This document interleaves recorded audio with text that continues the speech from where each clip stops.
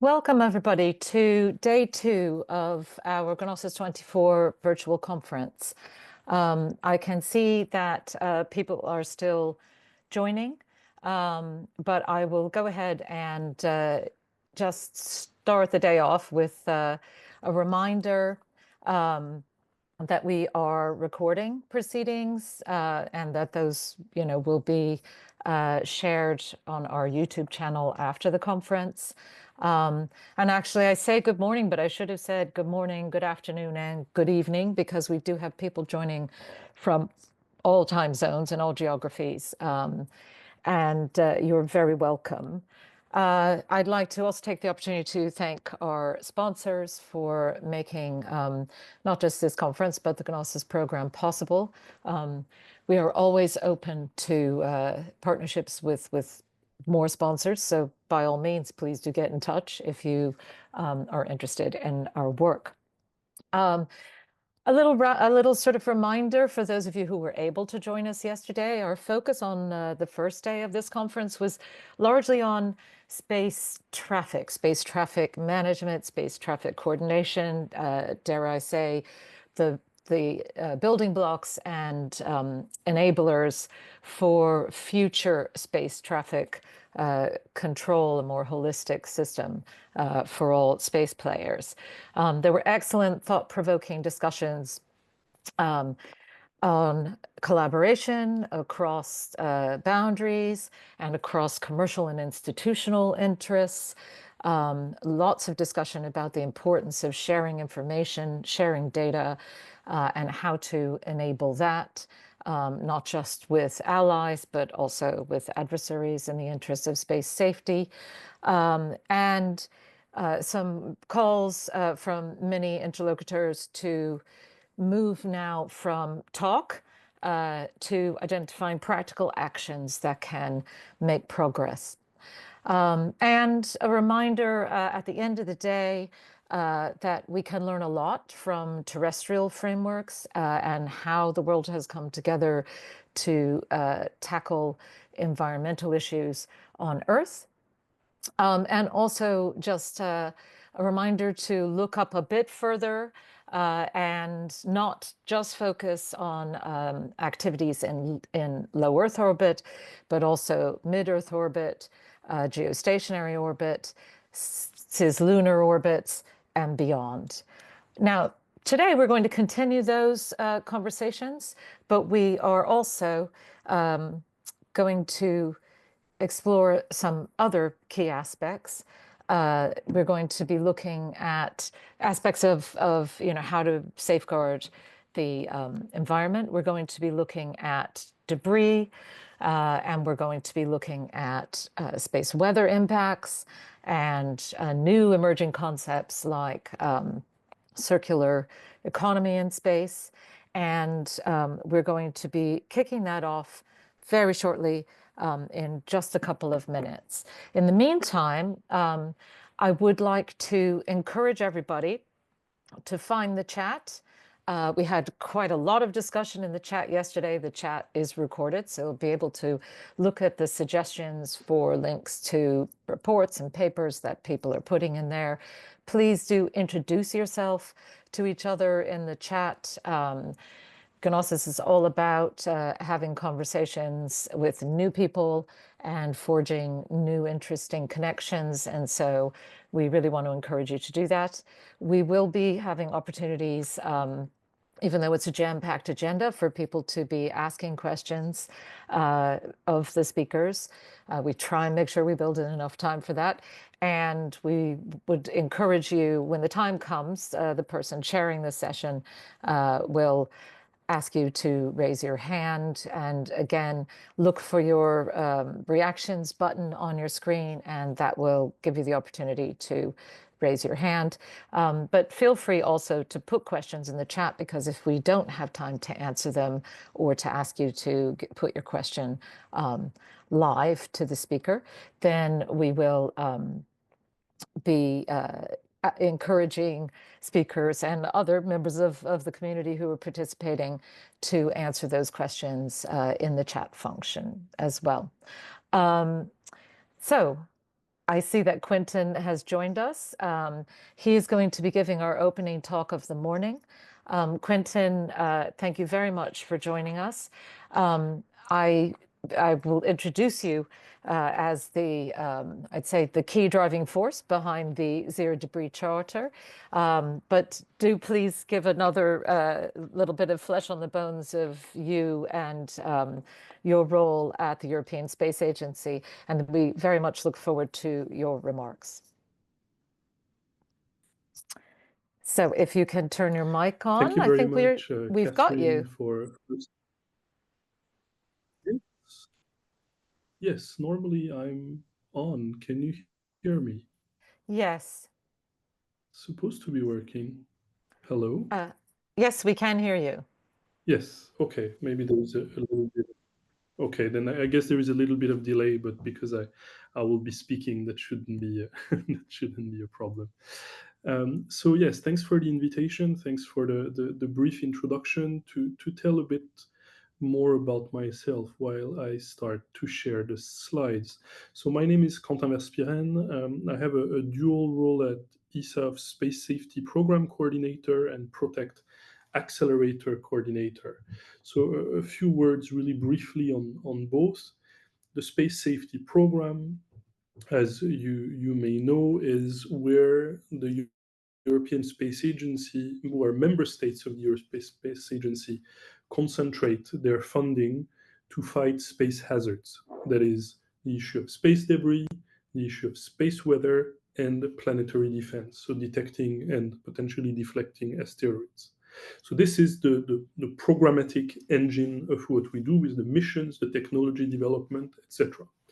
And in parallel, the Director General, also upon recommendation from Member State, created a new structure called the Protect Accelerator that is everything but programmatic, in the sense that the idea is to um, connect with the community on subjects of interest so that ESA doesn't act, I would say, in isolation, but understand what drives the community, what the community wants to do, to feel really the pulse of that community and potentially the users of technology and products developed at ESA.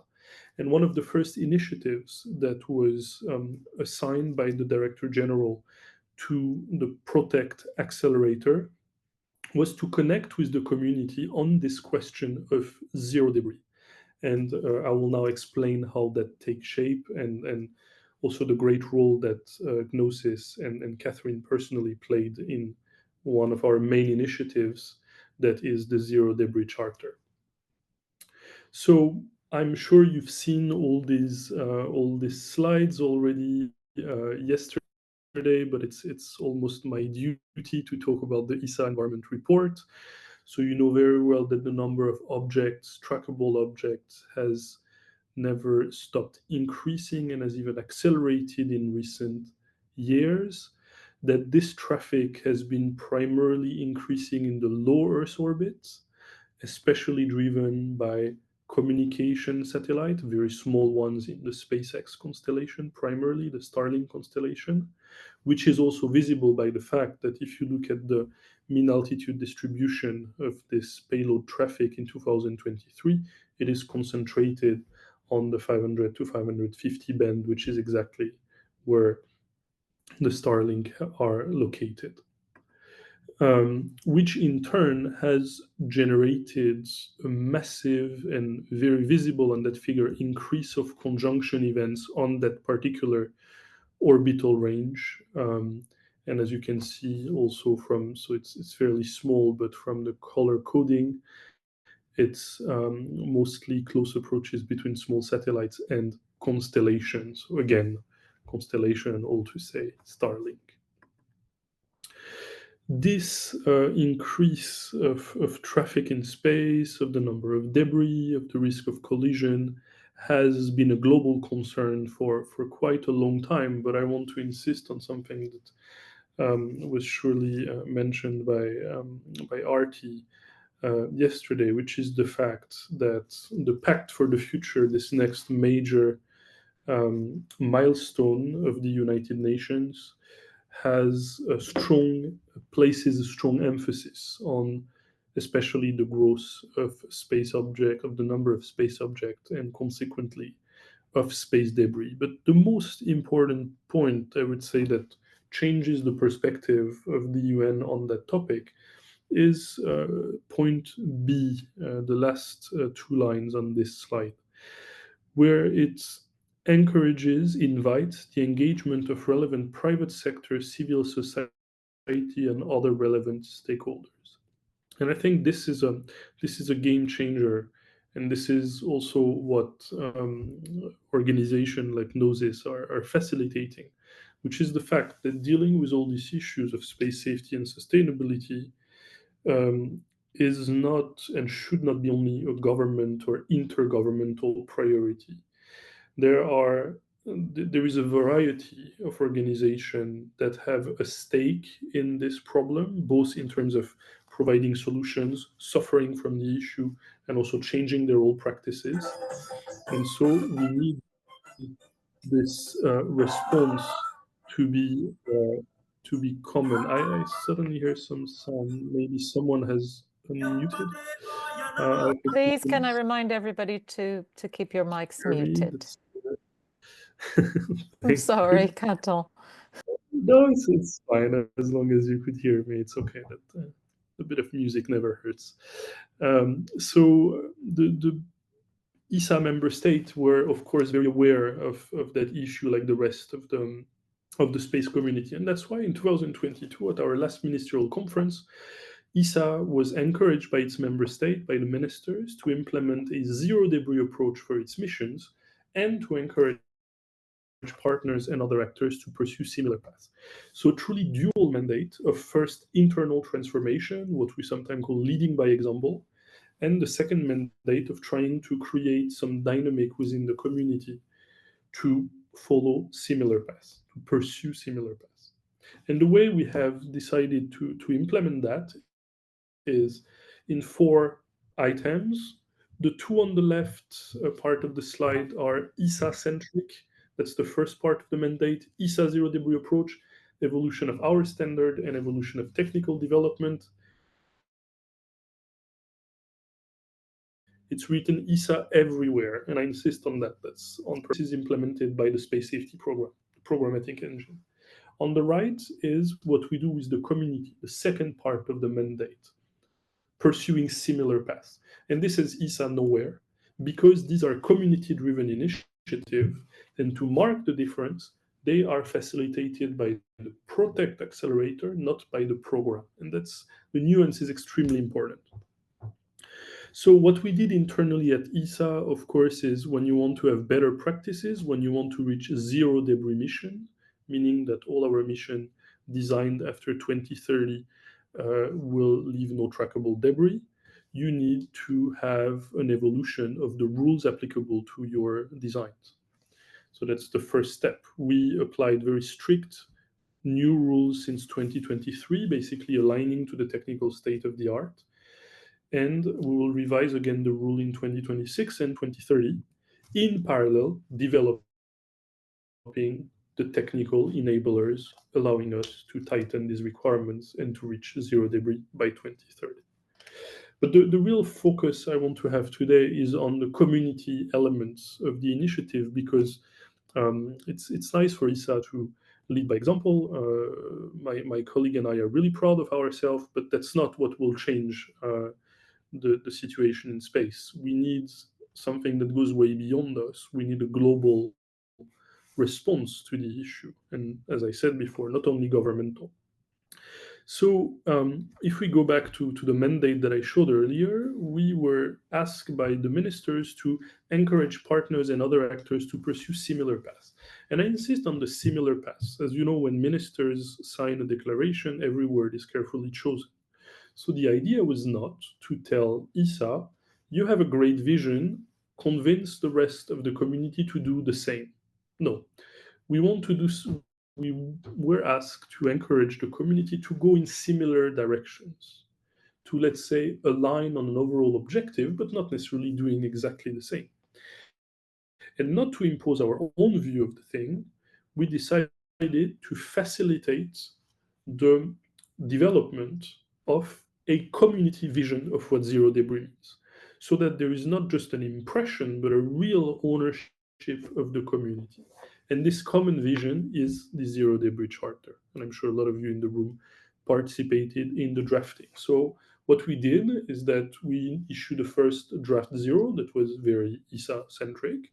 We shared it with the rest of the community. We received 200 comments during the summer of 2023.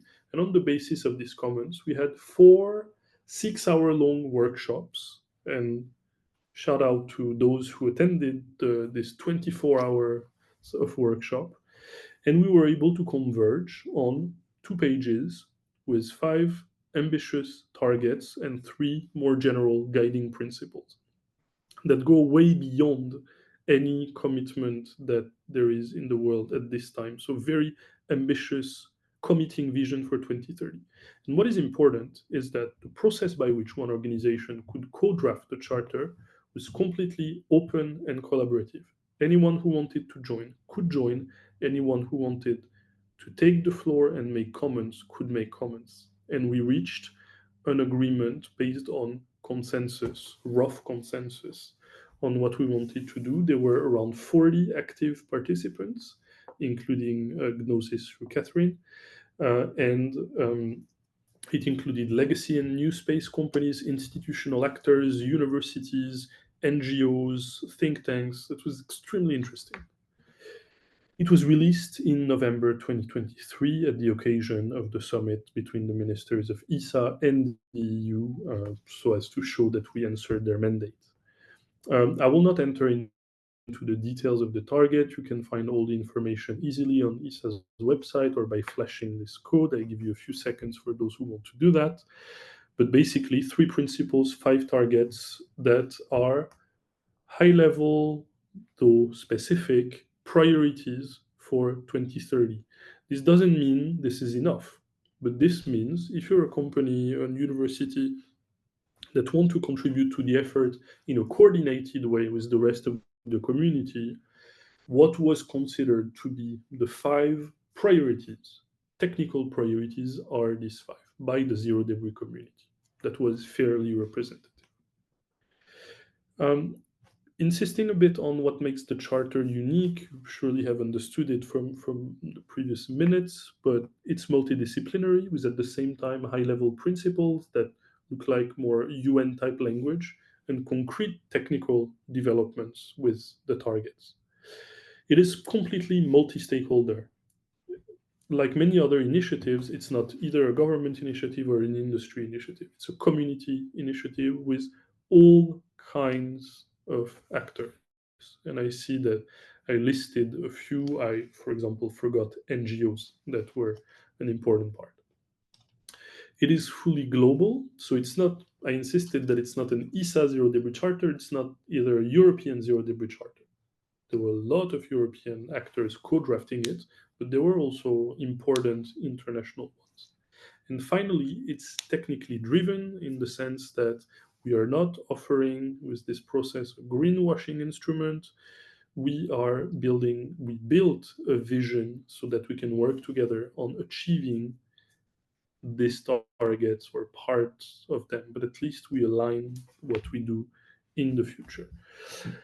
It's going quite well so far in terms of community response, because from an initial roughly 40 co-drafter, we have now 122 signatories, including 14 countries.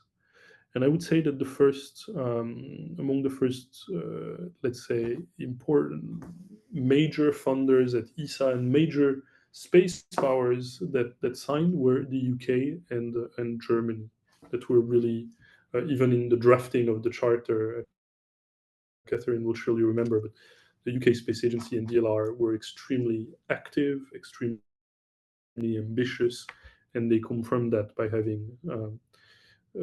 by signing the charter.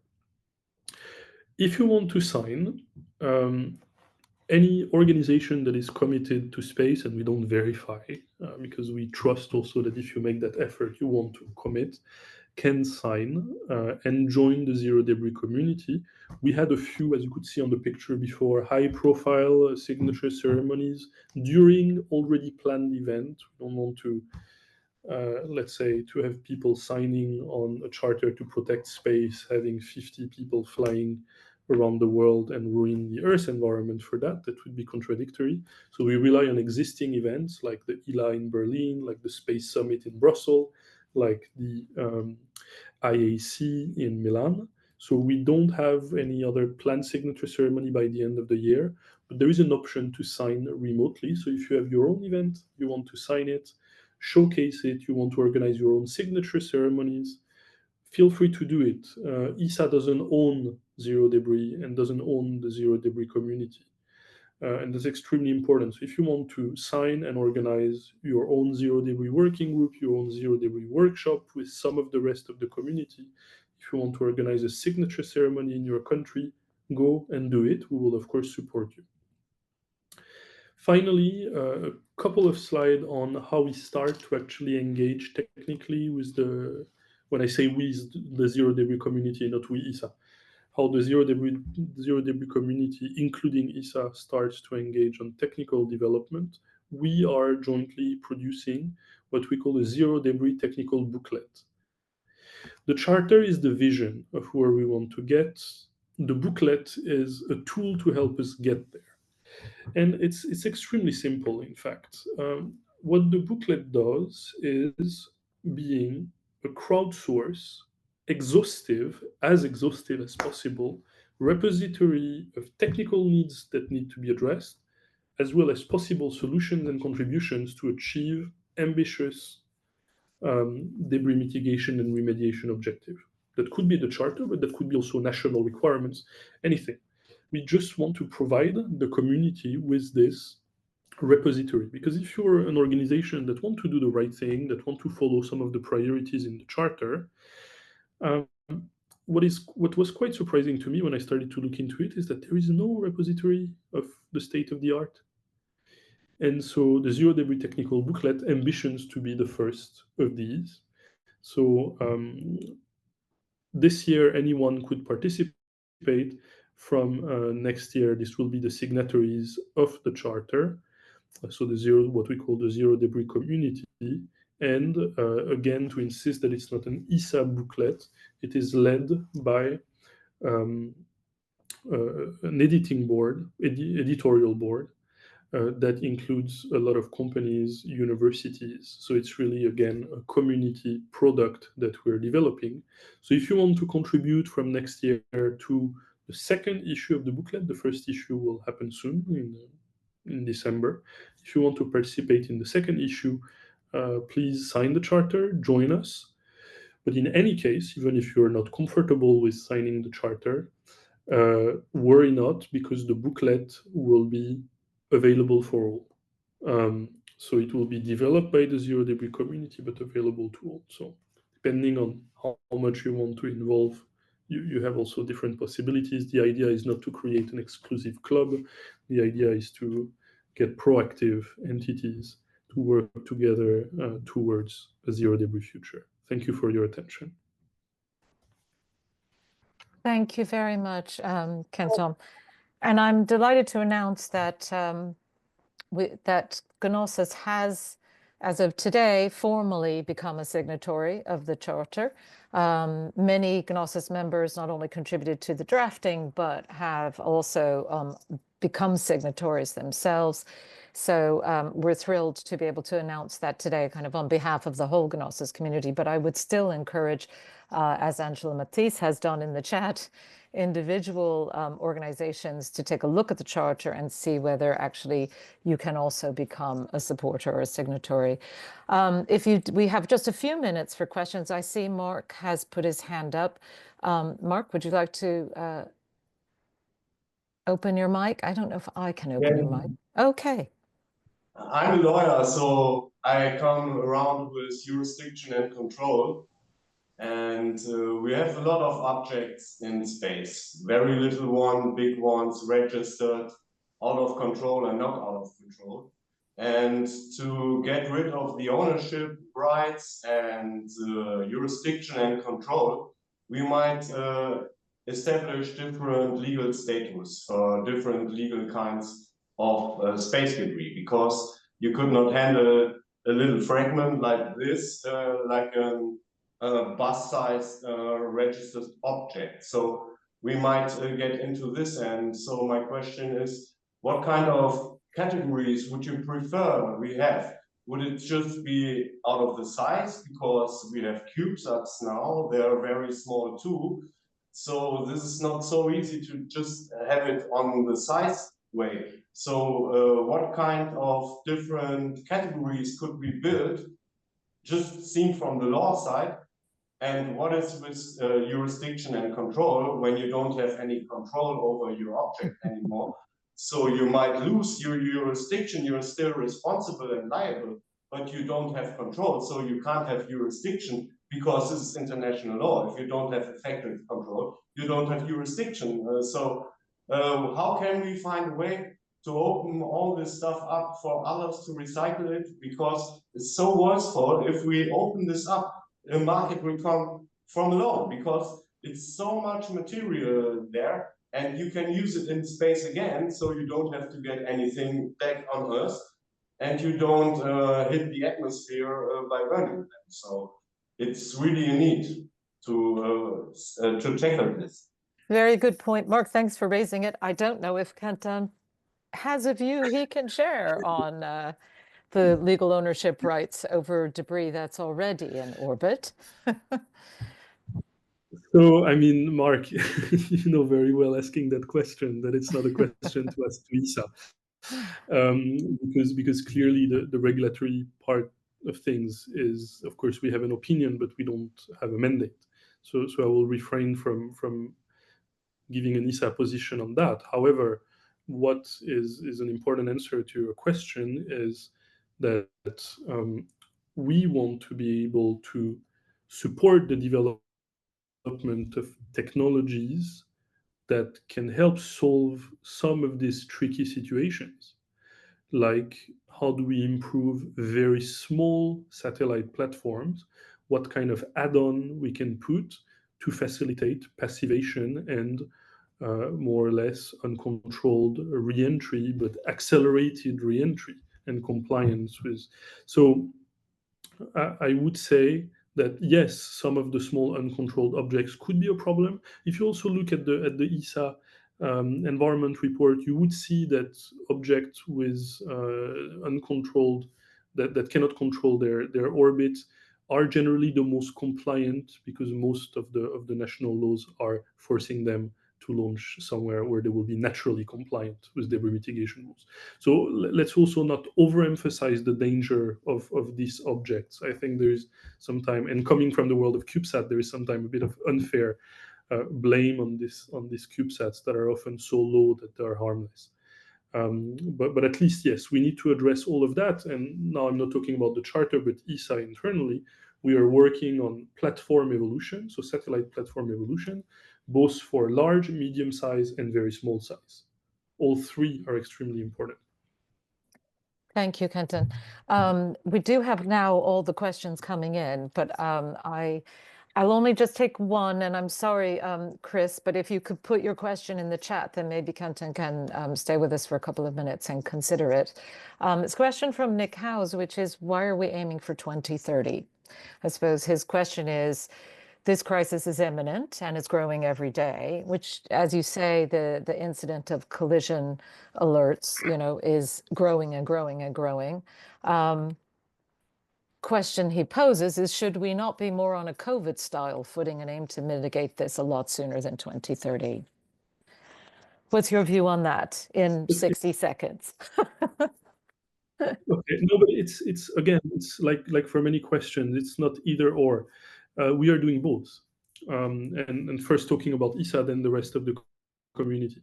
First talking about ESA, as I said, we already aligned our requirements to the state of the art. So deorbitation maximum of 5 years plus risk calculation, so potentially reducing to much less than 5 years. mandatory interface for removal already on all ESA designs that are produced now. So we are doing as much as we can already, and even before receiving the 2025 ministerial funding, we have actually managed to find, I cannot give you the figure, but a big amount of millions here and there to start things that we were not even supposed to do in 2022 when we received budgets. Now, if you look at what we want to do for 2030, this is something that is quite ambitious. So let's say we wanted at the same time, and 2030 will arrive soon, sorry to say that, but this will be here very, very soon. So no, we are already starting. And when I see what's happening in the private sector now, I mean, to talk about some companies based in the UK, Astroscale is not waiting for us in 2030. They have started a long time ago. There are plenty of SSA providers that are starting to have products that are arguably better than what government does. So, so I wouldn't be as negative as that. The charter is just to give an additional orientation and a slightly stronger push so that we go a bit beyond maybe what we planned, but we're already all acting quite strongly. Well, thanks so much for your work in this and for ESA's leadership as well. As people are reflecting in the comments in the chat, you know, ESA is a multinational organization in a critically important region for the space economy, has a great leadership role to play and is definitely showing very proactive leadership of pushing pragmatic actions forward and well in advance of 2030, which is excellent. And also it does, I'm very glad that you flagged the Pact for the Future and that specific invitation for everybody to get involved in shaping those international agreements and not just leave it to government, you know, representatives who have always attended the committee meetings in the past. That was an invitation also issued by RT at our opening yesterday. So thanks for flagging that again. I am now going to thank you and ask everybody to please give a virtual round of applause. And then I'm going to hand the floor over to Dr. Mamatha Maheshwarappa to kick off our next session. Thanks again, Quentin. The floor is yours. And welcome to the community. Thank you. If Mamatha's speakers can also join her, that would be great. Thank you. Brilliant. Thank you both. Thank you, Katherine, for the introduction. That was a great start. Good morning, everyone. I'll be the chair, as Katherine mentioned, for this session. A quick intro to myself. I'm Mamatha Maheshwarappa. I'm the Head of Research and Development within the Office of the Chief Engineer at UK Space Agency. So in my role, I focus on three areas mainly. One is the innovation that leads to horizon scanning activities of the technical functions to explore technologies or mission concepts. The second one is a more directed research to support the needs of the thematic areas or teams across the government, including spending review. And finally, the international representation. So that includes involvement and leadership at technical committees or standing bodies at such as UN COPUOS, UN Committee on Peaceful Use of Outer Space, and also IADC, Interagency Space Coordination Committees. So for those who are not aware of UK Space Agency, it's an executive agency of Department for Science, Innovation and Technology. Our main purpose is to boost UK prosperity, understand the universe, and protect our planet Earth and outer space. And therefore, this session, Earth and Space, Environmental Interdependencies and Impacts, aligns very well. So I'm looking forward to learning from our experts in the field on the evolving understanding of the impact of space operations on the upper atmosphere or airspace, light pollution and culture. So this session has 4 speakers. I understand the talk from Daniel Murphy is recorded and will be played in the beginning of the session and then followed by 3 speakers. Because we have limited time, I encourage you to use the chat function to ask questions. And I also encourage the speakers to answer them if possible in the chat. But if time permits, I will aim to go through those questions at the end and bring in the speakers to answer them verbally. So without further ado, please may I, sorry, Katherine. Yes, no, just to say that we'll play Daniel Murphy's video for everybody. It's apologies from him, but it's 3 o'clock in the morning where he is. So we appreciate his contribution. Yeah, so may I request you to play the video then from Daniel Murphy, who's the program lead on aerosols properties and processes, NOAA. Sure. Good morning, and thanks for your interest in this topic of what spacecraft do to the atmosphere. I'm Daniel Murphy from the National Oceanic and Atmospheric Administration. Hopefully this recorded presentation will go smoothly. The picture here is us installing some of the equipment in the nose of a high-flying NASA aircraft that are used to make the measurements that I'm going to describe in this talk.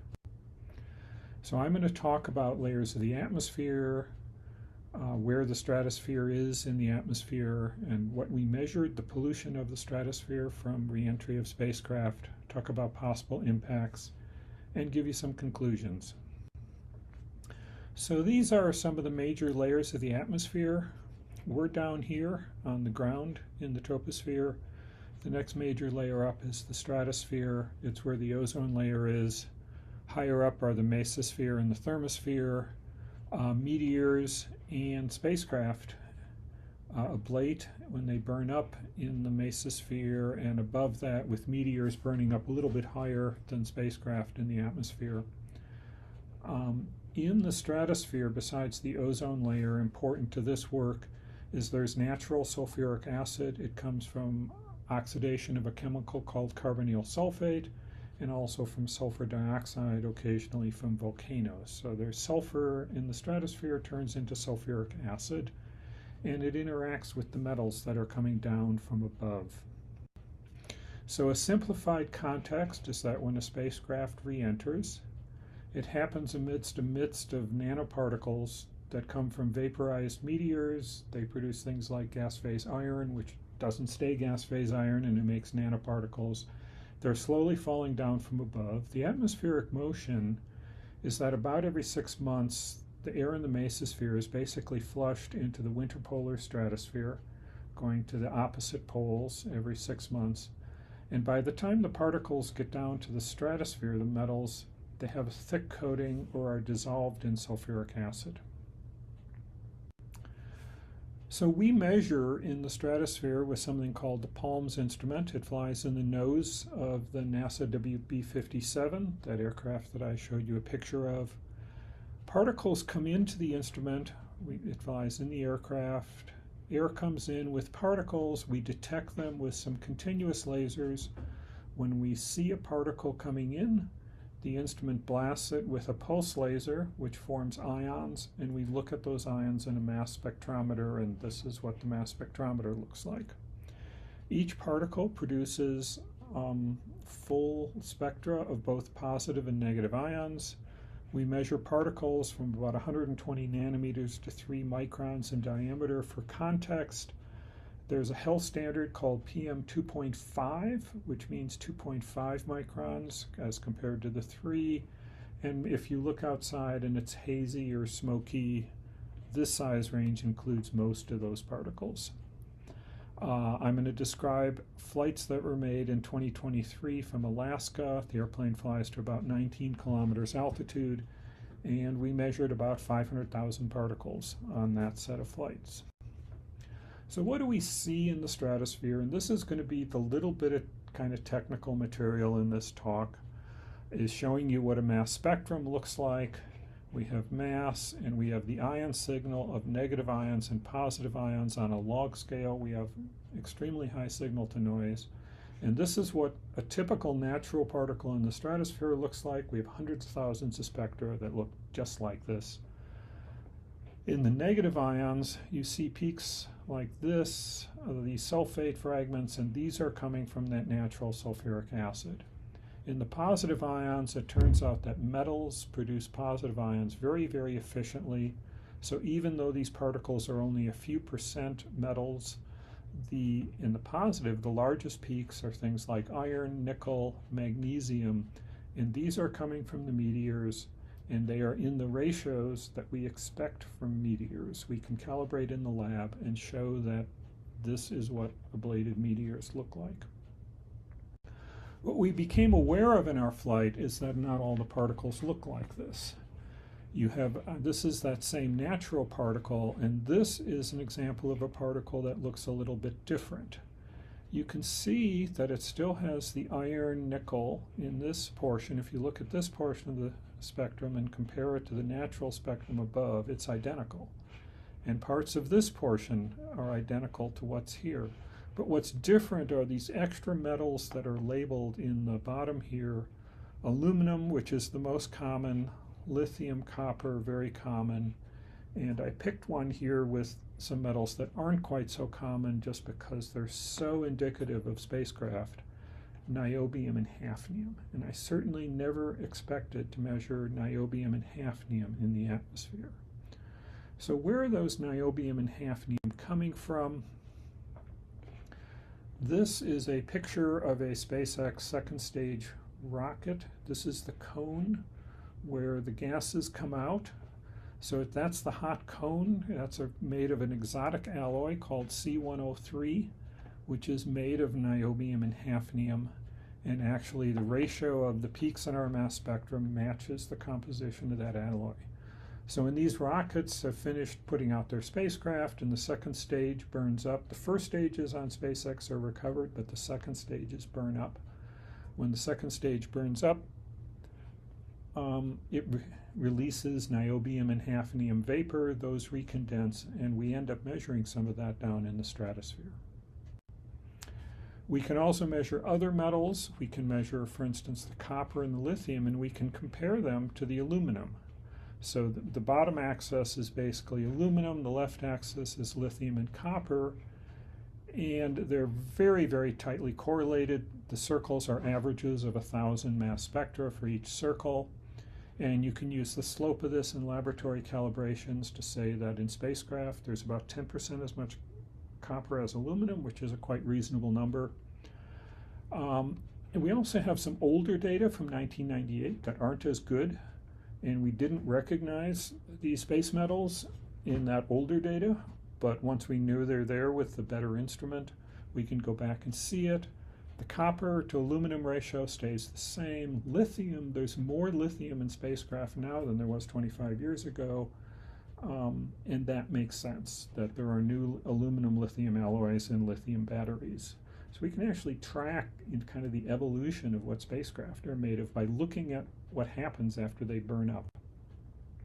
So what are the possible impacts on the stratosphere? We're measuring those metals in 10 to 20% of the particles in the stratosphere, which I think is an astonishing number, that even with today's number of reentries, a lot of the particles contain aluminum and other metals. First of all, to be clear, the overall change in the amount of aerosols in the stratosphere is small. There's much more sulfuric acid than either meteoric or spacecraft metals. One of the possible impacts is on a topic called ice nucleation. Polar stratospheric clouds, which are important for the chemistry of the ozone hole, form on fewer than 1 in 1,000 pre-existing particles. Ice doesn't just form in thin air, so to speak. Ice forms on a pre-existing particle in a cloud. And so if it forms on only 1 in 1,000 pre-existing particles, it doesn't take much to change that ice formation. Is this plausible? And I'm going to go back to something we did in 2002, which was measure some ice crystals from high in the atmosphere, take off the water and look at what's left. And in one of those particles measured in 2002, we find here aluminum iron. This is very clearly meteoric and spacecraft metals that we found inside a high altitude ice crystal. What we don't know is, was it the spacecraft metals like the aluminum or the natural metals like the iron that actually nucleated the ice? What we do know is that some of these metal particles can form ice in the atmosphere.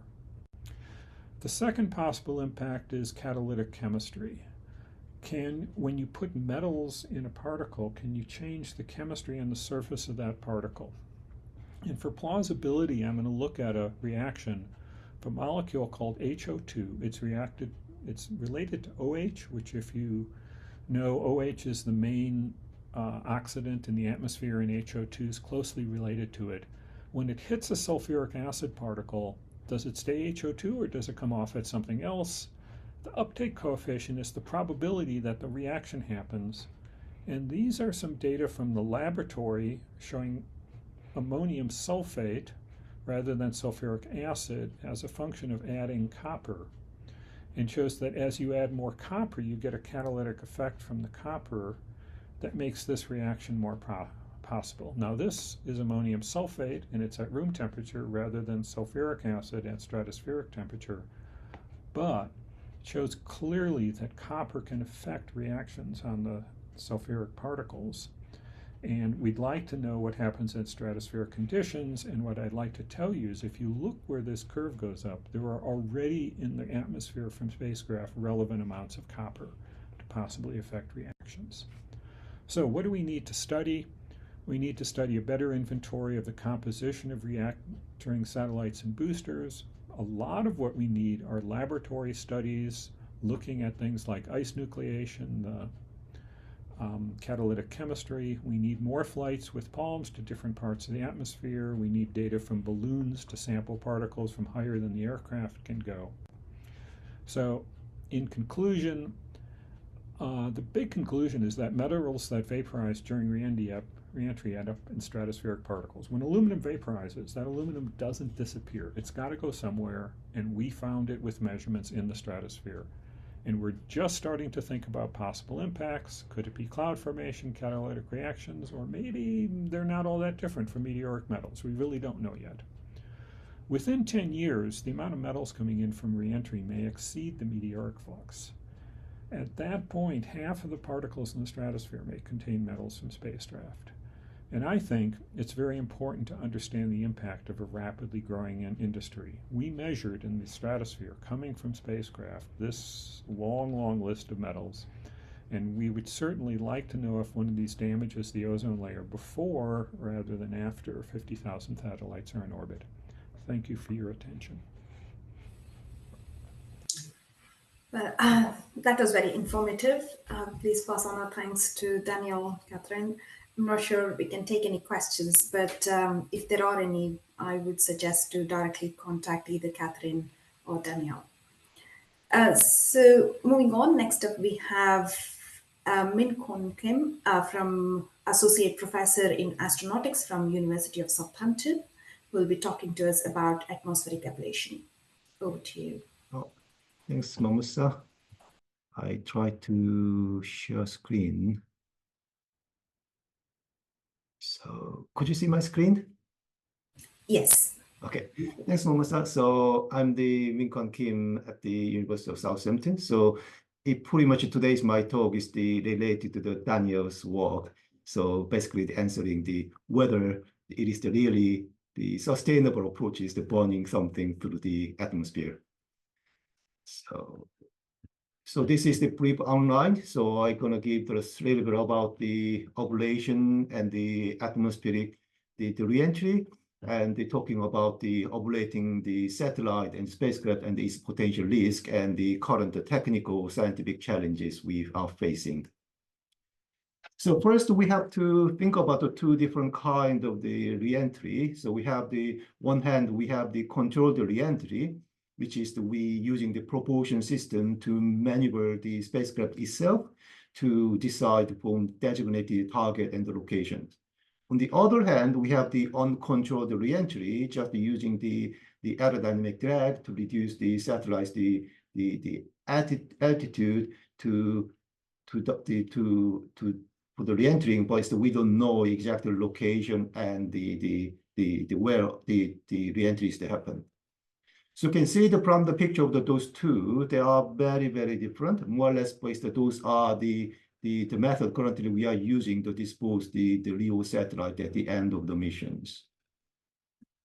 So a little bit think about the ablation. So think about when the spacecraft is re-entering through the atmosphere. So their kinetic energy is actually not small. So 1 tons of the satellite, which is the small or a medium class the satellite, they are containing about the 3.5 10 to 11 joule. So probably you are not feeling whether this is the large amount of energy or not. By converting it to the electricity, that is about the 90 megawatt, which is the enough energy to support the 60 household for the 1 year. So imagine those huge amount of energy consumed within the 2-3 minutes to heat up the spacecraft or the satellite. Due to that, you can see it on the bottom. Those are images we simulated for the reentry of the different object.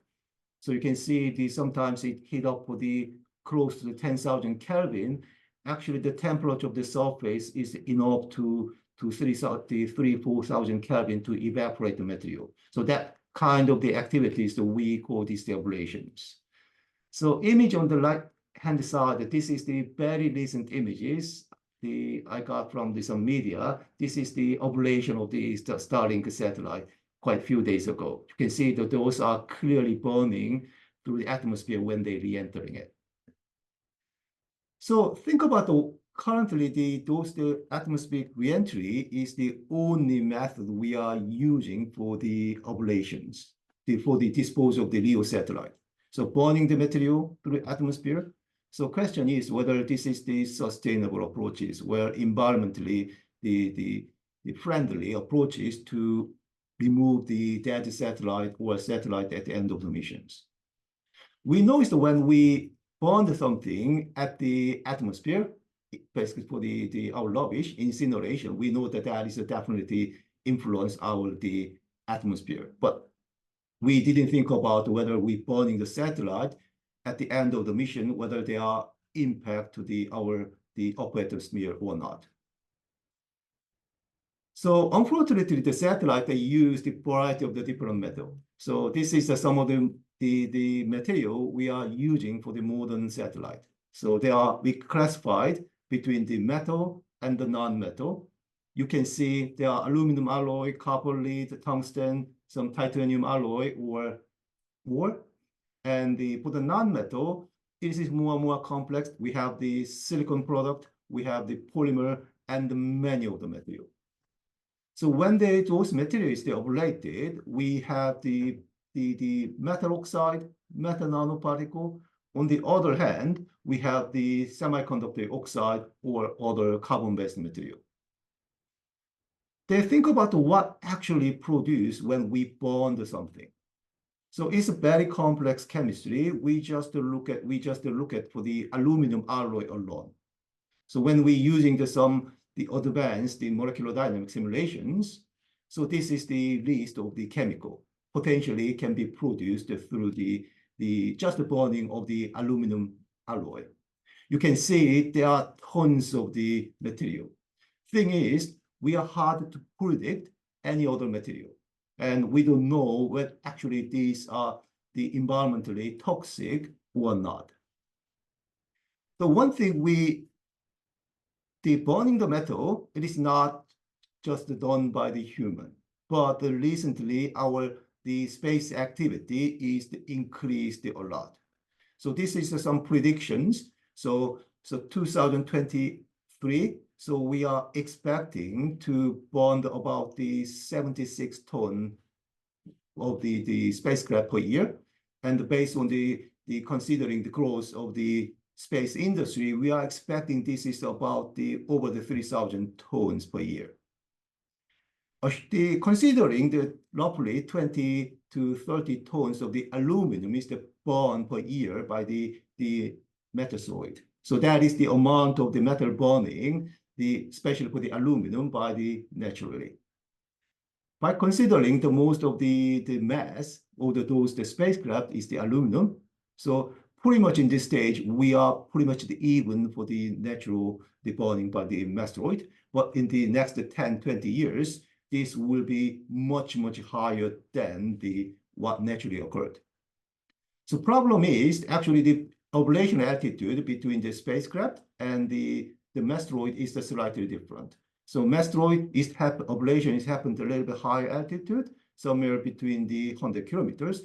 But the spacecraft satellite, they happened a little bit low altitude between the 50 to 80 kilometers.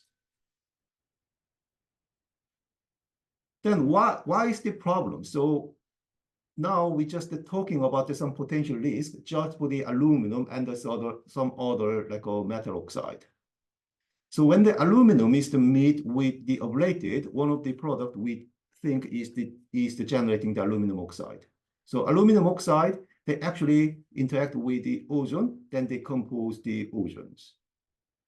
So this is the activity is well known, but all other species like the silicon oxide can also do the same thing.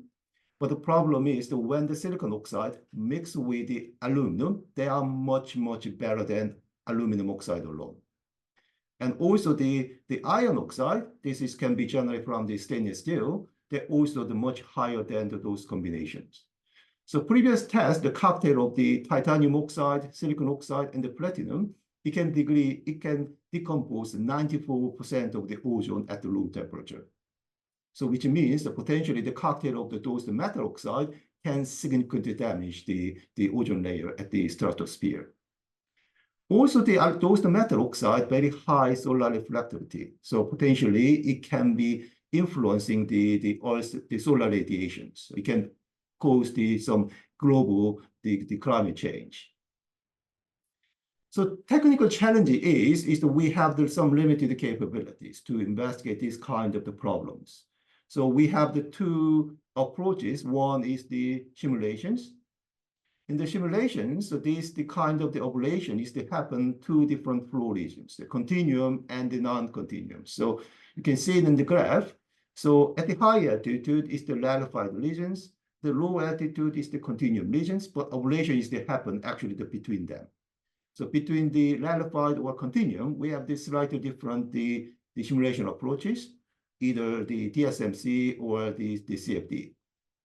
So in that case, so to investigate the ablation, actually we need both approaches. On the other hand, the ground testing is also not easy. So this is some of the example, the current ground testing facility to investigate the reentry. However, the test facility is the focus to demonstrate or test for whether a spacecraft can survive during the reentry or not. They are not designed for the measuring what is the byproduct we producing during the reentry. Of course, we have some other challenges. Both the simulation and the ground testing facility, they are dual purpose. So it's very hard to share the data based on the ITAR or export control. Also, we have the lack of the standardized testing and the assessment protocol. Each test facility is unique, so they have the different protocol and the different approaches. And moreover, so once we test the sample, we have to ship to the different facility to analyze the material itself. The transportation process is not easy. Also, we have both the simulation and the testing facility does not available at the same time. So therefore, in the community for investigating these kind of problems, we have the little bit new facilities, which can generate the flows a little bit higher enthalpy. And also we have the very, very clean flow to understand what is the actual chemical it is.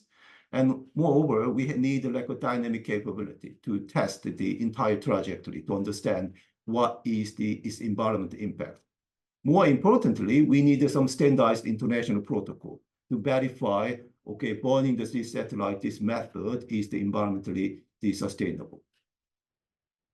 So conclusion is there are some growing concerns for the associated of the risk of the atmospheric ablations of the satellite at the end of the life. So doubly and the re-entering the rocket pod or spacecraft might be triggered the barriers of the chemical byproduct. So currently we have the limited knowledge what actual product it is. So in the community, we need more effort to set up some standardized protocol to understand the scientifically a little bit more about the potential impact of those one. So thank you for everyone. This is supposed to be all of my presentation. So. No, thank you very much. It's concerning, but it's good to be aware of things. No, thank you very much. There are some really interesting conversations happening in the chat. So may I encourage you to participate and pick up some of the points there. If time permits, I'll bring you back in towards the end of the session. Thank you very much. Thank you. Next up, we have Megan Perth, who is the PhD student at University of Southampton, talking to us about sustainable thresholds for space activities. Over to you, Megan. Screen mode. They're in full screen mode. Great. Thank you for that. Apologies. No problem, but we are in the title slide. Yeah, okay, that's fine. So yeah, back where we were. Apologies for that. Right. So I'll try and make up for the lost time. So these orbital regions of space can be seen as finite resources, and therefore there is a need to develop tools to regulate these activities in these spaces in order to manage the undesired impacts of this use. And there are particular threshold-based tools that have been identified as potentially useful for this, and one of which is the commonly used concept of carrying capacity. However, there's no current consensus on how these thresholds should be defined. So the UK Space Agency has supported a number of new research projects looking into the development of threshold-based models and how they can be integrated into space governance and regulatory frameworks. So this is where this work comes in. And what I will be presenting today is the Southampton project, looking into how to build a threshold-based model for use in the regulation of space activities. So I will very consciously be using the word threshold and not carrying capacity in this talk.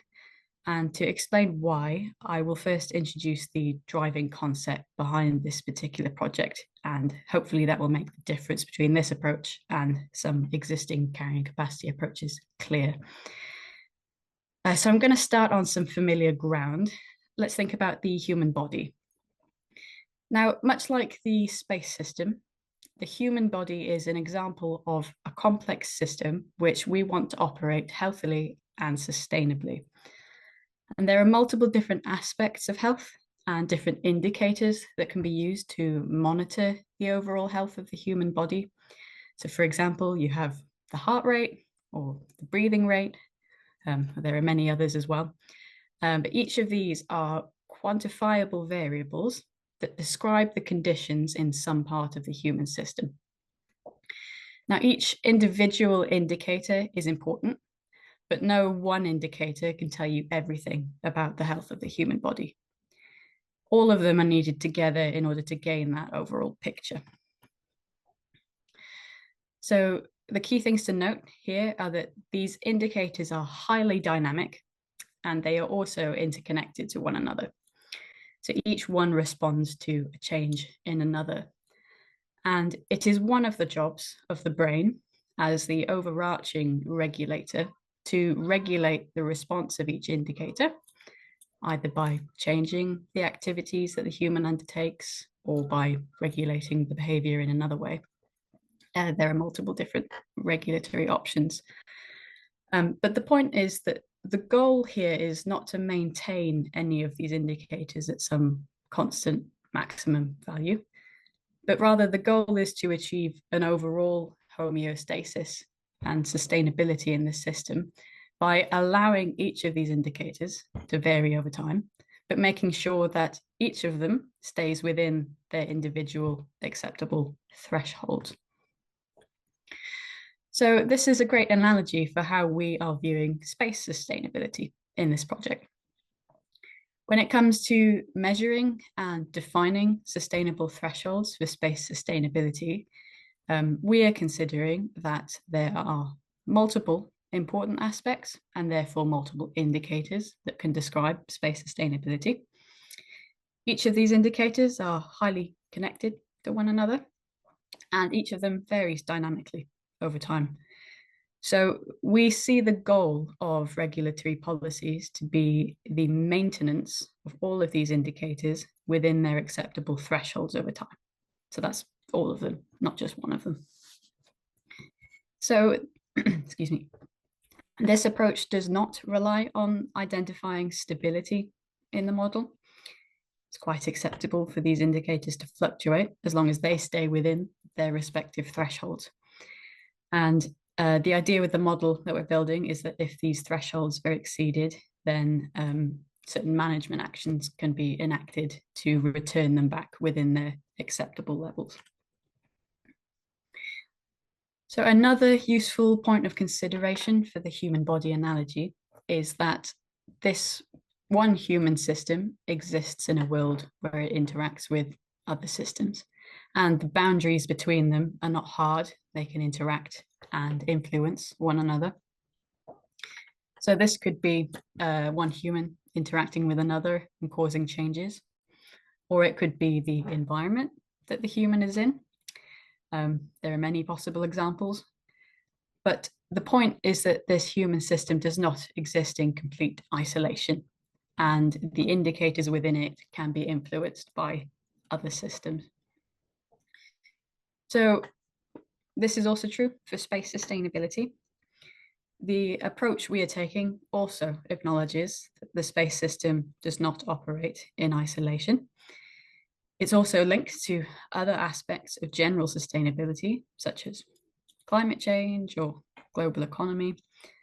And these are outside the bounds of its control, but can still have an impact on space sustainability, either positively or negatively.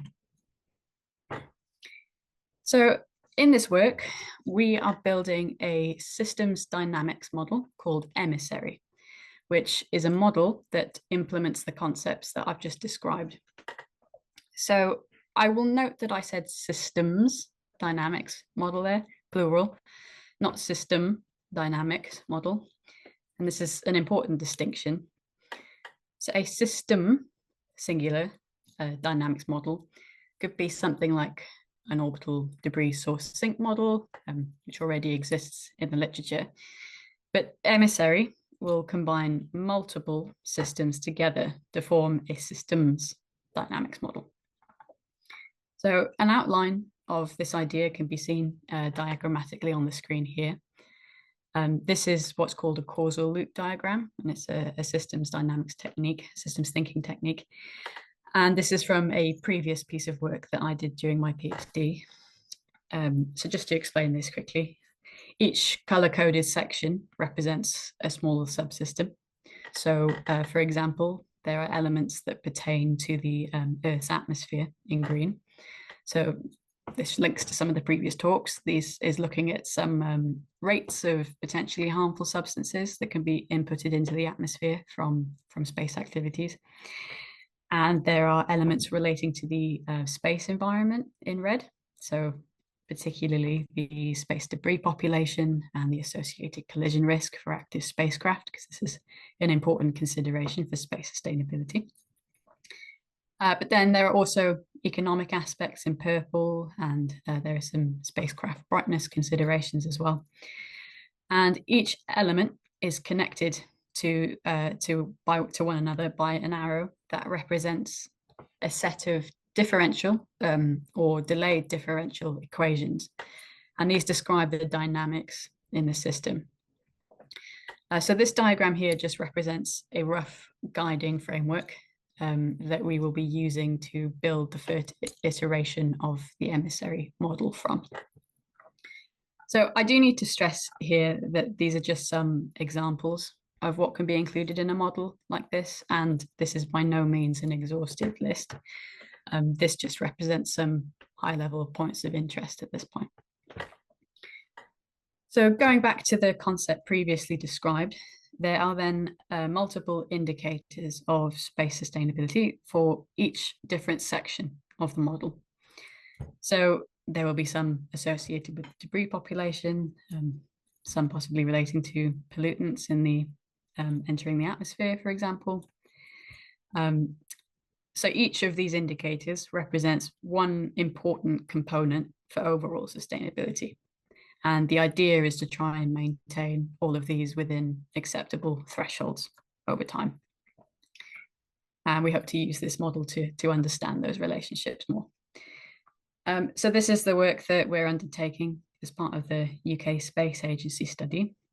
And looking at the time, I think I will leave you with this slide as a preview of the work to come.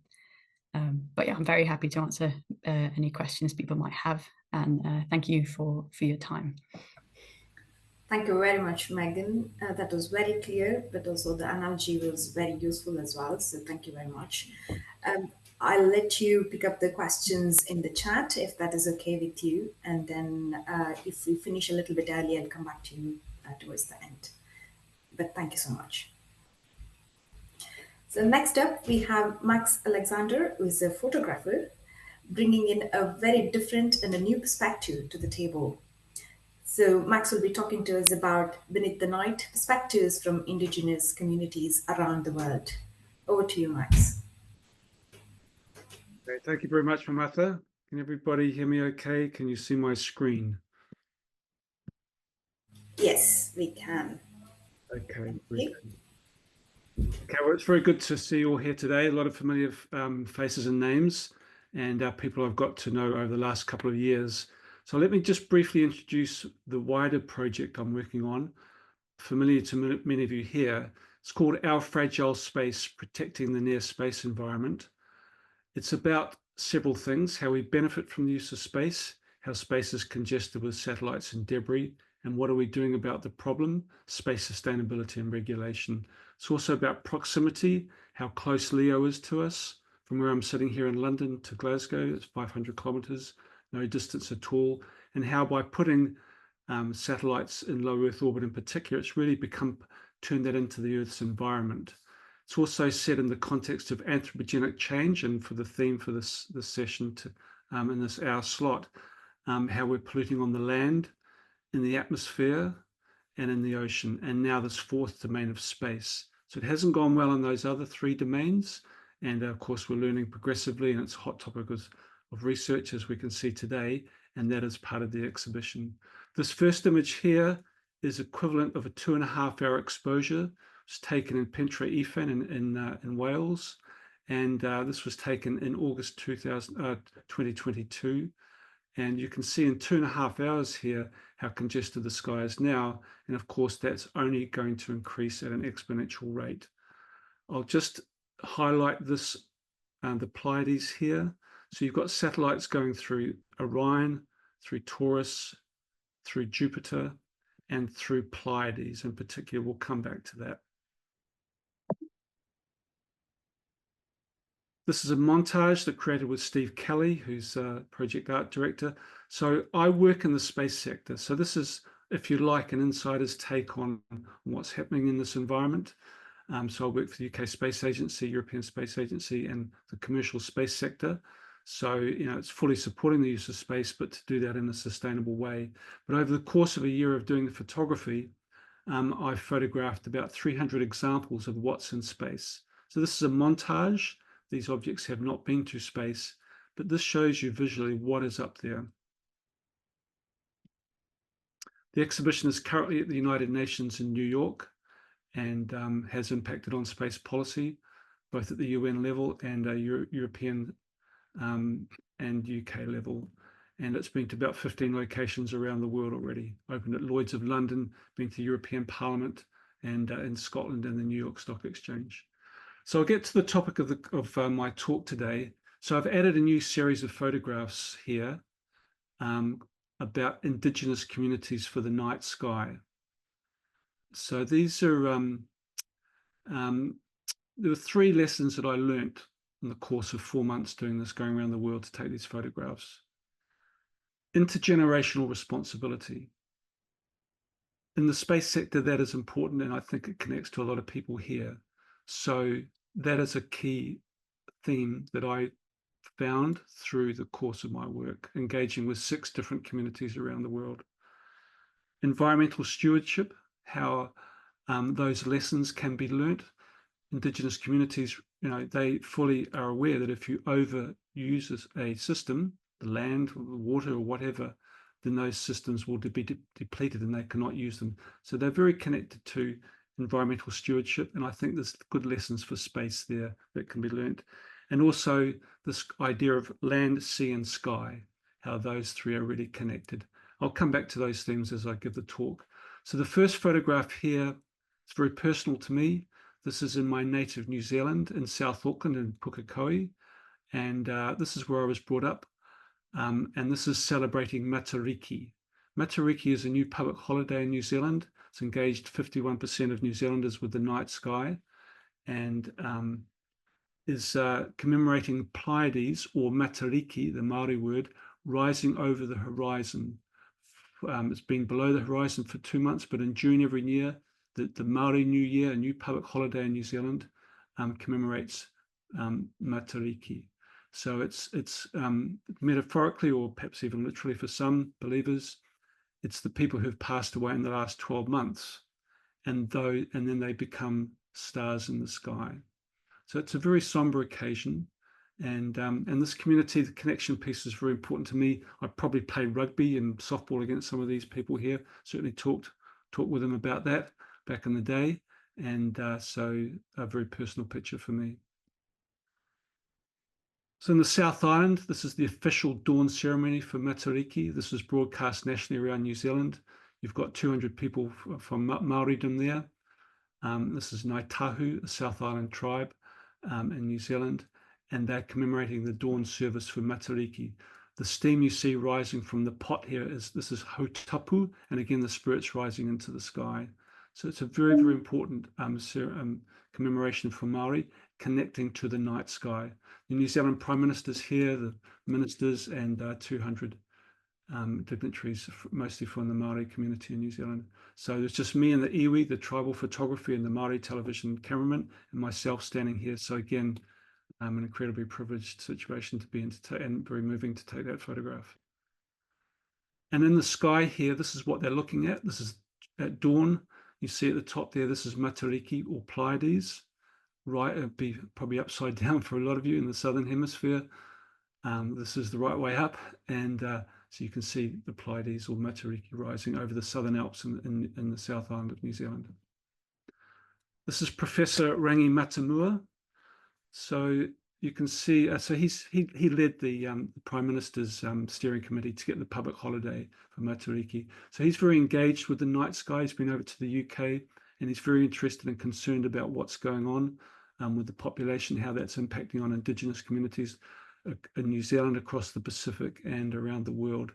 On his greenstone, South Island greenstone there, you can see the Matariki stars.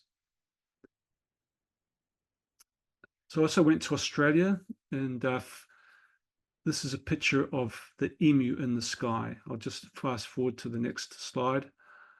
So for Wodjiri Aborigines, they do not connect the dots in the sky. They see the Milky Way, and they can see the emu. And when they see the emu in the sky, it's time for them to gather emu eggs. It's also used for wayfinding and of course the connection to the night sky. This is Indigenous Wodjiri people in Australia building the Square Kilometre Array Observatory, and a $1 billion observatory in South Africa and Australia. So this is not just ancient Indigenous cultures with the not connecting to the night sky. This is contemporary. It's happening today. The Aboriginal community in Australia is very much connecting to what's going on, to discovering the secrets of the universe. So this is Susan Merry. She is an artist and working a lot with SKAO. I told her what I was doing on the Monday about the emu in the sky, and on the Friday when we came back through and I took a portrait, she'd already painted this photo. She did this painting with the emu in the sky, and you can see a comet in the background there. In South Africa, these are Khan people in the Karoo. Again, this is through support for the Square Kilometre Array Observatory, and these are knowledge keepers for the night sky. Outreach work with the local community in the Karoo, and the importance of the night sky to them is evident here as they're looking at the moon. Uganda. So this is the UK Space Agency and Sustainable Market Initiatives. They're project partners on a project. They pointed me to what's happening in Uganda. These are nomadic herdsmen. They use the night sky for wayfinding, for navigation, for tell the time. When 3 stars becomes 2, it's time, at certain times of year, it's time to get up and to tend their flock. So for thousands of years, they've used the night sky for these purposes. And recently, there was a mega constellation passed over the night sky. For them, the night sky is a fixed canvas, and when something moves across the sky, that is an indication to them it's a bad star or a bad omen. They have a council meeting, and then they decide what they're going to do. So it might seem unusual to us, but they decided to harvest their crops early when they saw Starlink fly over, in formation, 60 satellites. They didn't know what it was, and they went into the bush and ate berries. So that's their belief system. There is an education program in Uganda going on about that, but these are customs and traditions which have gone on for thousands of years, and we have to respect their beliefs. So I was with a space lawyer from Uganda. He was my fixer on the trip. So he's right, David Kazabanti. He's writing an academic paper which will be peer reviewed and hopefully published about this case study, and also generally about nomadic herdsmen across Africa and connecting to the night sky. I'm just checking my time here. I've already gone to 10 minutes, so I'll just go a bit quickly here. This is Hokalea. Hokalea is a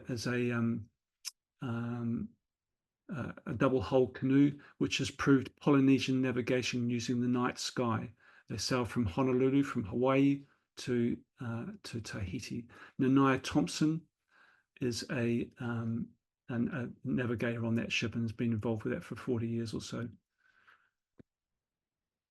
A canoe in Vancouver Island with First Nations Indians and Cree, well, sorry, no, not Cree, First Nations Indians, and they hold out this canoe. The idea of this picture for them, this idea of earth, sea, and sky are all on the same continuum. And of course, in cosmology, we all know that that's a deeply held way of life and philosophy for these people. And then the last photograph here is of Wilfred Buck.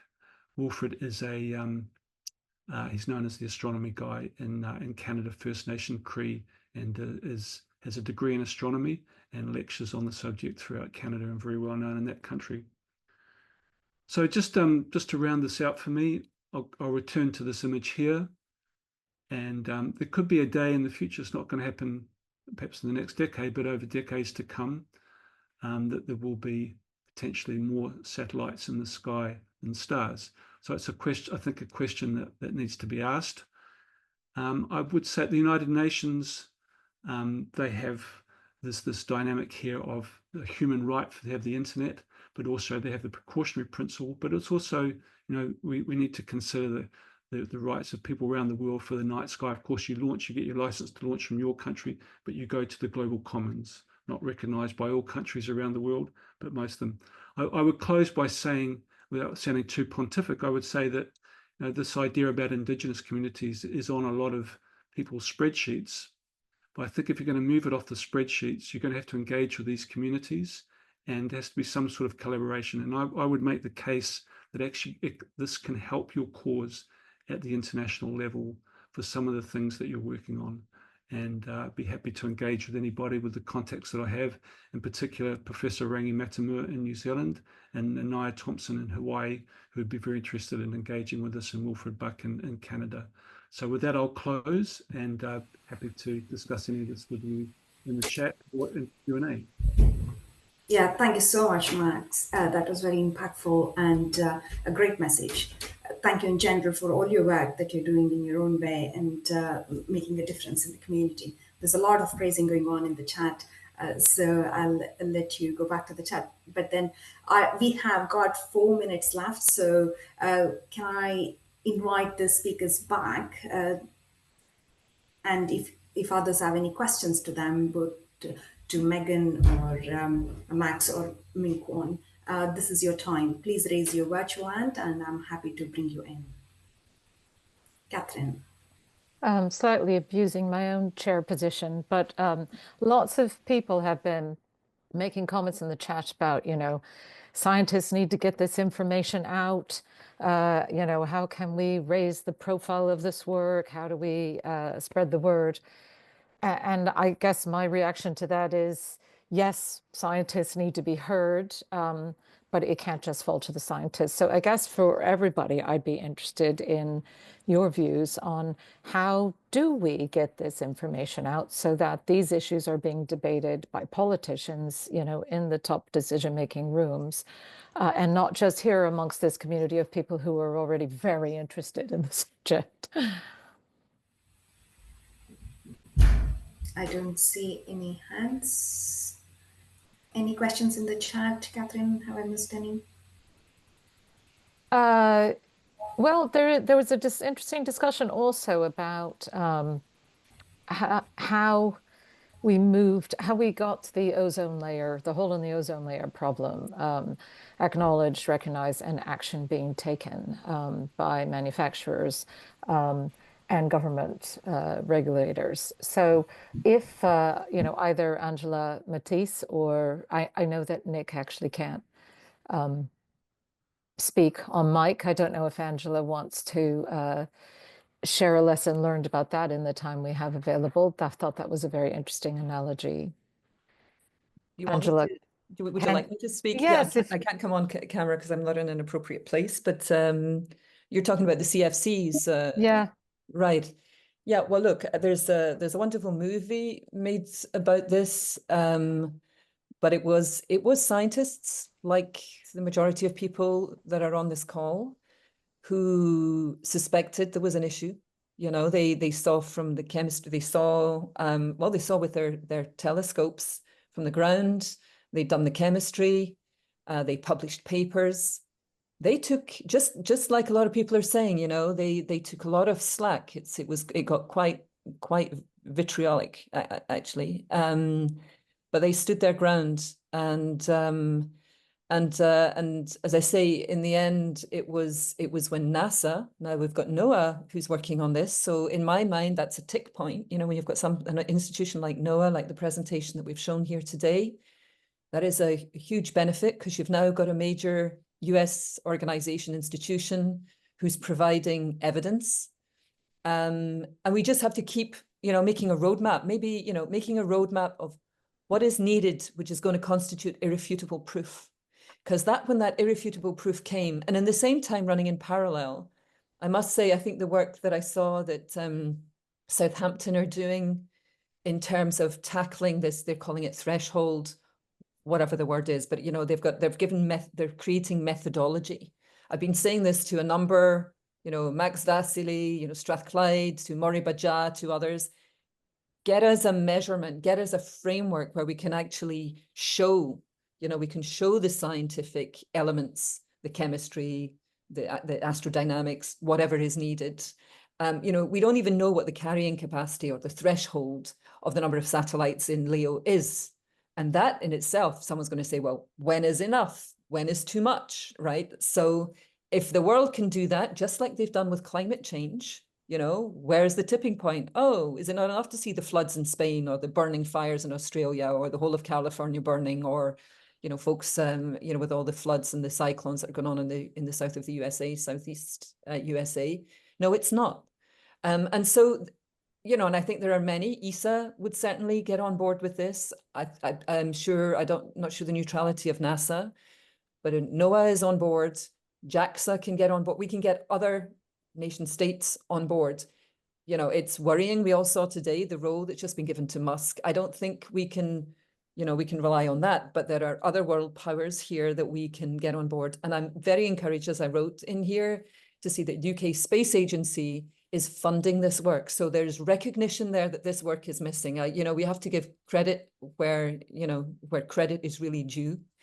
And I think that's a really important step. I think people are listening. And I do think the UK Space Agency and ESA, but I think the UK Space Agency and our government is paying attention to this, and not just, with stars in their eyes, the big dollar signs as to, we're all going to miss out on the space race. I do get worried when I hear yesterday the presentation on, other nations coming on, and 100,000 satellites is just going to be the lowest possible number of satellites we're going to throw up there. But there's work to be done, and I think the great work that GNOSIS is doing is bringing these voices on here. This is going to be recorded; people can see it. So I would say, look, I know the metrics to drive academics are often how much money you earn from industry, etc. But, have those conversations inside your institutions. GNOSIS is here. I know Katherine and Stuart and everybody battles ferociously to make sure we get funded so that people can do work, people can do PhDs on these subjects. If you're passionate about it, then step up to the plate, and you'll get your institution to get behind it. And I think GNOSIS and our other, the UK Space trade body even, you know, and others. And I think anybody signing and working with Quentin and others on this, you know, let's join up. That's the beauty of having, we didn't have this kind of connectivity back then in the 1970s and 80s. Oh, Did we lose Angela? I think we've just lost your mic, Angela, but thank you very much for the call to join up. I don't know, Mamatha, Fiona has her hand up. Yeah, We're eating into the coffee break, but I think people won't mind another couple of minutes. Yeah, I'm sorry, but you know, so the Edinburgh City Council allowed this very, very explicit, you know, showing well set up exhibition of Max's work. If you see Edinburgh in the month of August, July and August, you'll know how many people from around the world got to see that. So think of those opportunities. If you've got anybody who can sponsor Max to show up in your city, your close by city to get this done, or somewhere that, you know, you'll get exposure. That's it, guys. But, you know, I think that's the route to go. You need the political will. It was fortunate we had Thatcher and Reagan. I never thought I'd ever say that, but that was something they really delivered. And the Montreal Protocol became a reality, and DuPont shut down those factories. And you look, we're all watching the ozone hole heal itself, but it's taken decades. I don't think we're going to have that kind of time span either. I'm with everybody here on the urgency and the anxiety that it causes as we sit and watch ourselves kind of probably go for self-annihilation on this if we don't do something. But we can focus, work hard, use your minds. You're all bright. And I'm really, really, really delighted to be on this. Thank you. Thanks, Angela. Thank you very much, Angela. Yeah, thank you for highlighting all the different initiatives as well. Fiona, did you want to come in? Yeah, just very briefly. Can you hear me? Yes. Yes. Just to say that we have to be very careful of urban myths. So the scientific community didn't highlight the ozone layer until they got it wrong, industry got it wrong, and it wasn't until the ozone layer was thinning that they noticed it, which the atmospheric chemists will tell you. That's why they're so concerned, because they got it wrong in the past. So this idea that the scientific community will be listened to, and the other thing with it, I'm talking about this, Edinburgh's in Bremen next week. I'm on a space law workshop talking about how do you regulate something like atmospheric ablation when we have almost no, we've got effects, but we have no impact on the stratosphere. And the scientific focus, if you're going to be, we could be waiting a very, very long time. So we need to look at other aspects. And there's someone on this call called James Beck, who's a specialist in design for demise. Anybody wants to know about actually what happens when satellites burn up, contact James. Thank you, everyone. I know it's your coffee break. Thank you, Katherine. Okay, thanks, Fiona. Okay, so we're drawing to an end now for this session. So thank you to all 4 speakers, and please enjoy your coffee break. Over to you, Katherine. Thanks, Mamatha. And just to say thank you so much for all the speakers in that session. Really thought-provoking. I think we, you know, could do a whole nother knowledge sharing conference just on this subject. We are going to, first of all, give everybody a round of virtual applause, please, for those really impactful, thought-provoking interventions. And then please do take a coffee break. We'll have to trim that to 10 minutes. And I look forward to seeing you all back for the rest of the program. We're going to be hopefully thinking a little bit about solutions with a panel on circular economy in space. So see you back here in 10.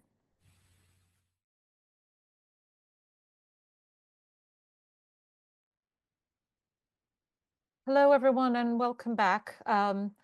For those, I know some have joined us since the kickoff of the conference. So before I invite Dinz to bring the next item on our program, I just wanted to remind people that we are recording all the talks. Those will be available on our YouTube channel later. Please keep your mics on mute. Definitely talk amongst yourselves in the chat. You'll see the morning has been quite busy in the chat, which is great to see. This is a panel format for our next session, so hopefully lots of opportunities for people to ask questions. And just to remind everybody, we really welcome feedback both about this event and also our future programs. So please do offer that at the end of the conference. And now I'm going to hand the mic and the screen over to Dinsley, who is going to be chairing our next session. Everybody probably knows Dinz, but I'm going to ask you to give a very brief introduction to yourself anyway. Over to you, Dinz. Thank you very much, Catherine. And I will share a brief PowerPoint. I'm assuming that my co-presenters will also be able to share as we go through the presentation. Good morning, everybody. Hopefully everything's coming through fine. For this panel, we'll be talking about the need to start adopting the space sector to actually start adopting a circular economic model for space operations. I will individually introduce each of my 4 distinguished guests who will provide up to 10 minutes of thoughts on the subject and some of the work they are doing, and then we'll be able to answer your questions afterwards. Catherine asked that I could introduce myself. For those that don't know me, I'm Ralph Dinsley, known as Dinz. I'm the founder and managing director of 3S Northumbria Limited. 3S is, the 3S's are Sustainable Space Solutions. And as of the 24th of October this year, we became a wholly owned subsidiary of EXO Analytics Solutions, a world leader in SSA on objects on high orbits out to geostationary and beyond. But 3S is dedicated to developing long-term solutions for the continued benefits from space and hopefully supporting the move away from knee-jerk reactions that seem to create their own future problems that then have to be addressed in the future. But before I start, I'd just like to talk some of my thoughts on the subject. Over recent years, I believe we've had mixed messages across the space enterprise on definitions of space sustainability, and there has been an over focus on the active debris removal paradigm. Unfortunately, I wasn't able to join yesterday due to a project kickoff meeting, but I offer you a couple of sustainability definitions, particularly the UN one, which is the ability to maintain the conduct of space activities indefinitely into the future. We need to stop just looking in short-termism. We need to stop looking at this single use of objects in space and actually look at long-term forms of ensuring we retain those benefits from space. And I'm sure a lot of people have spoken about that. And I'll try and avoid my soapbox too much. But something I've developed in recent months is utilizing a Christmas carol. I'm sure most people have heard of the Christmas carol from Dickens, and utilizing that as a metaphor for the problem of space sustainability. The ghost of Christmas past is very much space debris, although obviously we're continuing to create some, but with great programs like the ESA Zero Debris Program, etc., hopefully we're reducing that number as time goes on. We can't ignore space debris. We need to clear up that mess. However, there's a lot more to be done to it, and we still need to look to the future as well. Space debris is our landfill for space.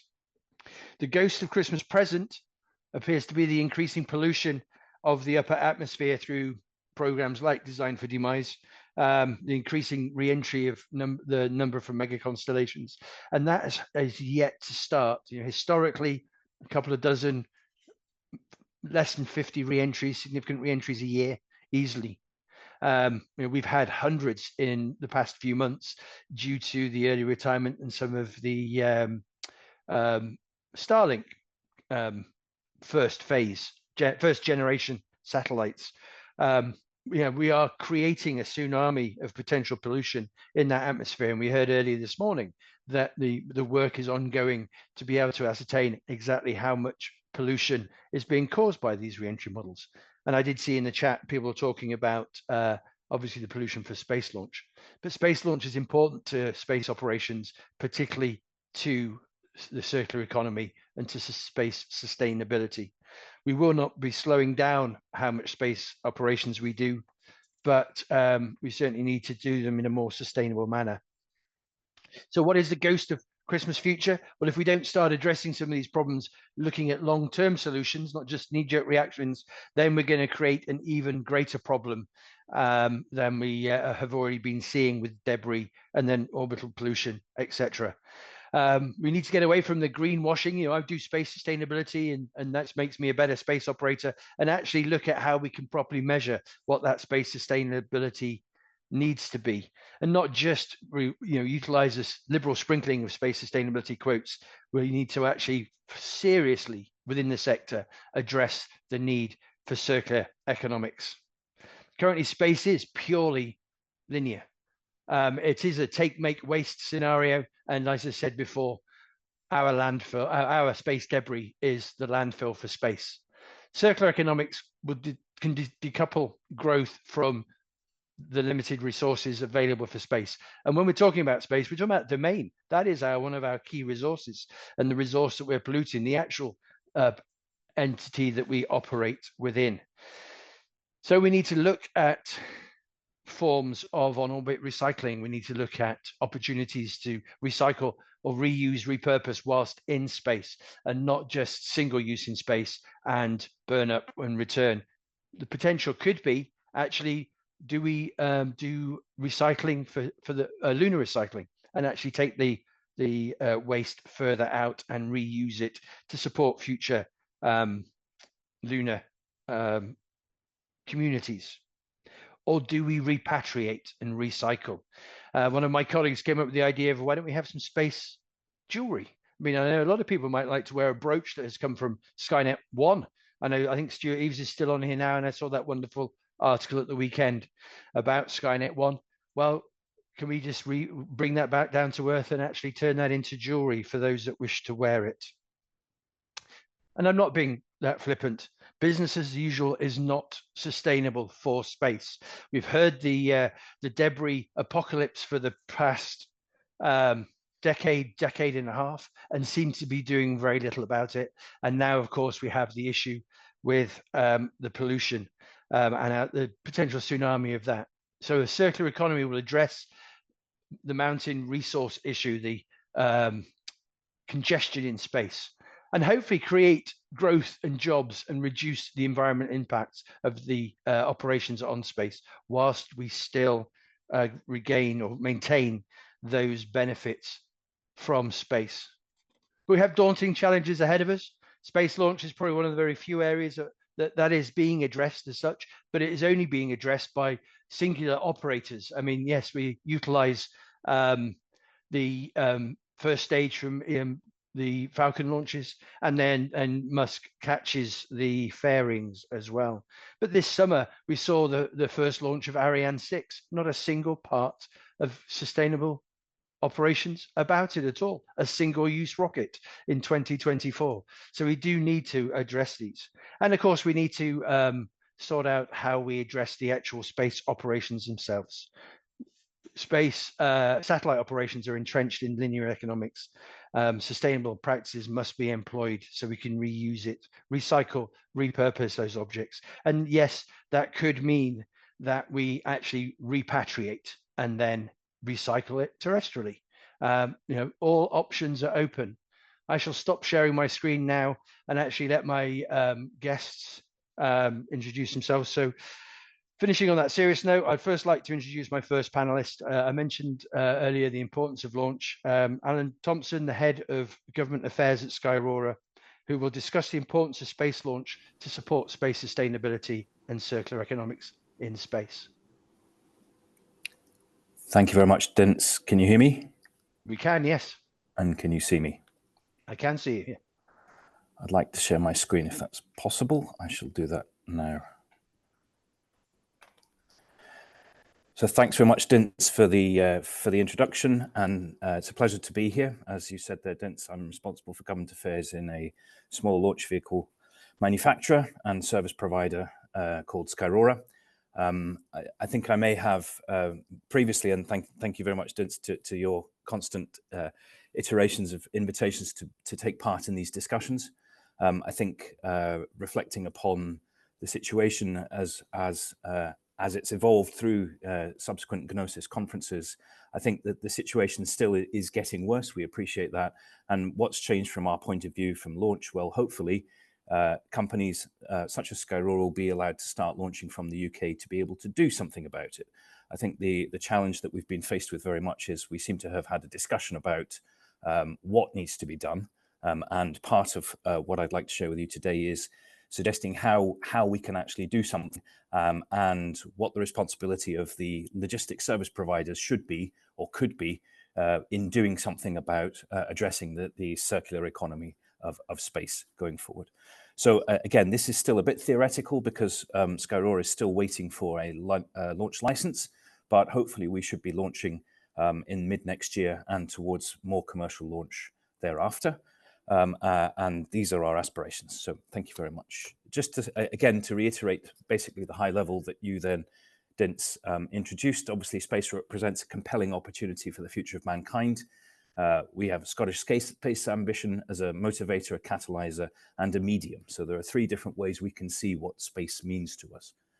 Within the UK, we think that obviously law, diplomacy, the way we treat the environment, the way we act upon environmental imperatives, our defence areas, internal policy making and prosperity and innovation, they're all key fundamental elements of doing space better.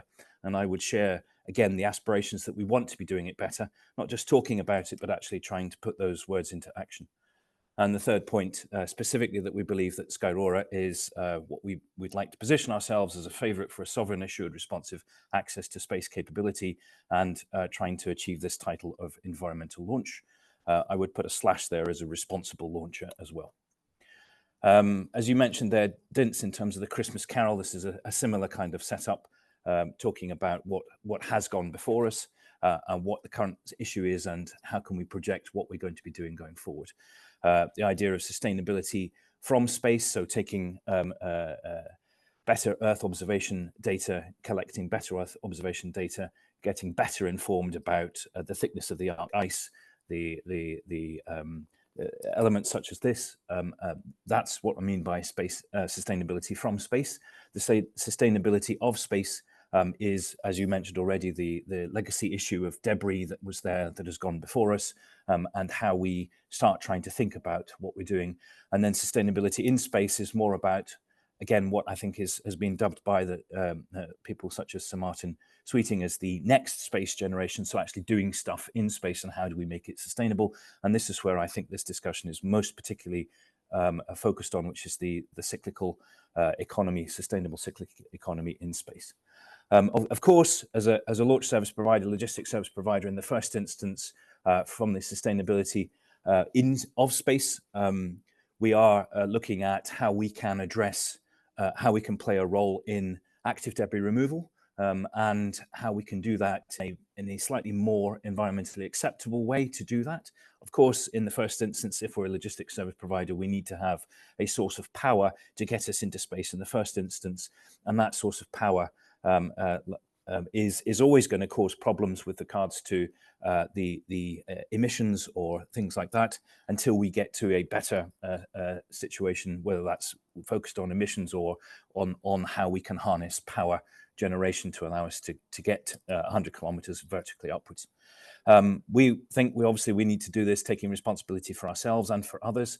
And above all, I think I'm reflecting, again, I think it's famous words mentioned about how can we be nostalgic about tomorrow's space? Again, looking at this emotion which prompts care about the numbers and an inquiry, an active, logical, rational discussion, but not the hysteria that I think we've seen. Trying to understand how we can do it better rather than a call to arms when we don't seem to have many methods of actually getting to space to do very much. So a bit more on the environmental responsibility side of things. Of course, we as a launch service provider are positioning ourselves very much within the parameters of the Sustainable Development Goals. How are we looking to try to address some of these challenges with our customers, with our value chain, and in particular made submissions to the long-term sustainability goals of the UN Office of Outer Space Awareness, and elements that we believe are relevant in that regard. The sustainability of space, of course, as I'm sure you've heard multiple times already, and obviously Max Alexander's detailed them in pictures as well. The issue around the existing debris and what are we doing about it?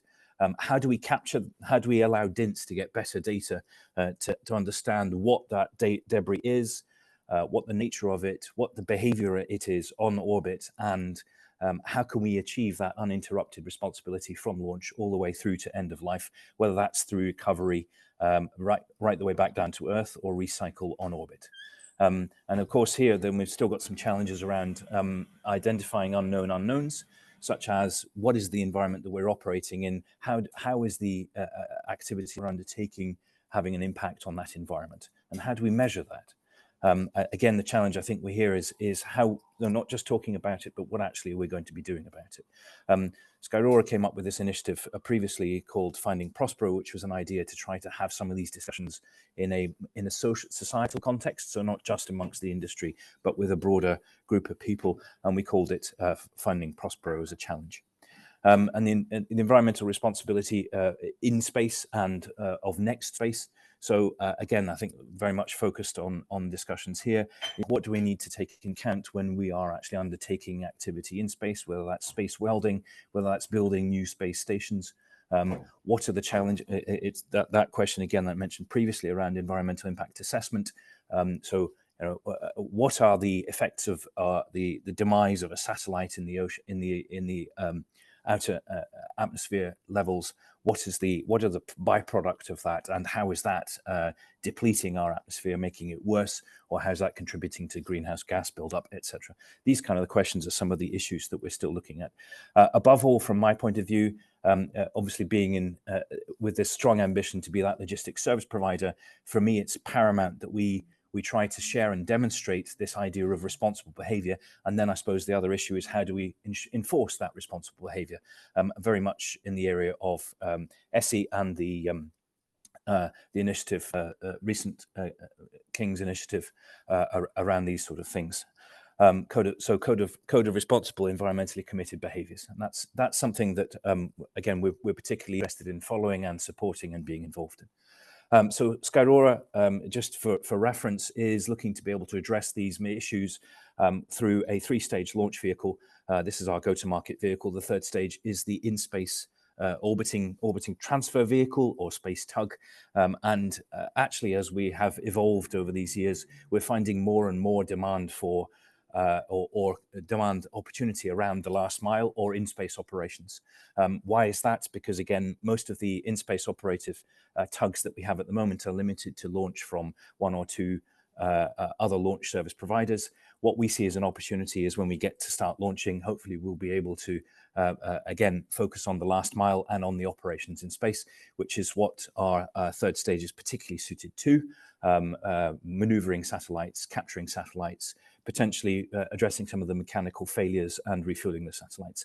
And ultimately, of life, we anticipate removing those satellites from orbit, potentially taking them all the way back down to Earth to refurbish them, repurpose them, etc. But essentially, that platform, the 3rd stage, is the way we see our company pivoting towards a service provision, not just around the price per kilogram for logistics, but actually for looking to serve constellations and actually come up with a packet offering for constellation management services, whereby we have, for example, 2 of these launch vehicles plus 5 orbital transfer vehicles in the service of a customer. And in the downtime when the orbital transfer vehicles are not being directly used, the proposal is potentially to do that debris removal, which is a way to help fund the challenge or address the cost economic challenge of trying to do something about it. And I think that's very much our intention. As I said, I think the issue around responsibility is fundamental. And from our point of view, the way we've tried to manifest it up until now is to talk about it and to try to demonstrate in our journey and our development what we've done about it. Here you can see, probably very familiar with most people in this conference, but Skyrora repatriated the first couple of stages of the Black Arrow rocket from Woomera in the outback in Australia to try to, again, first of all, capture the historic achievement of the United Kingdom when it was launched in 1971, and what that means, and also to use it as a baseline to try to demonstrate how we're doing space better since 1971. Again, you're probably quite happy to challenge me on the fact that we've talked about this before, and up until now, we haven't been able to do something. Unfortunately, that's due to the regulator. We did actually undertake a launch in Iceland, where a test launch to try to allow us to progress this faster. But we are very much focused on being able to offer these logistics service from the United Kingdom, and that's very much where we're at the moment with the licensing. But yeah, but the issue here is recovering the waste, the debris of the first Black Arrow launch, the R3, the first and second stages, bring it back to the UK, using it as an example, whether that's heritage, putting it in a museum in the Farnborough Air Science Trust Museum, but also trying to use it, as I said, as the baseline to do it better. Of course, the Black Arrow launch vehicle launched the Prospero satellite into orbit. And of course, the fascinating thing about Prospero is that actually it was launched to better understand the operating environment of the telecommunications satellite that were launched up there in the 1970s.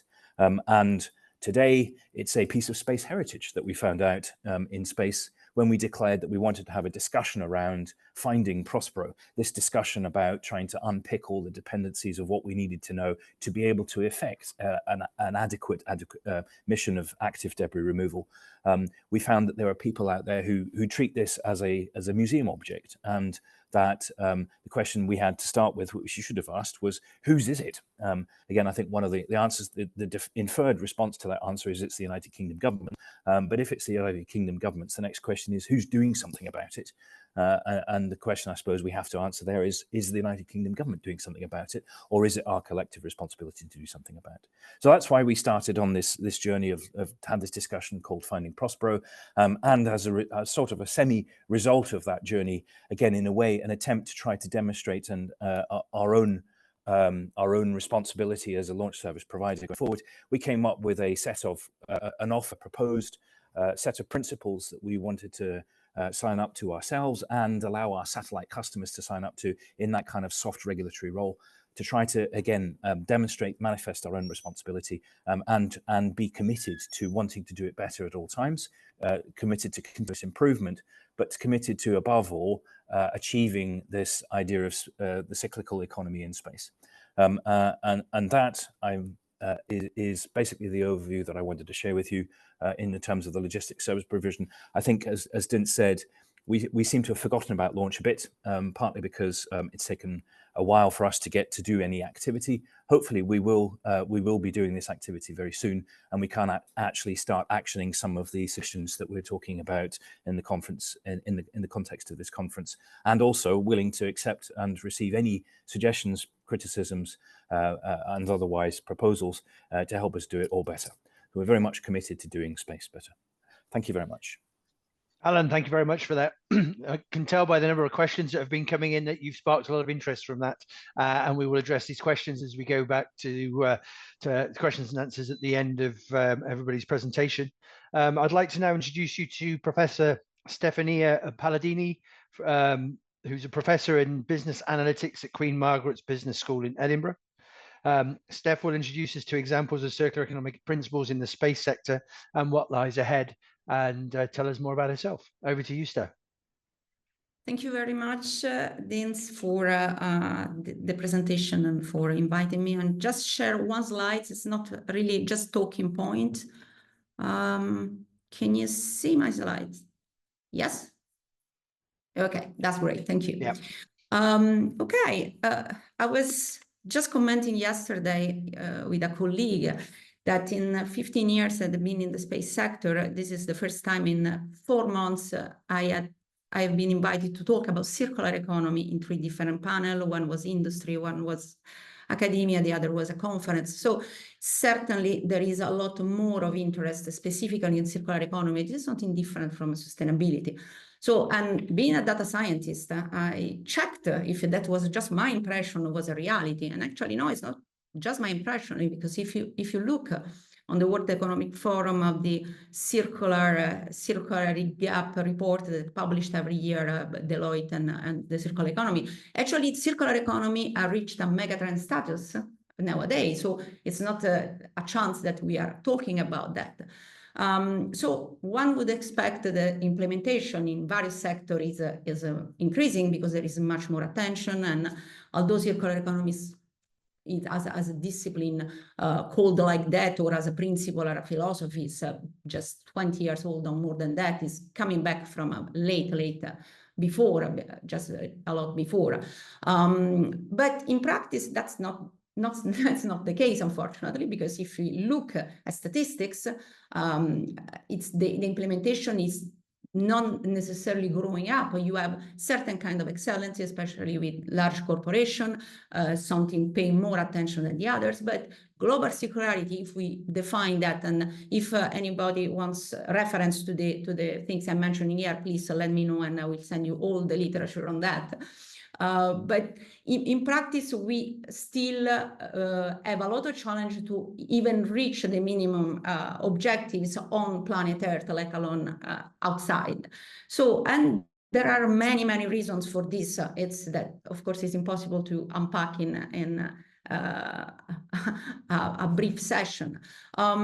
Interestingly, if we look at the leading circular economy example, we find things that not necessarily are more suitable than the space sector to apply that. It's just that there is more attention and more public pressure. I have seen yesterday a lot of people, and even today in the chat, thinking we need to pressure more governments and stakeholders to paying attention. And unfortunately, this is true because as a government official before, I would say that that's the case. And if you look, for example, what's happening in fashion right now, and especially fast fashion, there is a lot of pressure from the consumer that now is forcing companies like even the giant like Zara or others to pay more attention. Not necessarily there is a big implementation. As you see, it's 10%, it's not that much. But at least they need to show they're making effort from that. Now, I would argue that with all the discussion we do today about sustainability in the space sector, and as for people like me based in Scotland, we talk a lot about that. Alan Thompson mentioned this, for sustainability from space, in space, for space, and this is beautiful. But when you go and try to come to an implementation of specifically circular economies is different, because sustainability means a lot of different things for different people, depending to which audience you are talking to, and which is normal because of sustainability is an overarching concept. Circular economy is less general in the sense that it's much more focused on technical implementation, on economic dimension, on manufacturing specs. And this is even if you consider different way of implementing circular economy, the 3R, the 4R, 6R, 10R here, just to show that there is this 10R that now we apply, some manufacturing sector try to apply. But for me, the focal point is the fact that in theory, the space sector should be more mentally suitable for that, because we think in closed loop system by default. This is Melissa, it's just one of the very famous example of a closed loop system studied and implemented, although not in space is still experimental, but on Earth you have a lot of example of a full implementation of Melissa. So in theory, it shouldn't be so complicated, mentally speaking. In practice, it's daunting, and even when you look at reports and initiatives, ESA is one of the leading in the sense. So we are still very much at the design phase. Recycling, yes, is one part of the circular economy, but it's very, very different. It's just one R, and it's not even the more important, because recycling means that you have already produced to discard, and then you say, oh no, sorry, let's do it in a more sustainable way, let's recycle. But the real point, the real implementation of circular economy has to be at the design part first and foremost. And then you have to consider the other part, and of course, depending on the specific implementation, the specific sector, and the constraints you have, there are other things in the design and in production, in procurement, in distribution phase. So I think it's really important that we, I would say, try to get a more visionary approach to that. Like yesterday, I was very happy to hear Pascal Ehrenfreund talking about this visionary approach, because this is what is needed if we need to change the way we design system in a circular way for the space sector, which for me looks now impossible not to do that with what we are facing, and it's under everybody's eyes. But that will force us to make our choices and invest on that. And this is why, for me, before being engineering or technical, the problem, the challenge we need to address are political, legal, and I'm glad to have a lawyer specialist on the panel, because I had a lot of discussion with colleagues in the past months on this point, and also data sharing, which is another fundamental thing of anything that is technical, and this is more my domain. But I think, again, I was very happy yesterday people raised that, because without the sharing of data at any level, from sensor to users, you cannot do anything in terms of engineering change, and which touch what in space is a huge problem, which is the military component, because of course any kind of data that can be used against you are not likely to be shared, and which it's one of the main hindrances to any kind of circular economy technology that you want to design. So I would say the problem of the implementation of the circular economy is a closed loop in terms of challenges we need to address.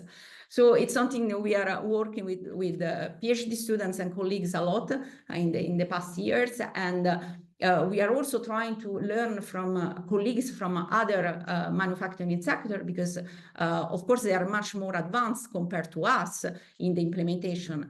Challenges are different, not just for the sector. Also, if you look at aeronautics, they have also a lot of challenges in implementing circular economy. So I would say I'm very glad that we have this kind of initiatives, this kind of debates. I attended 1 or 2 months ago at Airbus.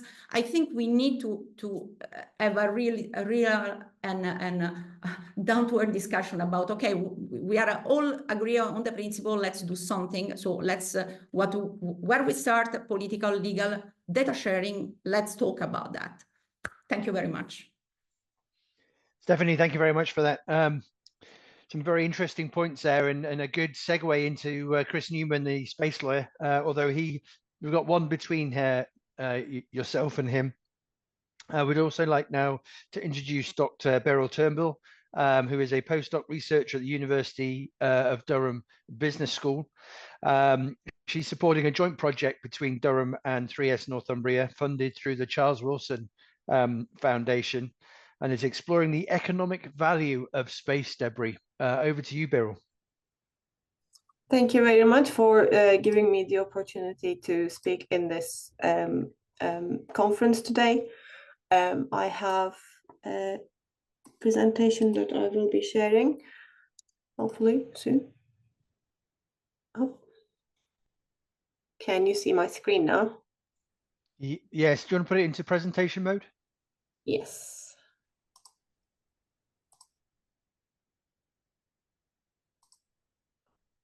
Hopefully this should be full screen now. I'm working at the Durham University in the business school. I recently started working on this project called Evolution of Space Debris and its potential usage for a circular space economy. I should say I have previous experience with circular economy in the industry, where we recycled some polyethylene waste that was coming from household goods, but space industry is new to me. I will today briefly talk about what is the project objectives of ours and who is in our team.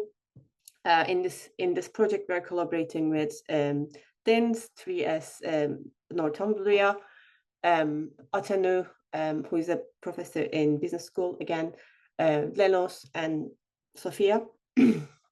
So without knowing, I also put a definition of space sustainability to this slide. Luckily, it's a different one than Dinz's. Mine is from the NASA Space Sustainability Strategy report. The reason why we need these definitions is that there is not one unified definition of space sustainability. So NASA defines it as the ability to maintain the conduct of space activities indefinitely into the future in a manner that is safe, peaceful, and responsible, which brings a lot of questions in terms of space law, but we will touch on that. To meet the needs of the present generations while preserving the outer space environment for the future activities and limiting harm to the terrestrial life. So how we are going to do this is a big question at the moment. But there are some data available to us this data was available through NASA's reports, through ESA's studies. On the left-hand side of the slide, you are seeing a cost-benefit analysis of the space debris. NASA in 2024 in their report showed that they showed that recycling 50 large debris was cost efficient. It was economically feasible to do it.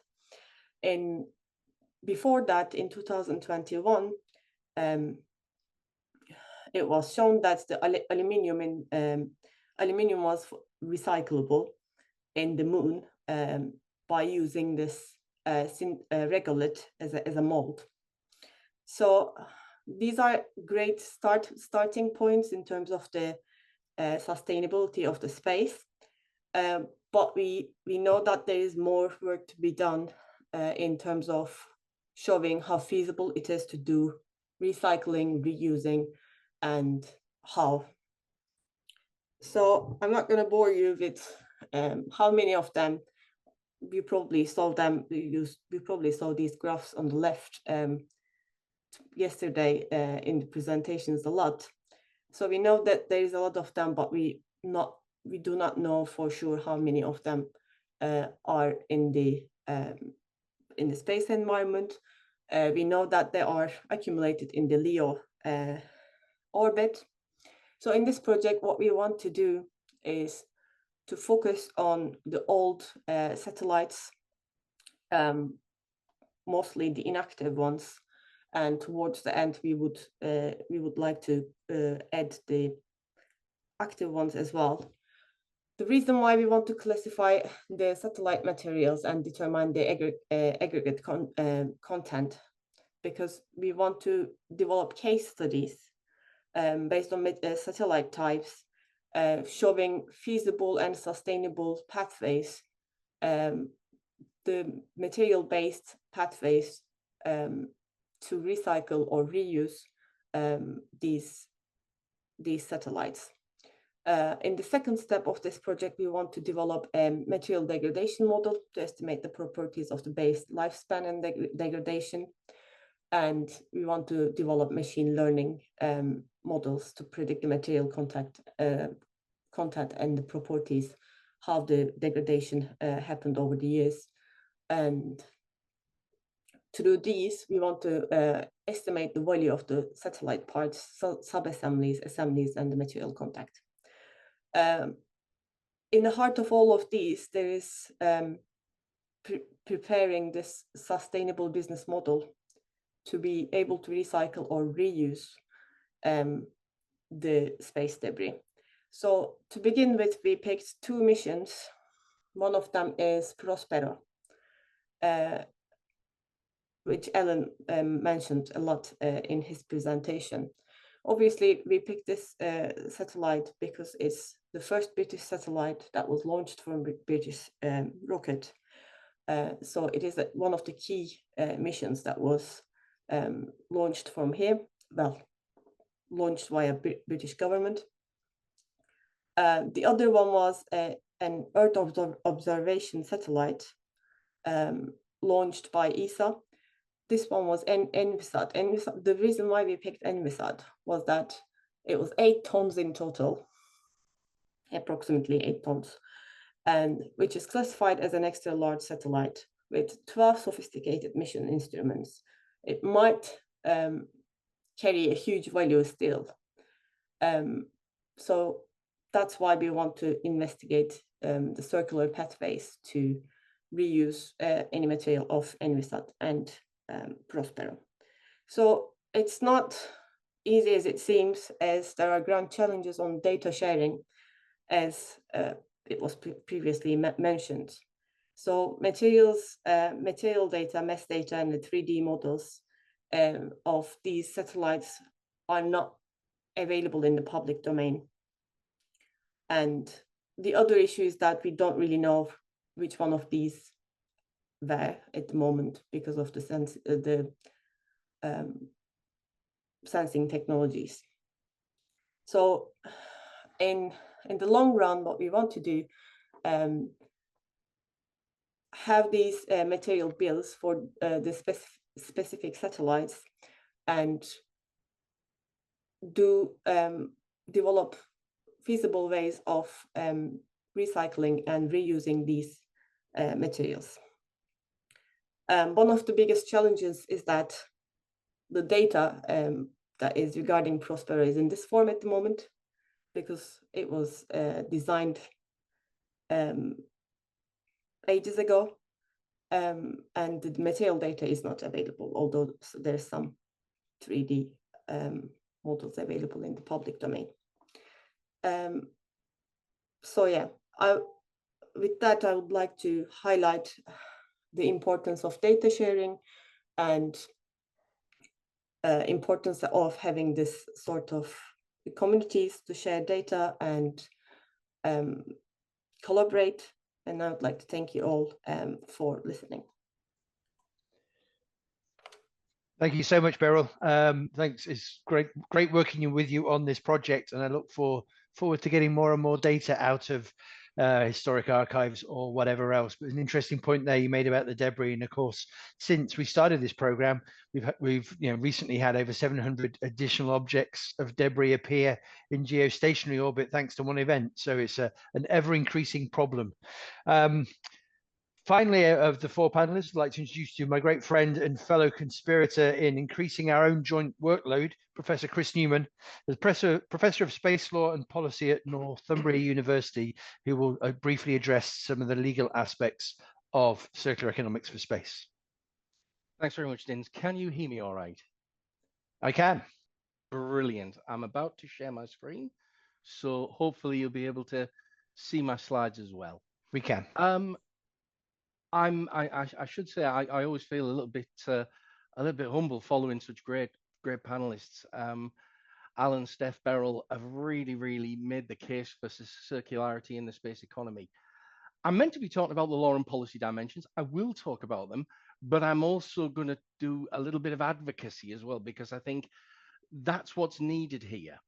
One of the problems that I've perceived and that I've seen in my time, I've been teaching space law now for a long time, nearly 15 years, and I've seen that we can't help it. We scold, we rebuke, we tell people that they're doing things wrong and that it's going to cause this.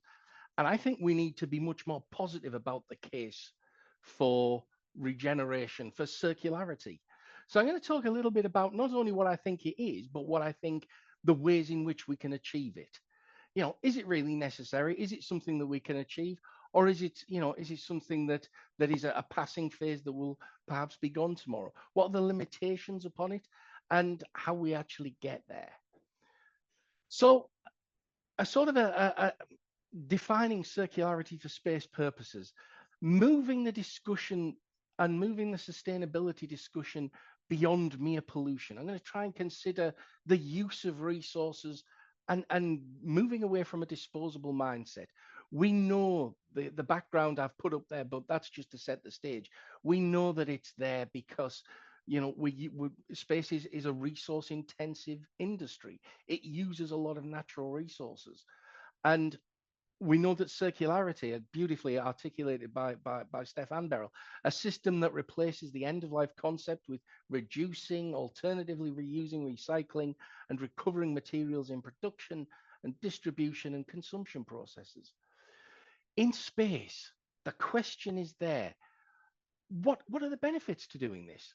I mean, you know, alongside actually cleaning up the space environment, we're going to enhance the environmental, the overall environmental situation. It's going to make money. And I think that's the argument that we have to push forward. Hey, do this because it's the right thing to do. Do this because it keeps with your values, but do it because it makes money. And it will not only make money, it will keep making money for future generations. And if you want a technical argument, if you want I'm not a scientist, I'm very conscious about keeping in my lane here. But as I see it, the future of humanity as a spacefaring civilization is dependent upon developing regenerative practices in space. We're not going to be able to ship stuff from Earth to colonies with regularity. So as sort of as a definition, as a background, but as a justification as well, I think the arguments are really powerful here. So it's going to be a great enabler. But how do we achieve circularity? Well, I've got three areas where I think we can do it. And for a space lawyer, actually the law, I think, is the least problematic. Because if we can incentivize cultural change, if we can have an evidence-based policy shift, then the regulatory requirements are not that onerous. The regulators can be brought on board. So culture change. I read in the chat, there's some brilliant discussions talking, and forgive me, I think it's Jez talking about modern slavery in the current supply chain of the space industry. The amazing work that Max Alexander's doing, the wonderful visualization, bringing it home, just what we're talking about here, and what space and what the skies mean to everybody. So incentivizing good behavior with collaboration and technology sharing, throwing open the doors and saying this is what we can do, and that leading to a policy shift, presenting options that incorporates the circularity we've talked about. So how can we do this? How can we actually embed this? Well, we can use national laws as a lever. We can use them as a mechanism by which circularity can be embedded and make it a condition of licensing. So how do we do that? Well, I won't talk to you too much about the Outer Space Treaty. Apart from anything else, in the interests of time, I promised Dinz I'd keep the space law to a minimum. But if you look at my space governance pyramid, the top tier of space law, the international commitments, I don't see with the current geopolitics that changing. I'm going to be honest with you. It's the national space laws where I think that the point of pressure is. And it's the non-binding agreements that influence those space laws and that influence policymakers. Those are the two areas where I think there's real room for maneuver. A little bit about Article 6, that states bear international responsibility for national space activities, so they're required to authorize and continually supervise their non-governmental actors. What that means is that if there is enforcement in the Outer Space Treaty environment, it's at the national level. Regulators can withhold a license. Now, I think that is an important lever that regulators need to be made to pull. And the way we do that is through cultural change, and it's through incentivization, and it is through policy change as well. So I also think that there's work that industry can do on this. I don't think this is something that advocacy groups or legal sort of mechanisms go. I think industry can have a part in this. I think academia can have a part in this, because, for example, picking an example with the softer mechanisms, the ISO standards exist, but there's not standards from industry as to how circularity might look. That could be an area of really fertile discussion.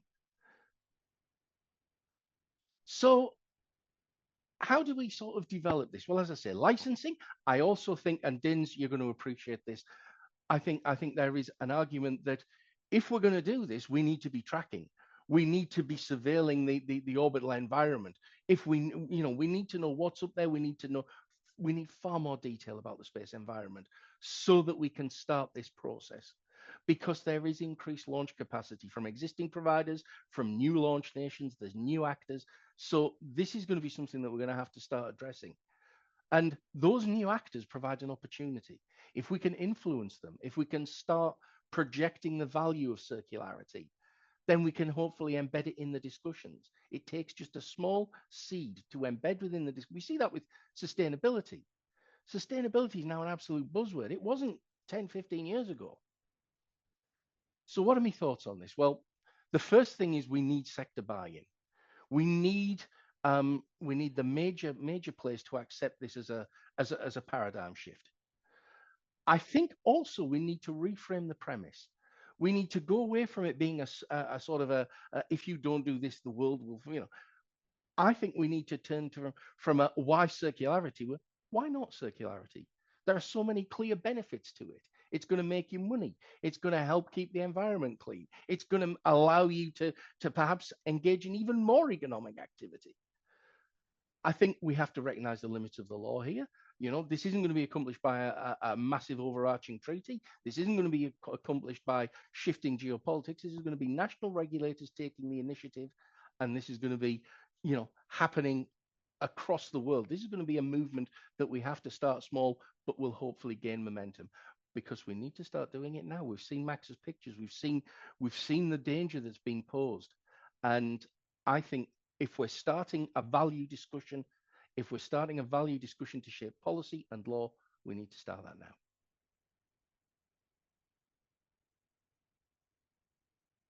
That's me. Chris, thank you very much for that. And judging by the chat that's going on in the chat feed at the moment, you've got a lot of people thinking. I'd like to thank my four guests for their participation in this event and their engaging presentations. And I would like to open the floor to questions. Ideally invite them straight online rather than reading them from the list, because some of them have disappeared quite rapidly up the chat. We have about 10 minutes for questions. So if anybody would like to start us, please do. Please raise your hands.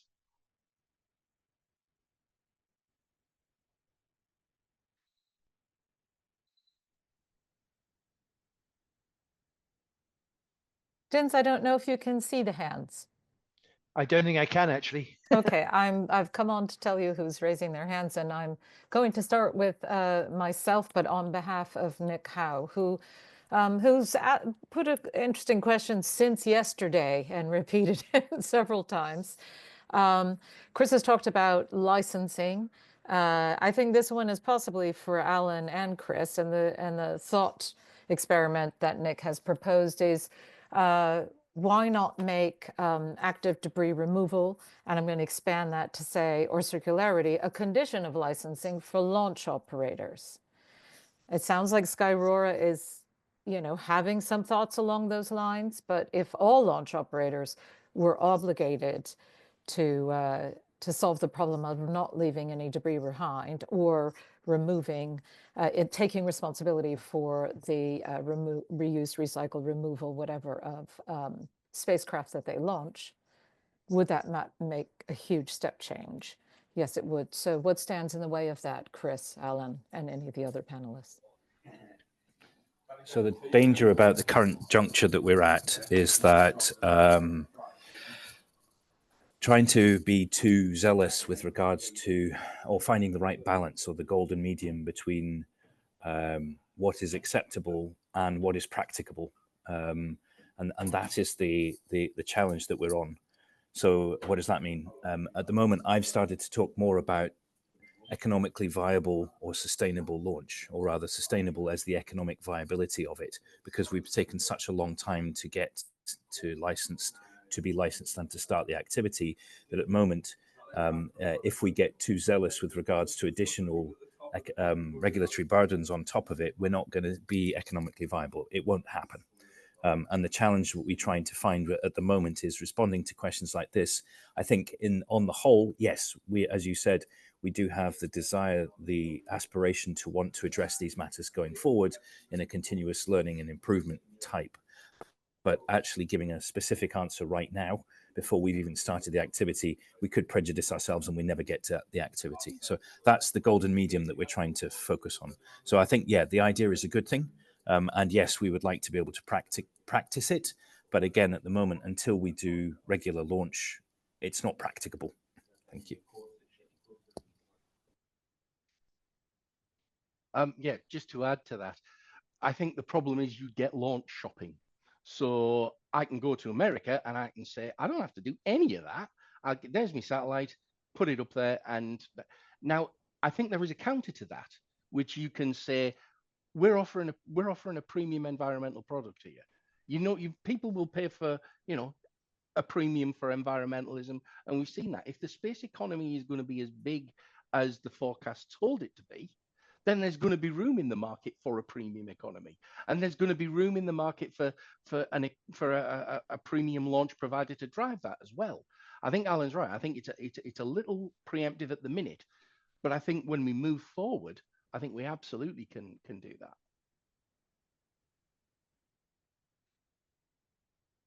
that. Thanks. And there are hands up from Stuart Eves.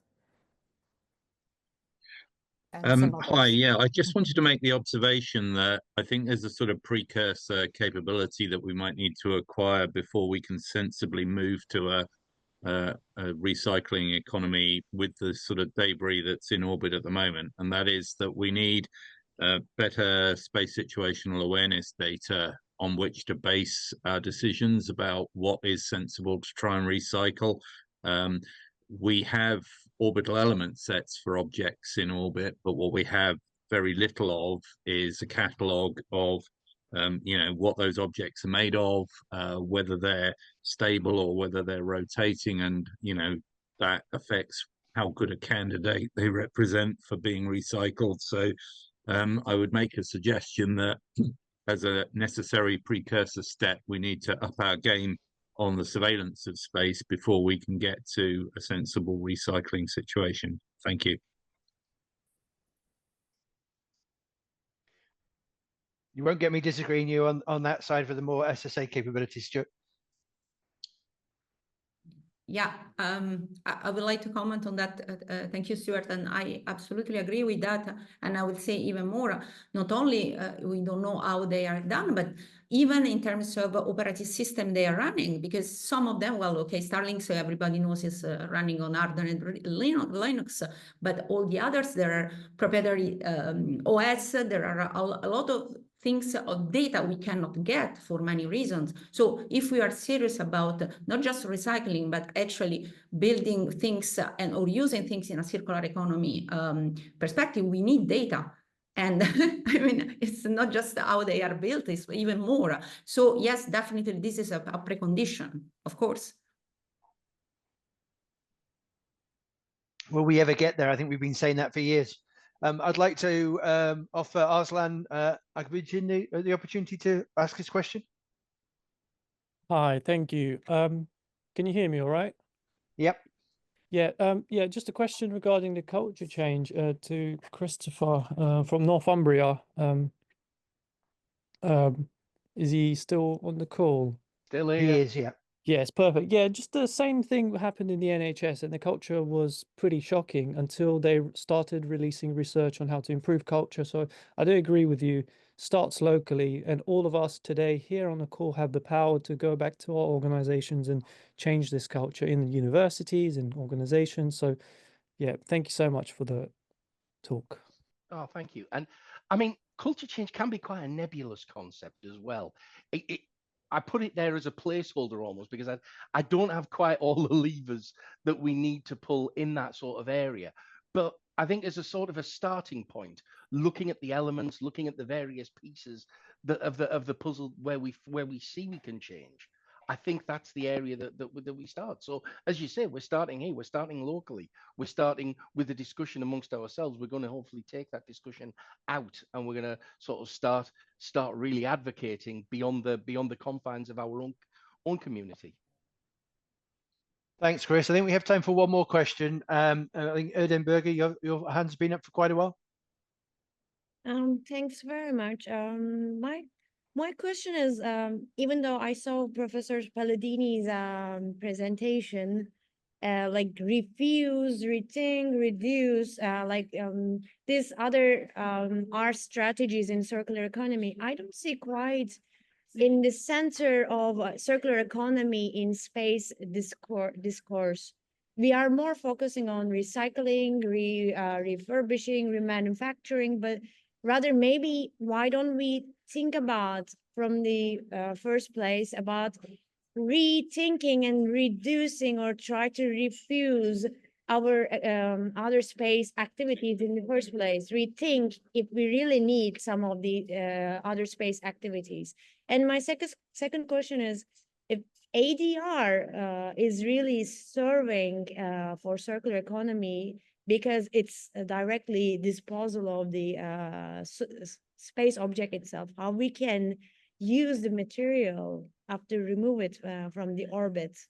Thanks a lot. Just to address the ADR one, I mean, unfortunately, I missed yesterday's presentations, but my expectation for the original ADR project for the UK specifically was just to force it to burn up. So as long as we do find a way to reuse it, I think that'd be good. But Stefania, would you like to answer the first question? Yes. Of course, you're right. I mean, the problem with the ARA part that that's just an example. We have all sorts of different configuration depending the sector and the scholar and the things. There is a huge debate on circular economy out there. So I agree with you. It's a problem of design. I said that since the beginning. The problem is that from where we are now in the space sector, it's a lot to be done because we face a lot of constraint, and of course everybody's now is looking at the debris because this is the huge problem we all have. But thinking about the debris problem is also rethinking the strategy we want. It's a huge case, so there is not a short and nice answer, unfortunately. And it seems to get ever bigger. Well, I'd like to thank everybody very much for their time, the audience for their engagement. I'd like to thank my four panelists for their presentations and answering the questions. If you have any further questions, please do ask away in the chat or contact us directly. And I think I hand over now to, is it Katherine yourself or to James for the next section? Yes, thanks very much, Dinz, and all those interesting speakers. Again, a whole conference we could do on that. So would everybody please join me in giving a virtual round of applause to all the speakers, and thank you very much for sharing. Do put your questions in the chat. Hopefully some of the speakers can stay and give some answers through there. And now I will hand over to James for some very quick lightning talks on interesting topics before lunch. James. Thank you, Catherine. So yeah, we're going to be very quick in this session to make sure lunch is on time. My first speaker is Matt Wills. Hi, my name is Matthew Wills, and I'm the CEO and co-founder of Sustain Space. Thank you for allowing me to do this lightning talk.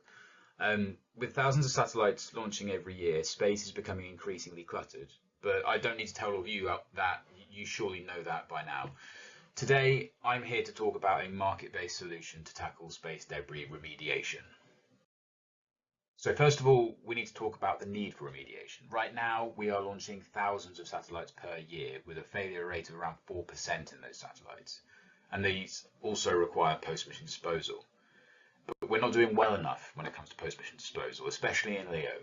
We're hoping to get up to 90, maybe 99% post-mission disposal success, which includes post-mission ADR disposal services. But in reality, that's going to take time, and 99% may well be above what's actually feasible. So knowing this, it makes it clear that we are going to have thousands of non-functioning satellites on orbit, and they do not have a means to remove themselves. Therefore, we need a solution, and one of the major hurdles is ADR funding. Active debris removal costs a lot of money, so we need a mechanism to pool our money together, and that mechanism needs to be trustworthy and transparent, and it needs to achieve multiple removal missions per year. What we suggest is to use a market that's shown to be effective in other environmental domains, an offset market. Everyone that pollutes in space should contribute to its cleanup. Satellite operators would pay a fee per satellite based on their debris contribution risk. building a transparently operated trust showing where money comes from, where it goes, and this trust can finance multiple debris removal missions annually. So a debris offset market would work via estimation of the mass of debris that a satellite would contribute to orbit over its lifetime. This would be based on things like how sustainable its practices are, its size, manufacture methods, and so on. And then we would attribute a cost per kilo to remove debris.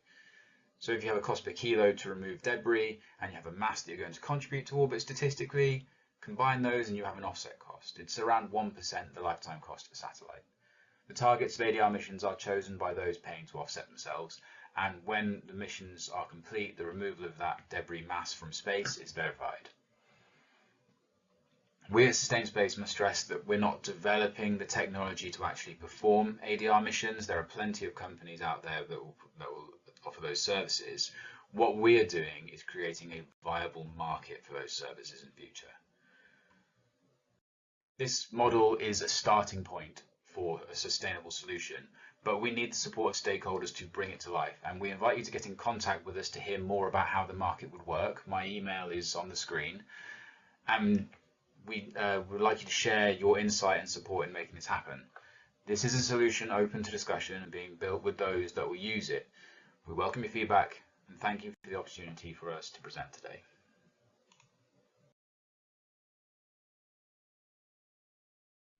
Okay, thank you very much for that talk, Matt. So we'll move swiftly on to our next speaker. If any of the audience have any questions for these speakers, please direct them in the chat, and hopefully Matt and others are able to answer throughout the session. So moving on to our next speaker, which is Charlie Young, who's co-founder of Near Zero by Design. Charlie, do we have you? Yep, I'm here. Perfect. If you would like to share your screen. Yes. Thank you. Right. And I'll give you a 30-second warning when we get to 2.5 minutes, if that's all right. Thank you. Okay. Near Zero by Design, we are a data-driven business that are developing user-centered tools to improve the way that businesses can basically estimate and model their carbon impact as they're developing space hardware. And it's designed to remove the need for experts in the room. This presentation is about how we evolve current engineering practices to incorporate ESG and ultimately space sustainability, because technically it's not a straightforward journey. So historically, the way that space engineering works is you have to incorporate safety and quality into your engineering practices to make sure that what you've developed works and doesn't kill people or destroy objects in the process. It's well evidenced. It's been going on for about 70 years or so since the start of the space sector, really, in the Western world in the 50s and 60s. And yet even today, where we have space standards involved, there's a very low take-up on the standards that enable safety and quality to be achieved. So it's a moving target. But when we start talking about how do we mitigate the impact of carbon, we actually add in another design factor that needs to be factored in and understood in order to be incorporated. So if we want to reduce our carbon footprint on Earth, we can't compromise safety and quality. And the way that we've identified this is you actually have to break down your model of design iteratively in order to understand the moving parts and how to mitigate their impact. As a result of that, you can design things in the near time and reduce your carbon impact. So once you bake in your design, you then have to take into account the design life of a project, which might be 10 to 15 years. The cost of changing your product to change materials is expensive. So where that leaves us now is this is the future currently taking place. The industry is starting to develop around ESG, but it's still very early. So where we take that into account in the future, all we're doing at the moment, from our perspective, we're creating a larger challenge, because to create technology that is both ESG compliant or mitigates ESG whilst also supporting a sustainable space environment, at the moment, there's a technological challenge that hasn't been resolved. We need to understand from a systems level approach about what's going to be required for the space environment to be sustained without compromising the earthbound environment. And that's pretty much where we are. We think there's a road to get there, but as to Alan's point as well, I agree with that. We need to make sure that technology works first effectively and economically before we start putting on additional layers and challenges that are going to make it more expensive in the short term, because that will not support the growth of the industry. So there's a tension that we need to get through there. That pretty much sums up our conversation here. I hope that was insightful, inspiring. Should raise some questions, I hope. We're working on it. And of course, if you'd like to know more about what we do, there's my email address. Thanks very much, James. Thank you, Charlie. That was very interesting. Again, if anybody has any questions for Charlie, please put them into the chat, and hopefully Charlie can follow up. But moving to our final speaker this session. So those of you that have been to past GNOSIS events will know that we like to encourage a lot of the younger generation, certainly in terms of the research side of things, to present at our conferences in some manner. And this one is no different. So I'm very pleased to welcome Krish Thakrar, who's a sixth form student who'll be presenting a short 3-minute piece on some review work that he's been doing of the literature. So Krish, if you're with us, would you like to share your screen? Hi, yeah, thank you. Thank you, Krish. Good afternoon, everyone. As mentioned, my name is Krish Thakrar, and I love all things space. So I was particularly disturbed when I discovered the extent to which our current explorative research is being hindered as a result of our own creations. Whilst the operation of low Earth orbit up to geostationary satellites are essential, their detrimental reflective properties need to be counteracted. As these satellites are exposed to sunlight, they reflect this visible light back towards Earth, creating detectable observational disruptions, especially from low Earth orbit satellites, owing to their proximity to the Earth. Models at the Vera Rubin Observatory estimate that the sky will become 7.5% brighter over the next decade, and subsequently, the stars visible to us will decrease by the same percentage. Not only does this add a year of research at this specific laboratory and an additional £16.9 million, but this visible limitation also restricts the phenomena that we're able to experience. This isn't a problem that's going away, and will continue to grow almost exponentially as a projected 4 tons of material is launched into orbit over the next decade, reaching about 8 satellites per day. That's 4 tons of orbiting material, which reinforces the Kessler syndrome as a chain reaction of debris collision continues to reflect back onto the Earth, causing further disruptions. Yes, there are already satellites in orbit, but the majority of the damage is still to come. Implementing mitigative strategies can hugely reduce the concerns of light pollution. There exists a material which has the ability to act reflectively in near-infrared range and absorbent in the visible light range. Researchers at the Stony Brook University have explored the effect of this coating, with most notable conclusions shown on the slide above. The near-infrared radiation reflectivity increase of up to 20% and up to 50% reduced visible light reflection. Whilst the increased near-infrared reflection aids satellite trackability, the reduced visible light reflection could be monumental when enrolled on a larger scale. Such a material could be employed within the laying process of carbon fiber, reinforced polymers, and used in the construction of future spacecraft. Not only does this strategy reduce visible light pollution, but it also mitigates the necessity of using a coating in paint form and reduces the light pollution from space debris, which may continue to orbit long after a satellite's life expectancy. Whilst this isn't a perfect solution, I would love to connect and learn more about opportunities to reduce the detriments of light pollution, whether through mitigation or adaptation of current strategies and policies. Thank you for your time. Thank you very much, Krish. And as Krish says, if you'd like to connect with him and ask any questions, please do so via the chat. But I think we've just about brought it back on time for lunch. So well done to all my speakers for sticking to time. And thank you very much for your contributions. I'll hand back to Katherine to round us off. Thanks very much for those short but thought-provoking pieces. I just would like to absolutely give a round of applause for all of the contributors so far. It's been great for you to be able to join us and share your knowledge and your expertise. We have got a jam-packed agenda. We're going to go into lunch now, but we will be coming back to talk about Gosh, I'm trying to think. With Stuart Eve kicking off a session that is just going to help us understand just how little we understand about the space environment. So please do come back and join us, but take a break now. We have 45 minutes for lunch, so we'll be reconvening at 13:15 GMT, and whatever that means wherever you are in the world. See you in 45 minutes.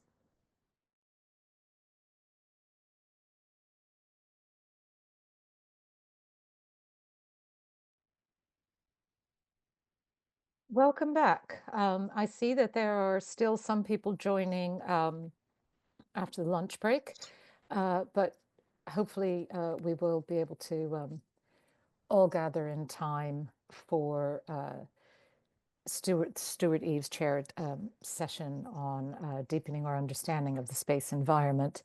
I don't think I could possibly do justice to the richness of the contributions we had this morning, but a few reflections from me about how we, really clearly don't know enough about the impact that we're having on the upper atmosphere. And it's an area where it's critically important that we do more work, and also an area where we begin to raise our voices and make sure that we're engaging policymakers and the general public in what we do know, because what we do know is enough to say, Houston, we have a problem. Daniel Murphy and Minkwan have showed that these impacts are real. Megan gave us a very simple analogy to homeostasis and how, we could help us understand fluctuating indicators being monitored within a dynamic model, and how that could inform adaptive regulatory policy. I think that's a very rich area for further exploration. We had some interesting questions about what are the key indicators. This is an area that I think we'd like to bring the GNOSIS community together to examine in the future. And then Max Alexander gave us some interesting lessons learned from how Indigenous communities exercise their environmental stewardship, the importance of intergenerational responsibility, and how they naturally view the land, the sea, and the sky as connected, which is perhaps not something that we, the rest, in different cultures have taken to heart quite as effectively. We tend to silo things up and look at them as discrete economies to be exploited without understanding the consequential impacts. And then very interesting discussions about circular economy and space, where Stefania and Beril were calling out for the value of sharing data for research purposes and also for monitoring impacts. And Chris raised calls for advocacy and for industry leadership in this area, sort of setting best practice exemplars. And we had Alan sharing with us the steps that sort of Skyrora is taking to embed these concepts, just as we started the day with an explanation from Quentin about how ESA is taking steps not only to embed, but to show that sort of leadership to others. So it's been a very rich discussion over the course of the morning. I'm very much looking forward to the next few sessions. I think we're still slightly ahead of schedule, so I'm just going to go back to remind anybody who is joining us. Oh, don't know where that's, sorry, that's just making me go forward, which isn't helpful. Bear with me, I'm going to see if I can make these go backwards. No, I cannot. Oh, well. I'm going to exit that PowerPoint. This is me not really exercising my Zoom skills very well, because I would just like to remind people about the format, and that we're going to be, here we go, now it's letting me do things. Oh, Never mind, I'll come back to that later. So probably best if I stop sharing my screen since I have irrelevant slides on there. I just wanted to remind people that we are recording. So we will be putting this out on our YouTube channel later. So if you want to catch up with content of the talks later, you can. And also that we are going to really encourage people to carry on the very dynamic conversations that were taking place in the chat earlier today. But for those of you who are perhaps joining us from other time zones who weren't able to participate in the morning, I would ask you to keep your mics on mute, but by all means, please introduce yourselves and participate in the chat and ask questions in the chat, which we will try and raise in the Q&A, but also in the chat. If there is time in each of the sessions, we will ask people to raise their hands, their virtual hands, using their reaction button on their screen in order to put questions directly to the speakers. And so without further ado, I'm going to hand the floor over to our next chair, who is Stuart Eaves, who is going to be exploring the topic of understanding sources of orbital uncertainty a bit better. Stuart, do we have your mic and your video? Thank you very much, Katherine. So I'm going to be chairing this session, which is going to be a kind of spin-off from the Orbital Uncertainty Working Group activity that GNOSIS has been doing over the last few months. It's an activity sponsored by DSTL, and I'd like to express thanks to the likes of Geordie Barr, Simon George, Will Feline and Emma Kerr from DSTL for their support over the months that we've been doing this. We've run a series of workshops, and we have a 6th workshop in our schedule lined up for the 27th of November. So if this subject area interests you and you haven't previously participated, do please sign up for that workshop. So we've had a number of organisations, both commercial and academic, participating in the Orbital Uncertainty Working Group, and some of the most dedicated participants in our activity have kindly agreed to speak to us this afternoon. So we're going to hear from BGS, from GMV, and from Think Tank Maths, who've all made their presence known at the previous workshops that we've held. Our first contribution this afternoon is going to be from Graham Appleby and Andrea Susnik from BGS. They're from the laser ranging facility at Herstmonceux, if you're not familiar with it, and if you haven't ever had the opportunity to visit, I would strongly suggest that you try and line up an opportunity to do so, because they do some amazing work down there.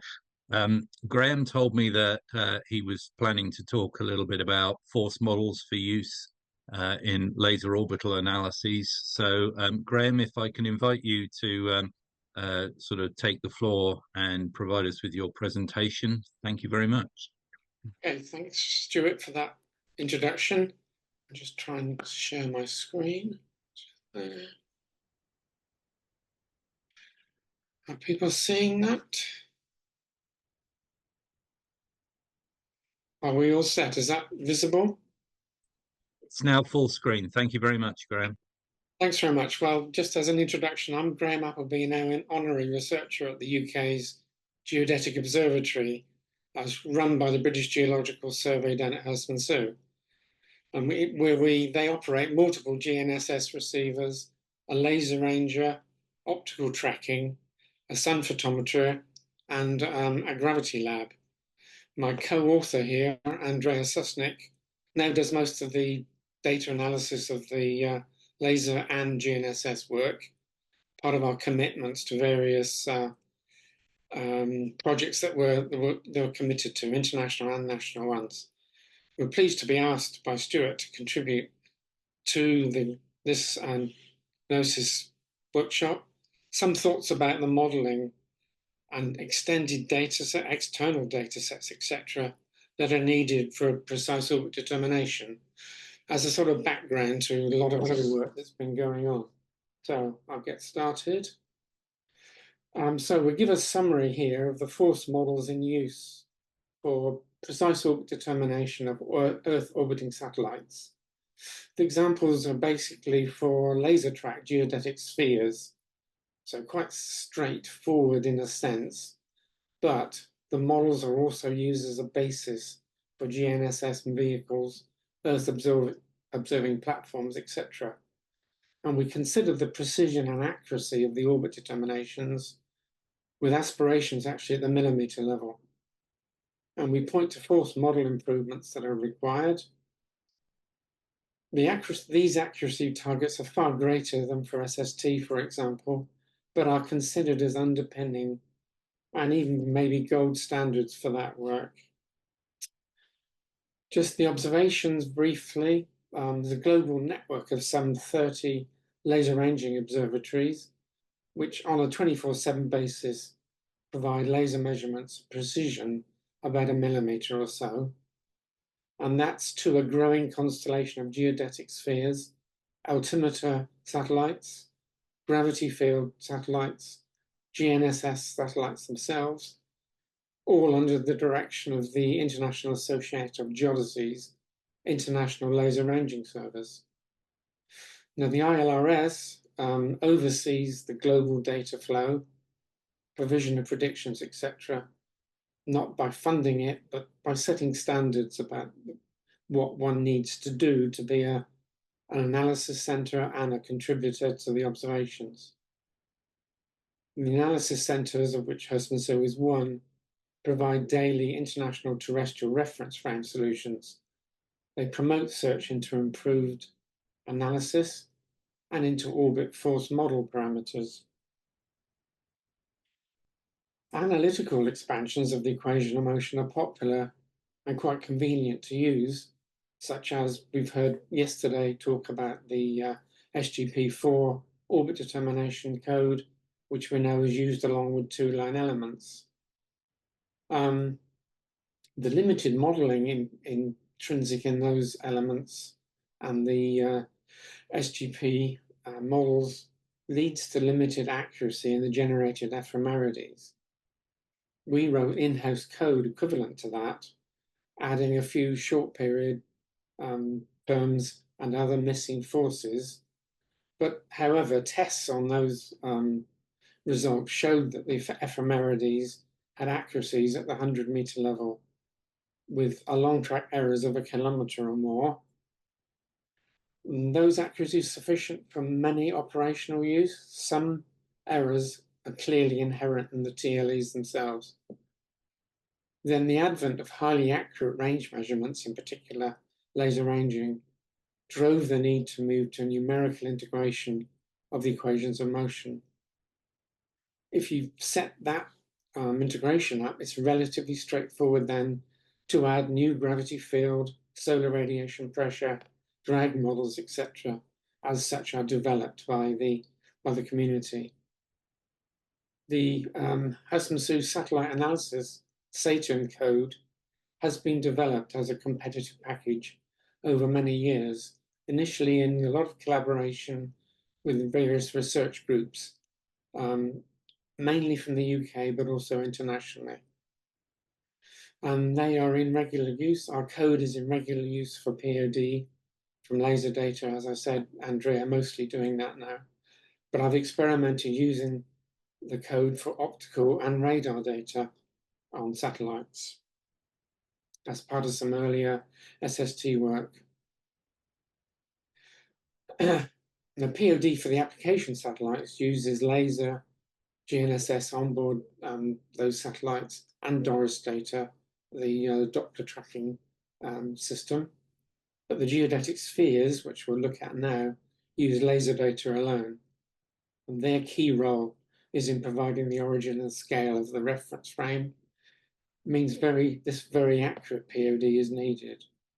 And as I said, that drives continual improvements in those force models and data processing standards, to the extent that the current state-of-the-art post-fit residual for a 7-day orbital solution from a MEO satellite, such as Lagios, is about 7 millimeters.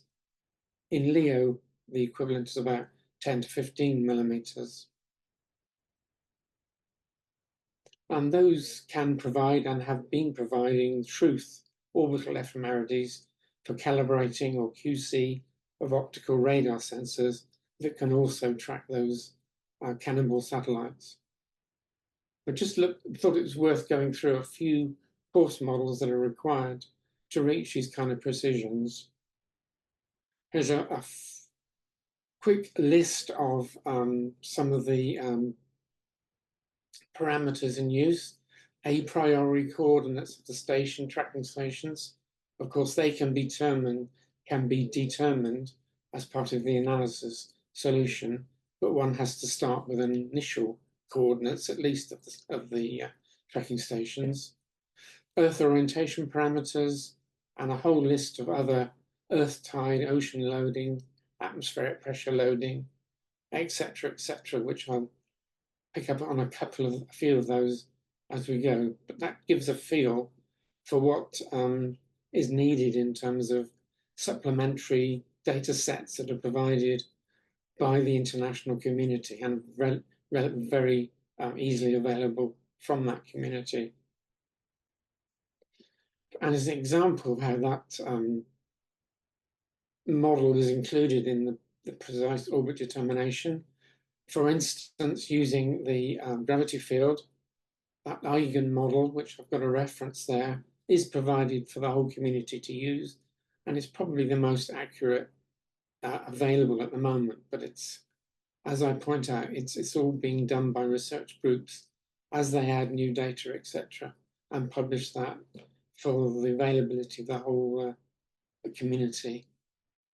And just looking in a little bit of detail there, the gravitational potential of the Earth is computed by this potentially in infinite sum, but obviously truncated to the degree and order included in the particular gravity field being used. And for the MEO satellites, LAGIOS, we truncate to about 30 by 30 terms.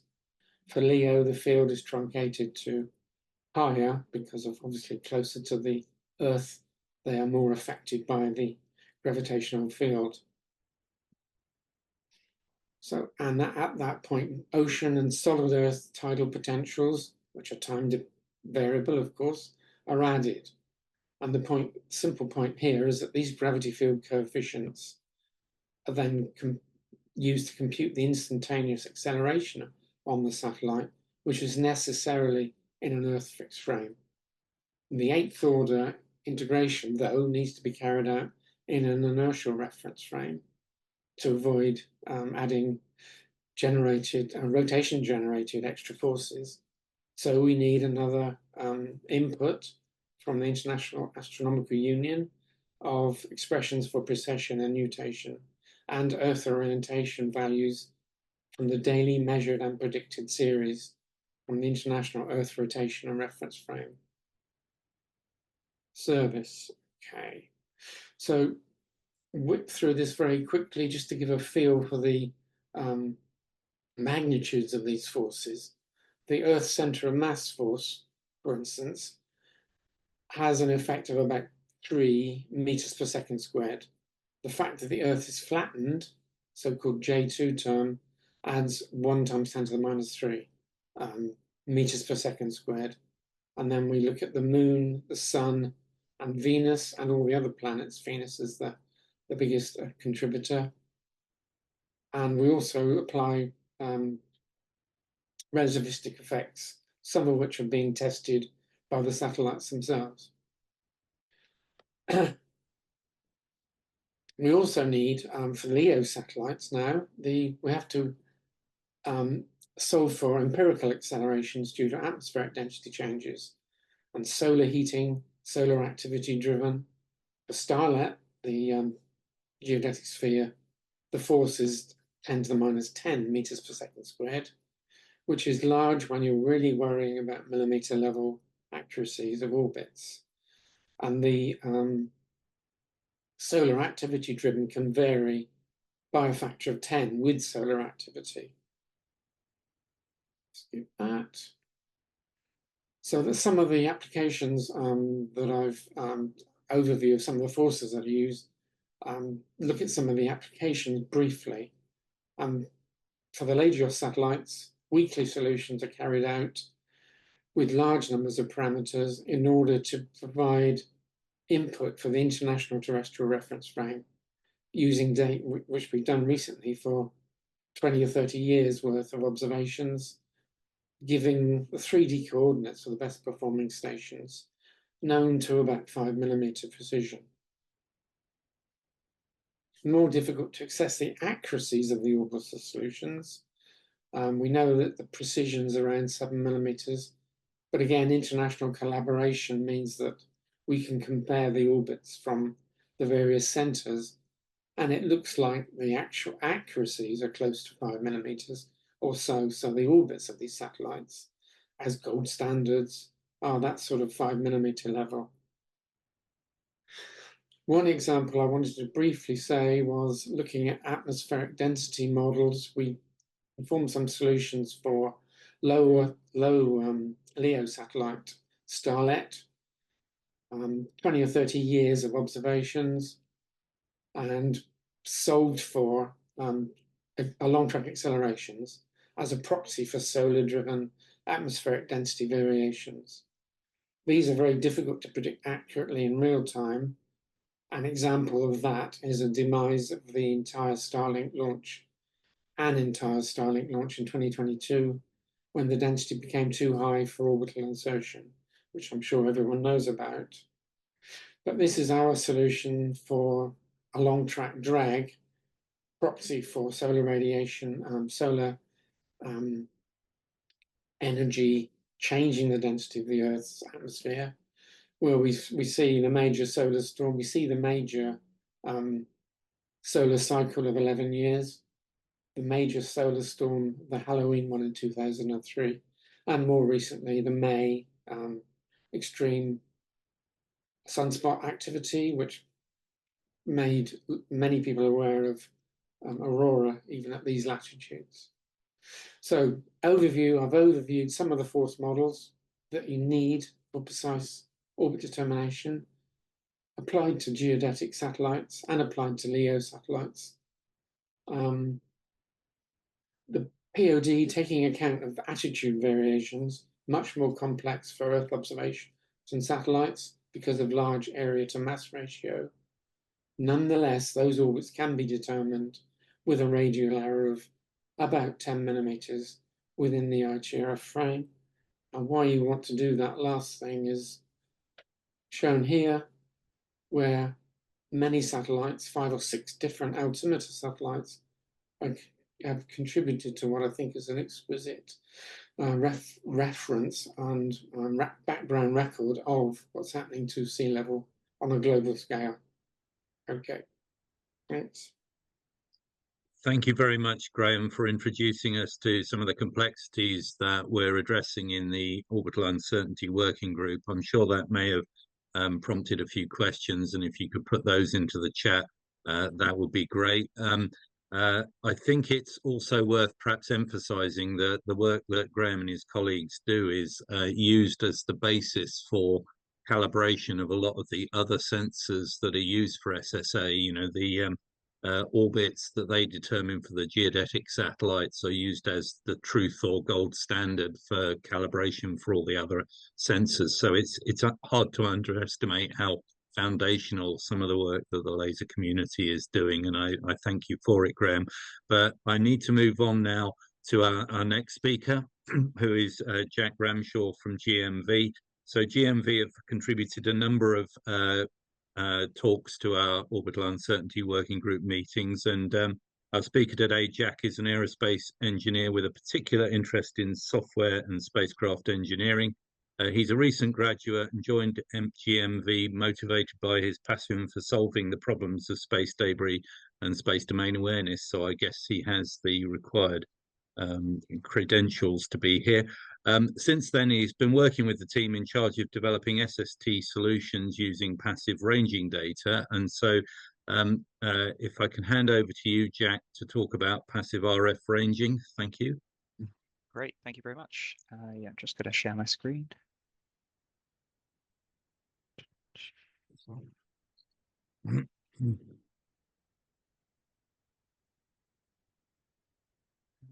Okay, just 1 minute.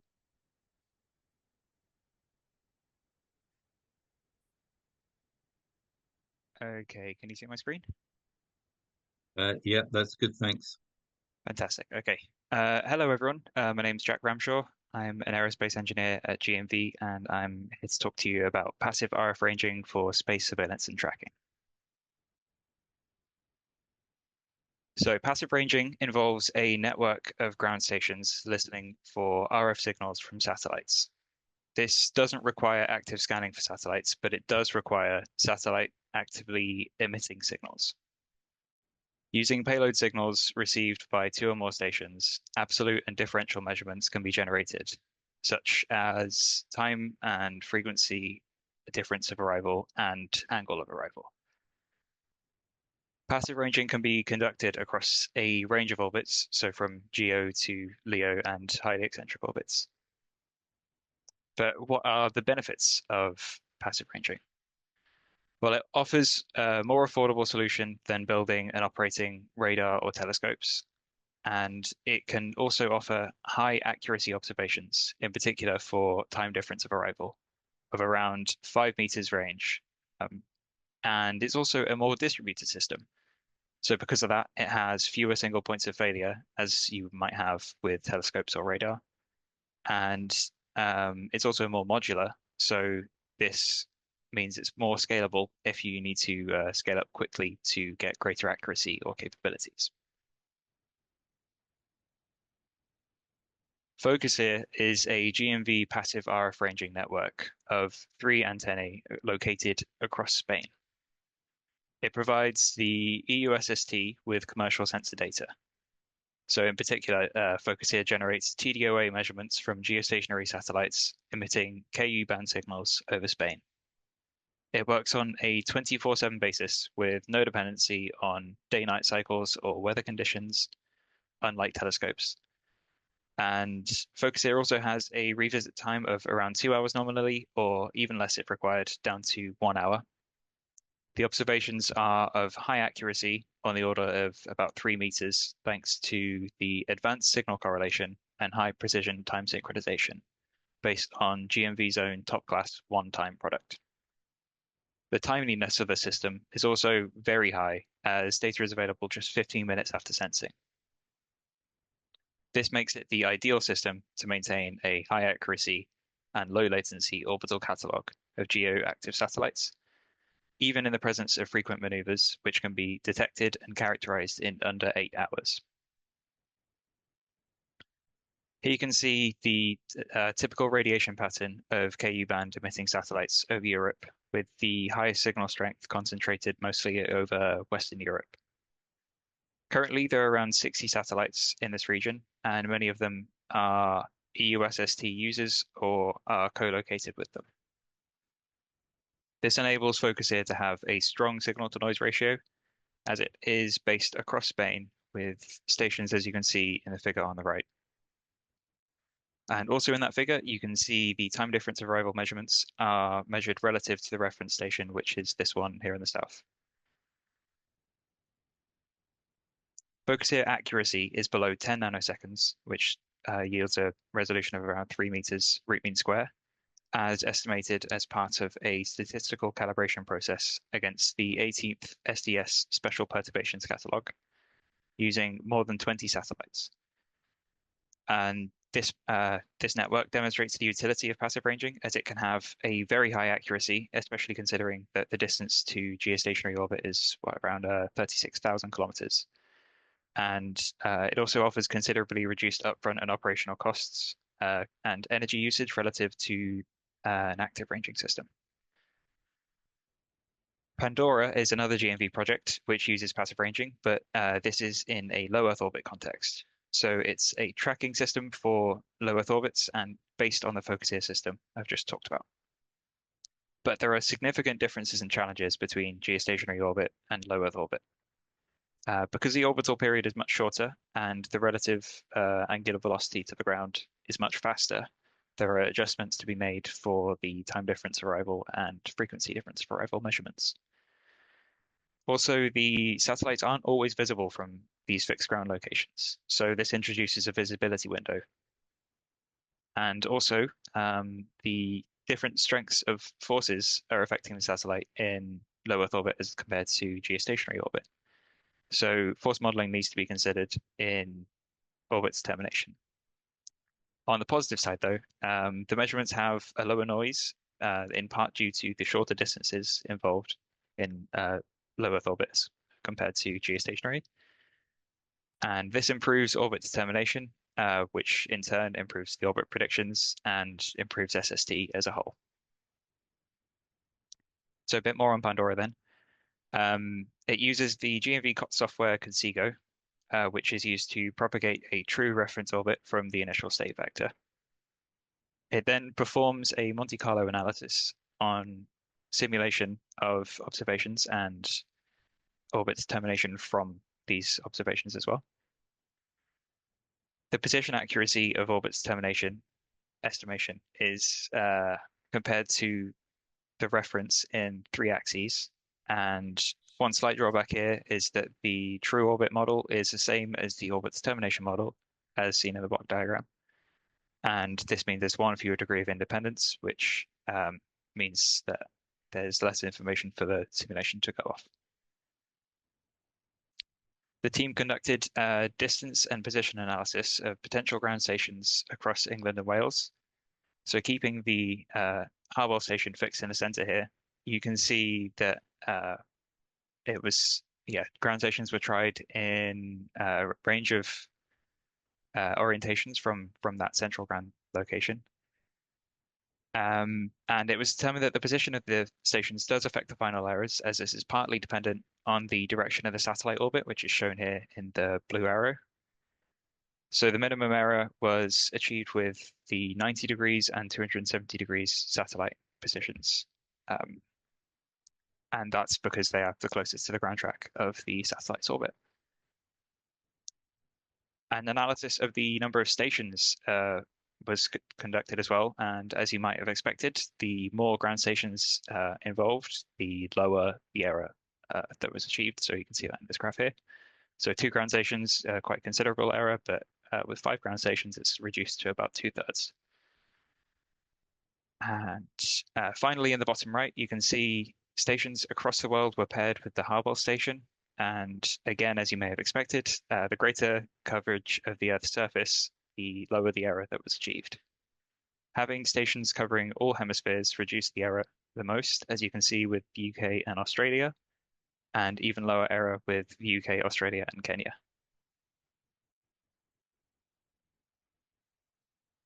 There are a range of applications for passive ranging, and here I'll just mention 2 more GNV projects that use passive ranging for different purposes. Titus uses passive ranging for time synchronization. So it takes a known reference orbit, which is very accurate, such as a GNSS satellite, and it measures the time difference of arrival from 2 stations.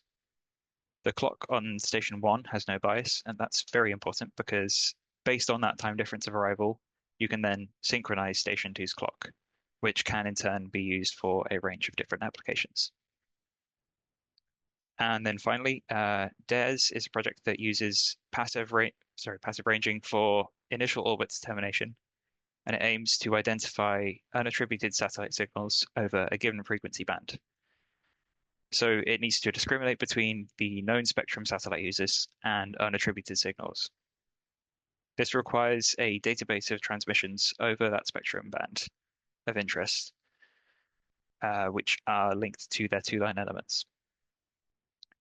DARES then characterizes the emitter of the unattributed signals. So we want to do orbit determination, but there is no initial course orbit. So to do this, we use the TDOA, FDOA, and angle of arrival measurements, and then use initial orbit determination methods on these measurements to generate a course orbit. So in this way, DARES is able to build up a catalog of unattributed satellites based on passive ranging alone. That's all from me. Thank you very much for listening. Thank you very much indeed, Jack. And again, can I invite you to insert any questions that you have for Jack into the chat? I would like to emphasize that we're particularly grateful for contributions from GMV and others to the Orbital Uncertainty Working Group on the subject of passive RF techniques, because when we started the activity, we were looking at a paper by Aubrey Poor and his colleagues from Numerica that was written in 2016, and it's very focused on the types of sensors that contribute to the US SSN network, which is basically different types of radars and optical telescopes. So there's nothing in that paper about the laser ranging that we heard from just now from BGS, or about passive RF, and clearly including those techniques into a more comprehensive framework is one of the aspirations that we have for our final report. Anyway, I need to move now to our final contribution in this section, which is from Think Tank Maths. So Think Tank Maths Limited is a Scottish-Norwegian company that has been creating solutions to address sources of orbital uncertainty by radically rethinking space maths and models, with a focus on more accurate orbit determination prediction models, satellite to ground station atmospheric modeling, and space weather, and they've been contributing for 3 years to NATO's Space Weather Environmental Modelling Working Group. So to talk about sources of orbital uncertainty, can I hand over to Think Tank Maths? Thank you. Hello. Hi. Can you hear me? We can indeed. Thank you. Excellent. So I will just share my screen. Let's exploring that question about RF a bit further with the previous two speakers. Because it certainly does seem to be an underexplored area. Yes, absolutely. And what if just while we have a little break in the action, just to explain what we're doing with the Orbital Uncertainty Working Group, we're going to have a 6th workshop. That's the 6th out of 6 on the 27th of November, as I mentioned. And then we're going to go into a phase where we're essentially compiling a report for DSTL based on the previous 5 workshops and the output of the 6th. And we're going to try and identify areas where the topics covered in the POR report that I referred to can perhaps be enhanced by later understanding. As I mentioned, that paper was written in 2016, and kind of the world has moved on a bit since then. So there are new mathematical techniques that are being applied. And then what we also want to do is to add new areas into the report because as I mentioned, there are things like passive RF, the laser ranging. There's an increasing interest, for example, in collecting data on satellites from other satellites in orbit, and clearly that's not a topic that's covered in the POR paper either, but there are additional uncertainties there. So we are going to be trying to expand the scope and enhance the scope of the POR paper at the same time. I'm pleased to say that I can now see some slides from Think Tank Maths. So would you like to go ahead? I think we're in good shape now. I think you can hear us. I think you can see us. Sorry, that was a slight technical glitch there. Okay, can you see the full screen now? We absolutely can. Please go ahead. Thank you. Excellent, excellent. Okay, sorry about that. But anyway, hello everyone. I'm Angharad Kenway, and I'm a mathematical researcher from Think Tank Maths, and we're a company of mathematicians. We're based in Edinburgh, and we apply our mathematical thinking to a wide range of domains. So for the last few years, we've been working very much in the SSA and SDA domains, among many others.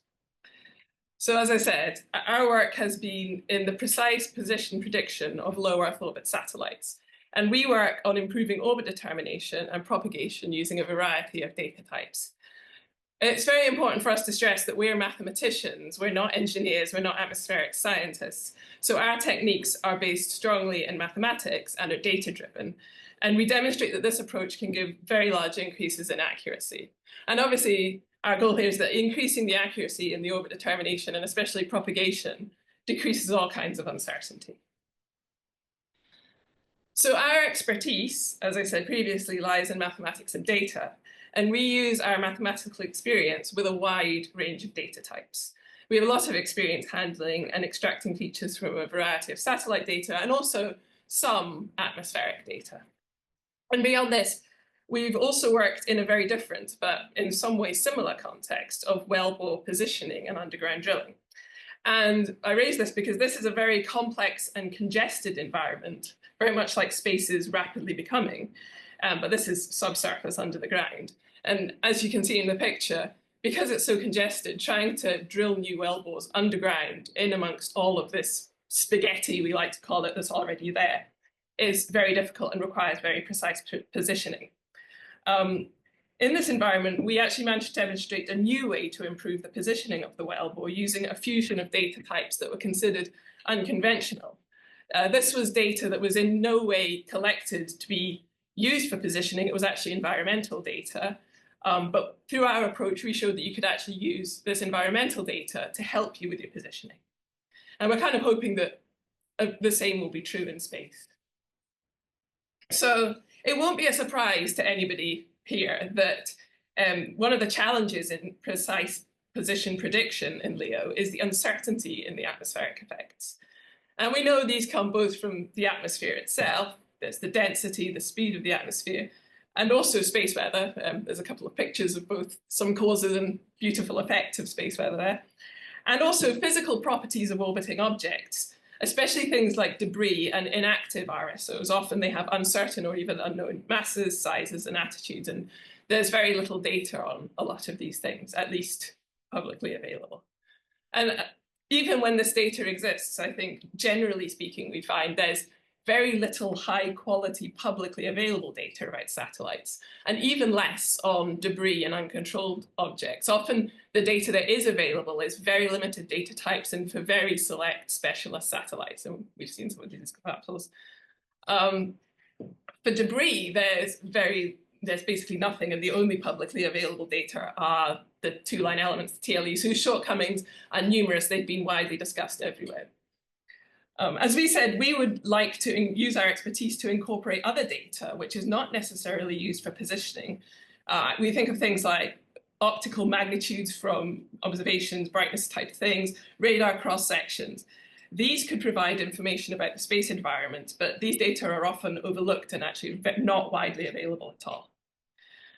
So what do we do to overcome the lack of data and the shortcomings here? So we use the fact that information about the unmodeled perturbations is encoded in the position data itself. So below Earth orbit, as I've said, the atmospheric drag is one of the most significant perturbations. And in some sense, our model uses the fact that the satellite is measuring its own drag as perturbations in its motion. So we're kind of using the satellite itself as a sensor to indirectly estimate the perturbations. And based on historical positioning data, we've developed our own propagation techniques that significantly improve the positioning compared to standard numerical propagators. So we're going to look at a few examples of things we've done.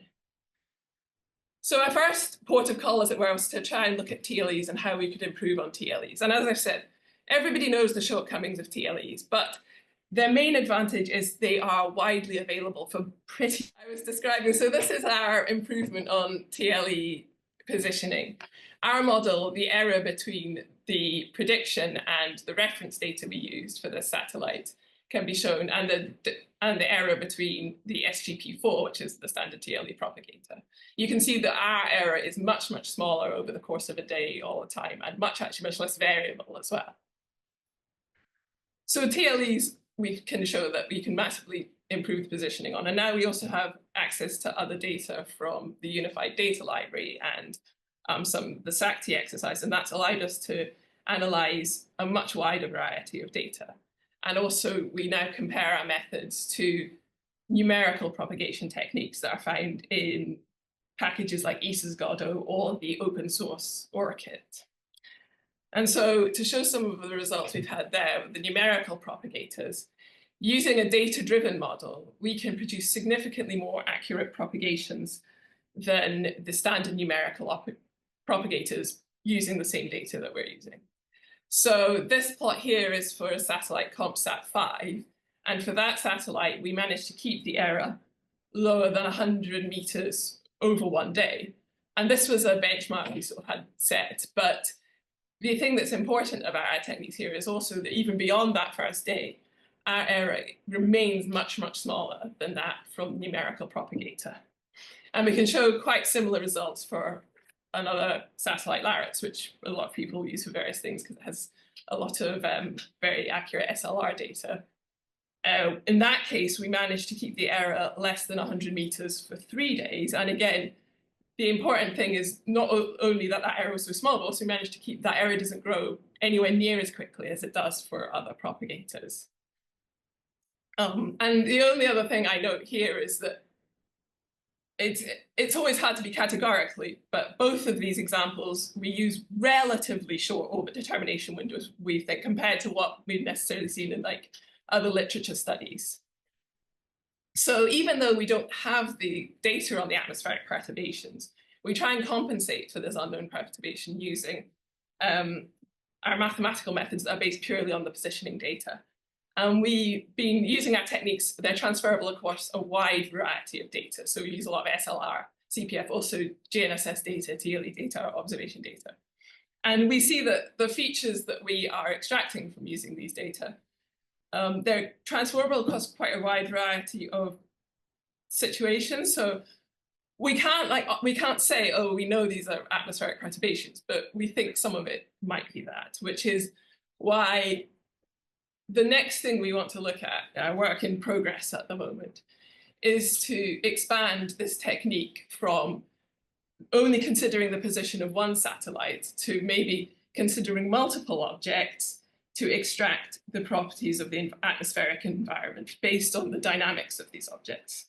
So, for example, if we have data about a constellation of physically similar satellites, such as Starlink satellites tend to not have very many different physical models for them, or even debris, because they at least have TLE data for debris. And we think we are using these as a proxy for a sort of atmospheric effects by looking at how their orbital dynamics evolve over time.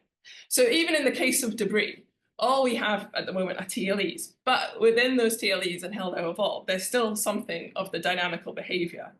And because these exist for so many objects, using them in bulk allows us to compensate for some of the properties of them we don't know. And our goal is to reverse engineer something of the atmospheric environment from the motion of these constellations or clouds of debris. So we've only had a very short time, so we haven't gone into any details at all, but we hope that we've been able to show that we have mathematical expertise that can radically improve modeling of the orbital environment. We're very keen to create partnerships with other people, with data providers, people who have more data that we could use to further refine these models and provide even more accurate positioning for satellites, because we all need solutions to keep space safe, secure, and sustainable. Thank you.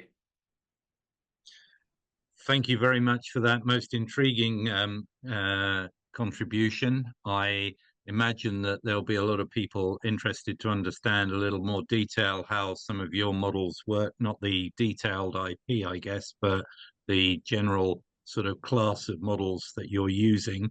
And I applaud what you're doing with some of the constellation stuff, but it's another example of how operator data might actually help. For example, in the case of Starlink, there are a number of different generations of Starlink satellites, and presumably, given their different size and configurations and their different operational modes, there may be subsets within the data that you might need to understand before you can sort of approximate the models to them. But thank you very much indeed again for your contributions. I hope that was an interesting insight into some of the work that's been going on in the OUWG. And again, I would encourage you to go to the GNOSIS website and have a look at the tab on the OUWG if you're more interested.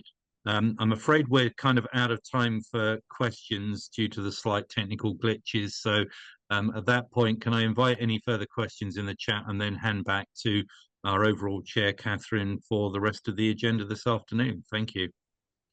Thanks, Stuart, and thanks for those contributions. I would appreciate everybody expressing their appreciation. And could you please put the questions in the chat, as Stuart has said. And I will be handing the floor over to Ian McCree, and which hopefully Ian is with us. And I know I've seen all your speakers joining. So we have an hour for this next session, but we have 4 very interesting speakers as well. So please, everybody, put questions in the chat. And I know that if we don't get a chance to ask them live, we will try and make sure that speakers have a chance to respond to them in the chat as well. So Ian, can you come on video? Yeah, I believe there I'm you on are. video already, aren't I? Yes, you are now. Okay, good. I hope people can see me. Thank you for asking me to do this. This session, I hope, will demonstrate what a worldwide endeavour operational space weather and the underpinning science that goes behind it has become. And something I think that's been good that we've done in GNOSIS is to create this outreach across to the space weather community, and indeed in our space weather and space environment symposiums in the UK. Every September, we're doing a parallel thing with an STA session. So that connection between the 2 communities hopefully will only get stronger. So in the next hour, we are going to go to the US, we're going to go to India, we're going to go to South Africa, but we're starting rather closer to home at the University of Warwick with Ravi Desai, who is going to talk about space weather impacts on space domain awareness. So Ravi, I'll hand the floor to you. Thank you, Ian. Let me try and share my screen. Can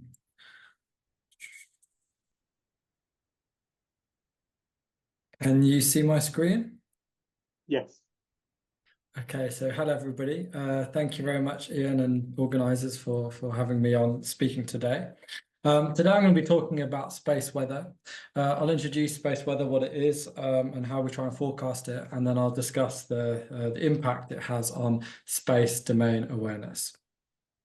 So to start off with, I thought I'd show this schematic from ESA, which highlights all the various effects of space weather on our society, on our technologies. The majority of space weather, in fact, all of the space weather as we think about it, originates from the sun. And you can see this results in a variety of impacts. It can pose a danger to astronauts in space. It can damage, particles can knock out satellites.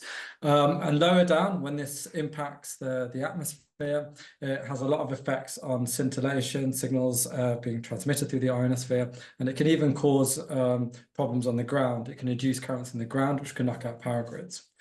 If we're talking about effects on debris and satellites, it would come to this highlighted region where it's simply labeled as other atmosphere effects. Now, space weather, for that reason, for all the reasons I just showed, has been included on the UK's National Risk Register.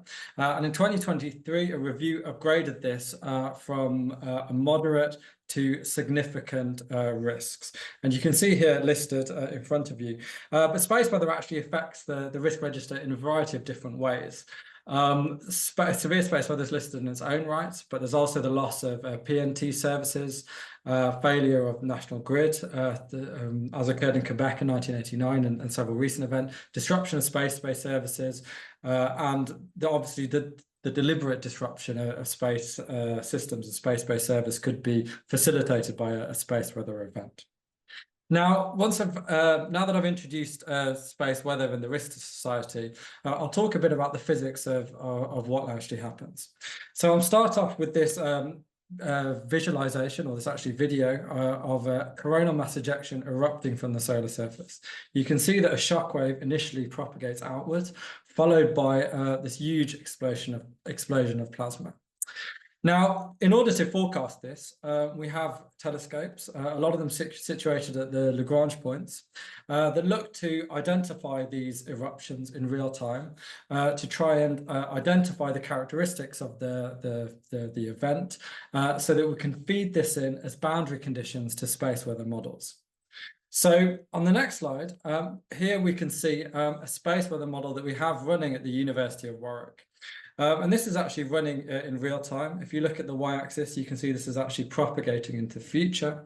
And you can see we have a model here looking down on top of the sun that propagates a coronal mass ejection outwards from the sun to the Earth. And using models such as this, we can generate warnings for what's going to happen to our space environment several days in advance, or the transit time that things take to move from the sun to the Earth. Now, following this, the run of this model, we can move locally to see what happens around the Earth and the near space environment. For this, we use a different class of models. We use global magnetospheric models. And this is another model we run where we're showing the impact of a large space weather event on the Earth's space environment. So here we're just plotting pressure, but you can see the structure of the Earth's magnetic field. And within this model, we have an ionosphere. And you can see on the bottom right, the auroral oval, which I'm not sure why it isn't playing, but that is a visualization as well. Now, if we're talking closer to Earth, a lot of what we're actually interested in is the radiation belts, first of all, before I move on to the atmosphere. And here you can see the same simulation that as this shock hits the Earth's magnetosphere, we see this rapid energization of particles. Now, these particles pose a direct danger to satellites in space, but they also precipitate into the atmosphere where they cause heating and enhance satellite drag. So in summary, there's a suite of models which we use to forecast space weather. If we start on the top left, we've got solar wind models which propagate from the sun to the Earth. If we look from the left, we've got global models of the Earth space environment, which includes the thin shell ionosphere. And then moving forward, we have a particle model of the Earth's radiation belts, and we have quite a simple height integrated ionosphere. On the right-hand side, in a slightly separate box, our current activity is coupling this to an inner magnetospheric model to more accurately capture the energetic particles that precipitate on the atmosphere. And we have an ongoing project to couple our global model to an atmospheric model, which is critical to predicting satellite drag. Now, we're doing a lot of work here to understand the physics of what's occurring, and that's what I've talked about. But if we want to generate reliable forecasts for some of our end users, what we really need is data. So on this next slide, what I'm showing is all the ground stations that people use for terrestrial weather forecasting. You can see on the left, we have thousands, maybe tens of thousands of data points. And on the right, I'm highlighting this Nature paper that was released a few years ago, which shows how terrestrial forecasting has improved their predictions, their skill scores over the years. And we all like to complain about terrestrial weather forecasting, but things have improved enormously.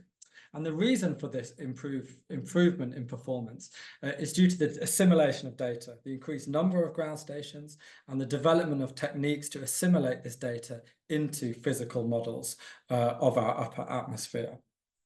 In space, things are radically different. We don't have thousands. At some point, we don't have any data points. If we're looking at the Earth here and the sun, and we've got the Lagrange points identified here, a lot of our data comes from L1, which provides very valuable upstream data of what's directly propagating towards the Earth. But it's also a single point measurement. We're trying to drive the entire sun, the entire terrestrial system with a single point measurement. ESA are going to launch a space weather mission called Vigil to L5, which will hopefully improve forecasts further. And there are missions being proposed to L4. I think there's a Korean mission being proposed there to L4. And what we really need is this triangulation of structures on the solar surface to really understand what's coming towards us. Now, if we want to look in a bit more detail about the atmosphere and what affects a satellite in space, I'm showing here this simple schematic of how the atmosphere is affected. So we've got these different field line currents. We've got region 1 currents, which come down into the atmosphere, and they couple to the neutrals via collisions. And this is a phenomenon known as dual heating. And during storms, we also get increased region 2 currents at lower latitudes as well. And on the right, I'm showing a paper that describes what happened during the SpaceX storm, as it's known, of February 2022, which shows what happened during this event. And you can see in the top panel, we've got the current density. That's these things schematically pictured on the left going into the atmosphere. And then over a time scale, maybe half an hour, slightly longer, maybe a few hours, the atmosphere heats as a result. And the second panel shows the thermospheric mass density measurement obtained from swarm C. And then subsequently you're seeing the orbital decay rates of the satellite and several other quantities as well. Now, what's important to note here is that the thermospheric densities, the mass densities, obtained from accelerometers, and therefore we don't have any direct measurements of thermosphere neutrals. So if we're trying to forecast satellite drag, if we're trying to forecast the upper atmosphere, we're doing this a very sparse number of data points. And we heard in the previous talk some fantastic efforts that are trying to use satellite mega constellations and existing satellites to try and use these as proxies for measuring the mass density. A solution to this, which I think we need, and hopefully I'm going to convince people that we need, is that we need to fly our own satellites up there as our own space weather stations, so we can directly measure what's happening in space and use this to derive our models, as is quite obvious that that is what was done with terrestrial weather forecasting. For this reason, we're developing a mission concept. There's a large consortium behind this. And this went through an ESA study earlier this year. It finished to mature this concept, where we're looking to fly a swarm of satellites in low Earth orbit. These would obtain a range of different measurements of the magnetosphere, ionosphere, and thermosphere system. So importantly, they would measure neutral densities, but they would also importantly measure the magnetic field, the signatures of space weather and the energy flowing from the sun. And as I showed in the previous slide, there's a time lag between the magnetospheric currents and the heating of the atmosphere. So with this, we can provide advanced warning of this phenomenon. So we're looking to push this forward in the coming through coming mission calls. And so keep tuned to this space. I'll conclude briefly by saying that space weather and space domain awareness are fundamentally linked. I've given a bit of a whistle-stop tour of a lot of different things, so I hope it made sense. But one thing that we're particularly interested in is the extreme events. We're looking with several industrial partners. We're looking at 1 in 10 events, 1 in 25-year events, even 100-year events. And for power plants, people are actually required to mitigate 1 in 10,000-year events. So what that happens to our atmosphere environment, who knows? But I would finish with this sort of I'll posit that until we understand how well we can forecast space weather, which we don't yet, we won't be able to understand how many satellites we can have in a given orbit. All right. Well, thank you very much for listening. And that's the end. Thank you, Ravi. And Katherine, I think we're going to save comments and questions to the end, are we? Yes, and please do put your questions in the chat as well, just in case we run low on time. But and I'm sure speakers will be engaging with questions in the chat as well. Okay, so our next step in the testing of the worldwide internet is Madhulika Gahautkirta from Goddard Space Flight Center. And Lika, I can see you're online, and you're going to be talking about looking at the sun with fresh eyes. I'll hand the floor to you. Thank you. And I'm trying to figure out how to, our government doesn't allow use of Zoom very much. So it's always an interesting challenge, but let's see. And I believe we have your presentation if you have any struggles sharing your screen. Correct. Is it working? We can see it, not in full screen yet, but we'll do that. How about it? Perfect. Perfect.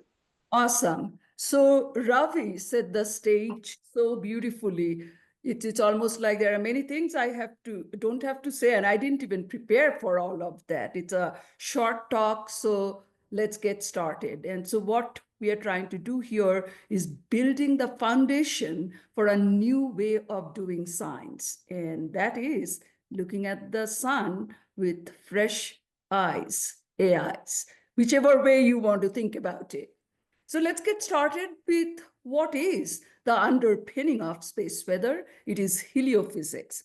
Heliophysics is the study of physical domain defined by the sun. The heliosphere, just like astrophysics, is the study of the physical domain defined by stars. And this physical domain includes the sun itself, the solar system, and stretches out to the start of interstellar medium.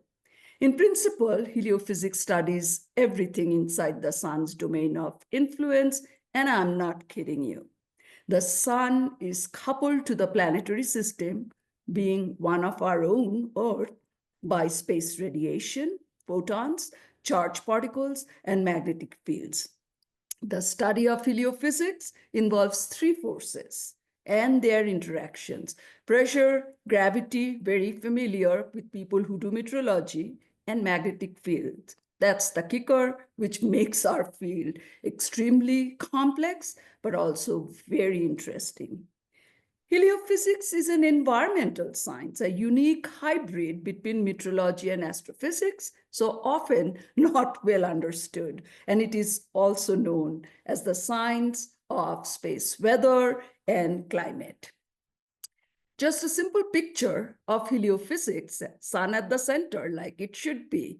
And you can see that it is connected to every science discipline and anything else you can name, including biological and physical research, aviation. And I say that we cannot explore space, we cannot go on exploration unless we understand heliophysics, which allows us to do space weather forecasting. So why this new way? Enable new scientific investigations of, basically physical processes and natural phenomena related to the sun, impacts on Earth, other planets, solar system, and exploration of space itself. That's kind of our destiny, I think. Expand range of researchers. This is a highly interdisciplinary field. The field of heliophysics, in some sense, by definition, is combinatorial, bringing together threads of science which have long been separated by artificial boundaries of funding, academic labels, agencies, commercial sector, lack of data sharing, you name it.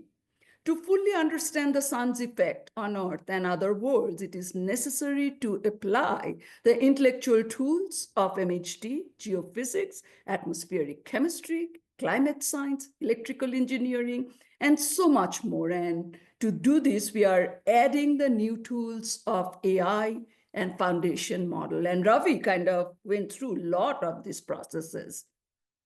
Create sufficient credibility to convince heliophysicists to use AI as a tool and understand its potential. There is still some fear factor here. Some take-home messages.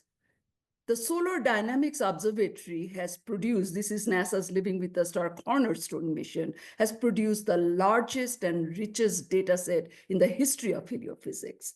Most AI applications in heliophysics are largely data science approaches, the models that you saw.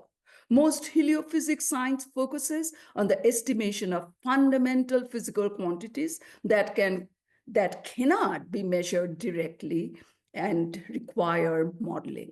Because our sampling space is sparse. The distance between sun and Earth is 93 million miles, and we just have few buoys floating in there. Our challenge, unique opportunity, is to revolutionize heliophysics science by bringing data science and physics together.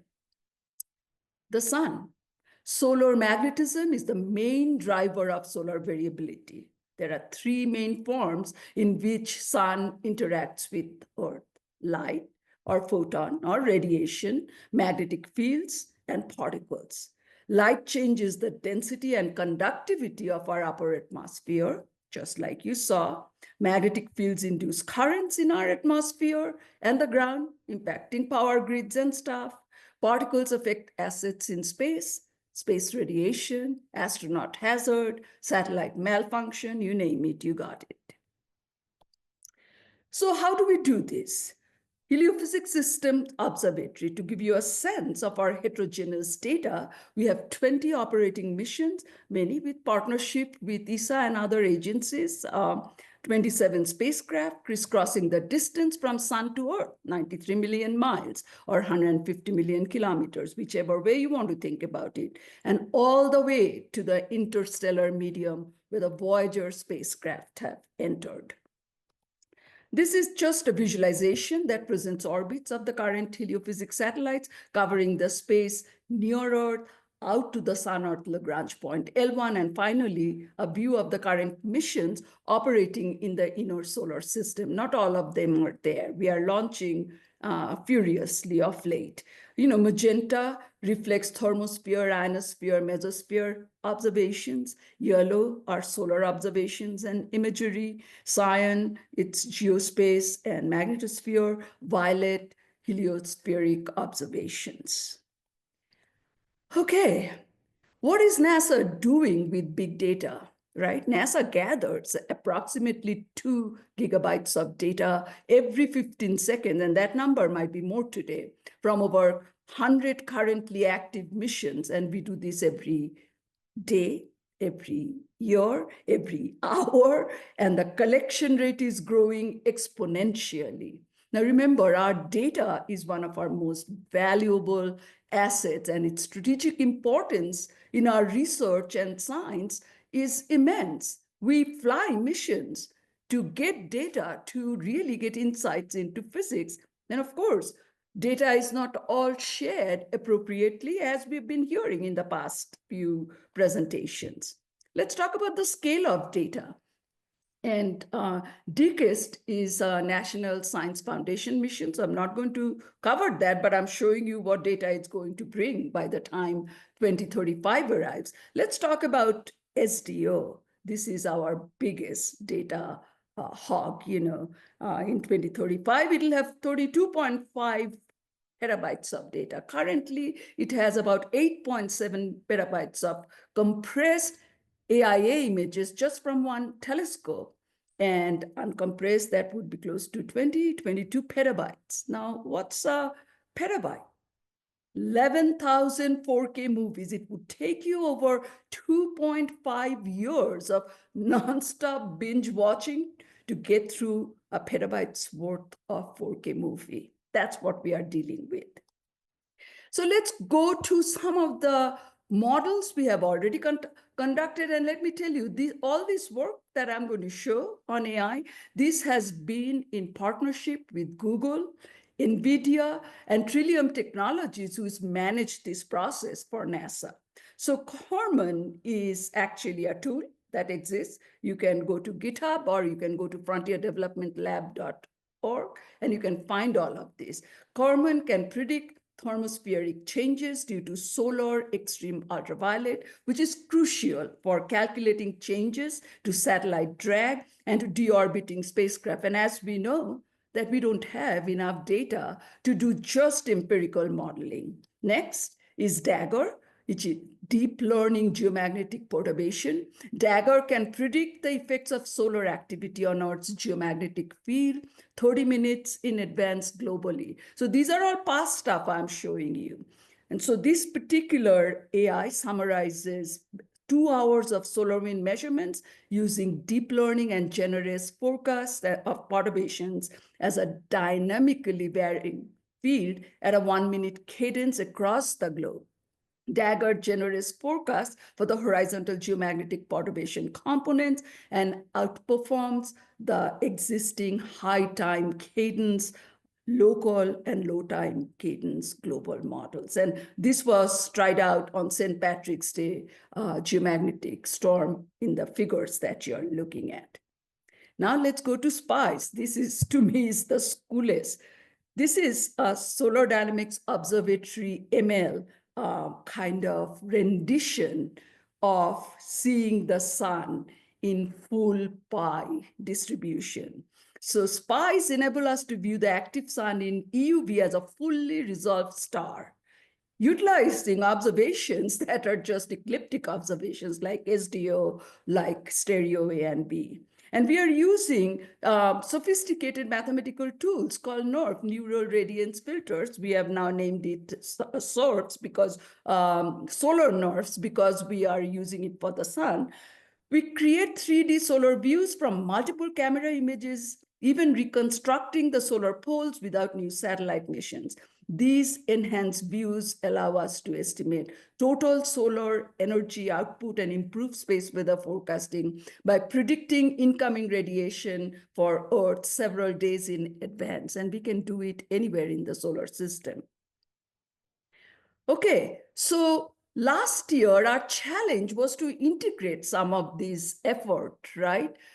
Multi-scale geo-effectiveness. The goal, develop regional space weather forecasting beyond nowcasting. And the approach was built on FDL's Dagger pipeline, combining AI, ML, and human input to track solar transients from eruption to ground impact. And the outcome, provide continuous global estimates of GIC proxies like DBDT from initial measurements to Earth impact in 3 to 4 days, depending on with what velocity the CME is launched. Then there is the EUV solar spectral irradiance data. And the objective here is to create analysis-ready UV solar spectral irradiance data for research for the entire time frame that SDO has operated, which is from 2010 to now, and make the data such that we can continuously ingest it. And the approach, leverage SDO, ML, and FDL's 4π sun data to produce a comprehensive EUV data set. Thermospheric drag and density models. And the goal here is improve thermospheric drag models using FDL EUV irradiance data from multiple channels, integrating with SDO images for enhanced density projection. So you can already see we are no longer using proxies or anything like that. We are utilizing the full SDO ML images to integrate with our other models, empirical data, to create this pipeline. And all of these have been amazingly successful if I can't go through all my slides.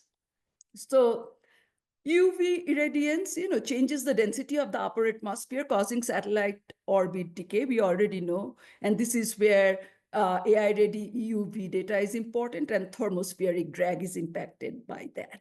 Then we have solar activity, basically flare, solar cycle, changes the reflective properties of the ionosphere for different radio wavelengths, leading to communication blackout. And again, here we are trying to integrate again that EUV data and creating multi-scale geo-effectiveness.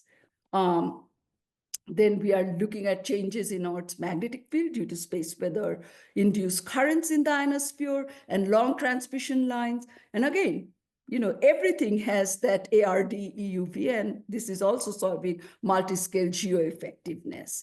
So we are trying to integrate these three topics, much like we have done sun to mud model, by integrating different components, from sun to Earth. And so on the top, you are seeing models that already have been established, and we are trying to improve upon them and then integrate them, and working this with 3 teams together. We have never tried this before, has been amazingly successful.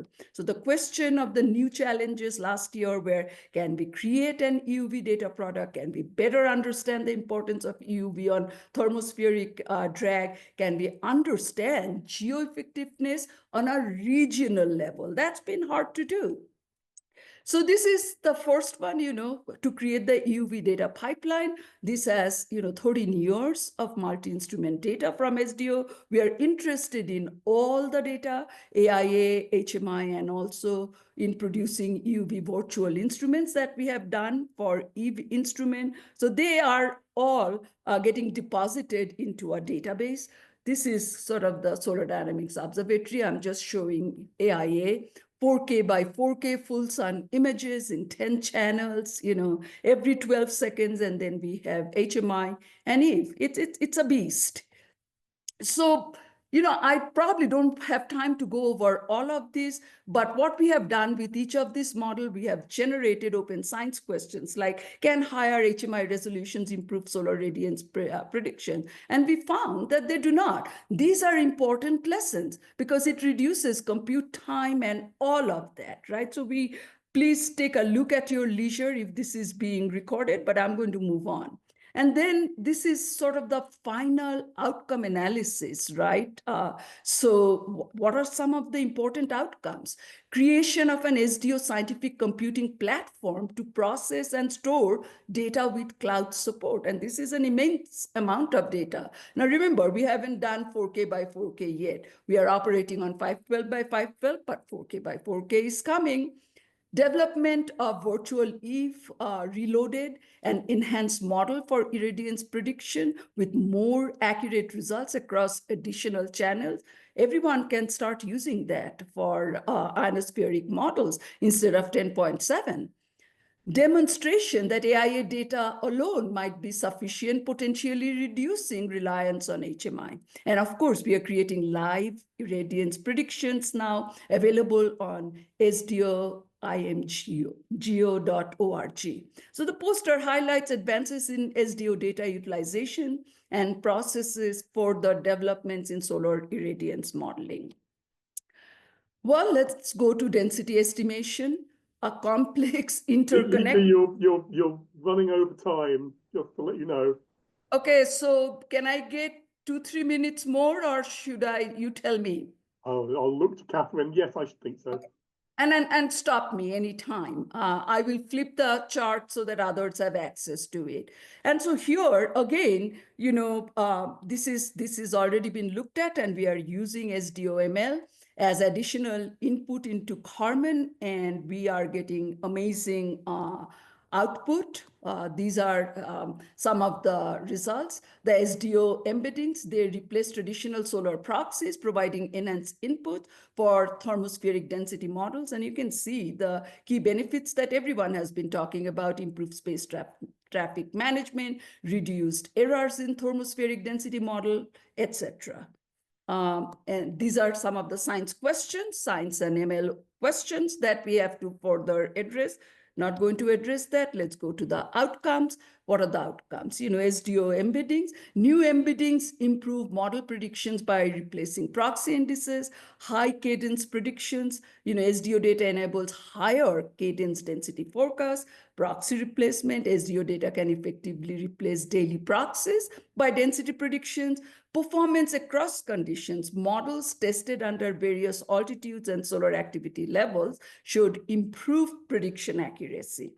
So this is the final one, multi-scale geo-effectiveness. And this is, you know, I mean, you can see the propagation time minutes, length scale hundreds to thousands of kilometers. The Dagger that you have already seen before is a low fidelity forecast. High fidelity Dagger plus is high fidelity, low lead time forecast using contextual magnetospheric state. And let's go to the, okay. So here you're seeing kind of multi-scale geo-effectiveness results. Sheath and Dagger solar wind forecast are providing multi-day advanced geomagnetic predictions. Dagger plus enhanced model with high fidelity, minute scale forecasts and uncertainty measures, and integrated pipeline, real-time data integration with SDO-ML for continuous operational forecast. Open science question, you know, not going to discuss some of this. This already I described. You can take a look at this later. Let's talk about the outcomes. The outcomes here are localized predictions. First ML forecasting model to predict global and localized geomagnetic field changes. Additional physics integration. Dagger plus includes physics from multiple regimes, enabling forecasts from L1 to Earth with uncertainty estimates. Another very important point. Forecast types provide forecasts across multiple lead times with confidence estimates, facilitating operational deployment. So this research basically aims to provide reliable, high-fidelity forecasts of GICs, ground-induced current, by modeling solar and geomagnetic interactions, enabling better preparedness for space weather impacts. And I want to thank you for allowing that extra time. It was a lot of material to cover. Thank you very much. There's a huge amount of material there. Thank you, Lika. And I mean, this will I guess, be a wealth of interesting stuff for people to take on board when they look back at your talk. As I said before, we'll save questions to the end, and I want to leap across continents again, this time to India, and I think I saw Shyama Narendranath come online. Yes, there we are. Yes. Right, so Hello. the floor is yours, Shyama. Thank you, Ian, and hello, everyone.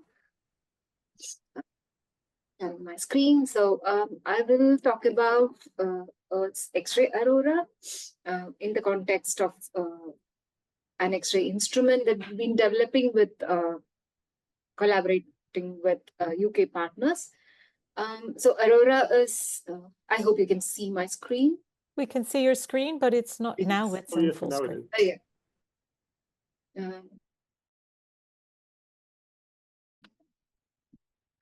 So yeah, aurora is something that's nobody needs to be told what's in aurora. It's very spectacular displays in the sky, particularly occurs at high latitudes. But recently, it's really come down to even India, and that's a photograph from Ladakh, which is in the northern part of India. And, it's very rare to see auroras in this part of the world, and so that's a beautiful photograph from Ladakh. Visible auroras have been studied for centuries, and there's been a lot of understanding on how these polar lights happen. Basically comes from excitation of atoms and molecules in the upper atmosphere by collisions with charged particles. These charged particles which gyrate along the magnetic field lines and precipitate onto the poles, they basically collide with these atoms and result in these visual displays. There's a recent review that talks about the different kinds of aurora. It's in the visible. So at very low levels, there are diffuse aurora, there are these discrete, so basically it has a lot of complex structures, some that you can see from the ground, but many of this which can only be observed from space. What we wanted to try and do is to look at the high energy part of this emission. Now, aurora is very dynamic. The time scales are quite different. Some happen in minutes, some last a whole night. There's an intricate morphology, as you could see in the previous graph, that reflects the magnetic field configuration and the changes that happen during such events. There are very different spatial scales. Some occur at very in latitude wise and within latitude or few, and some range over at least several degrees in latitudes. And there's a wide band emission, possibly from a different population of electrons and even protons. So the basic fundamental question is what processes are involved in the generation of these auroras. Definitely it has to do with the sun. Particularly, for example, that's a simulation of a CME event which passes Earth, and the color codes show current densities around the Earth, and you can see how the magnetic field lines get perturbed and twisted. All these also result in aurora, as the particles are from the radiation belts, are channeled down the magnetic field lines in the polar regions and result in very strong auroras. So what we were interested to look at is the X-ray part of the aurora, because this is the population of KeV electrons, and which cover a very narrow range in altitude, which can neither be done from ground-based, balloon-based detectors, nor from ground, and not even, what you need to really have is a satellite observation, which covers the soft X-rays, because the X-ray energy is a function of altitude. So as you can see on the right side, what is calculated using a GN4 Monte Carlo simulation is how the energy deposition is for different energies of electrons. And this part is what we intend to cover, which result in soft X-rays. So as shown here, the balloon-based experiments, which has been done previously, starting from the 70s, basically cover the high energy electrons, which covers these lower atmospheric altitudes. So as a function of altitude, we need to look at different parts of the energy spectrum to deconvolve what is the electron population that causes these auroras. High energy emission in auroras have been previously, the measurements have been very limited. The polar satellite, there's an instrument PIXI, uses proportional counter detectors, so it covers about 3 keV and above. For 7 to 8 years, they have done several images of the polar auroras. An example image is shown here. And again, just like in visible, you can see that the brightness maps show morphology. So, the emission itself, it's not a uniform, and the arc has a core, and this expands within minutes, or it could take hours. In the soft X-rays, there's been only a single measurement. There's only a single image. In fact, using the Chandra X-ray Observatory, which is an astronomy satellite, but was pointed to look at the Earth. And you can see a bright arc region here, but there is no spectral information, because that's what we really want to try and deconvolve what is the incident electron spectrum. And they evolve as well. So you can see in 5-minute cadence what was done with the PIXI, how they spread. So basically, such measurements are challenging because you need to have a wide field of view to cover these latitudes, because if you want to follow the dynamics of this, you need to cover from an instrument the complete arc, you need high cadence, and you need also do spectroscopy. Also found that we also find that these X-ray aurora measurements that you, for example, measure from PIXI shows a very good correlation with the KP index as plotted here. So at a broad level, indeed, they do indicate a very close connection with the geomagnetic storms and substorms. So what we wanted to do is to have a X-ray imaging spectrometer, which means we should be able to get an image with a reasonably good cadence, and also get a spectrum in soft X-rays for the image. So we aim to do this from 300 eV to 3 kV, which is the band, it's sort of the missing band between UV, the visible UV, and the hard X-ray band that PIXI has previously covered. This include auroral PIXI continuum, electron Bremsstraßen continuum, with some lines with a moderate energy resolution as shown here, so that we will be able to model the continuum well. Depending on the orbit, aim to have something like a 50-kilometer resolution, which is still coarse, but for an X-ray imager, this is a reasonably good, also given the fact that we do have to cover a wide field of view, because these are contradictory. If you narrow down your field of view, you can get a better resolution, but then we want to keep this wide field of view as well, and kind of a few seconds of cadence.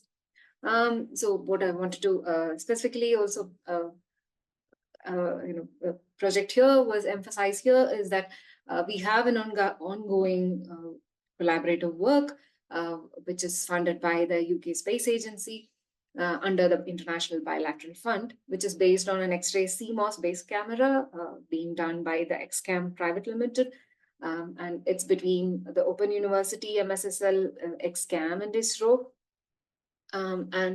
Again, this is also a new camera with a new X-ray CMOS that's yet to be proven in space. So we aim to do two things with a mission using this camera, have a technology proven in space, and also to look at X-ray aurora in soft X-rays, probably for the first time with us in a systematic coverage.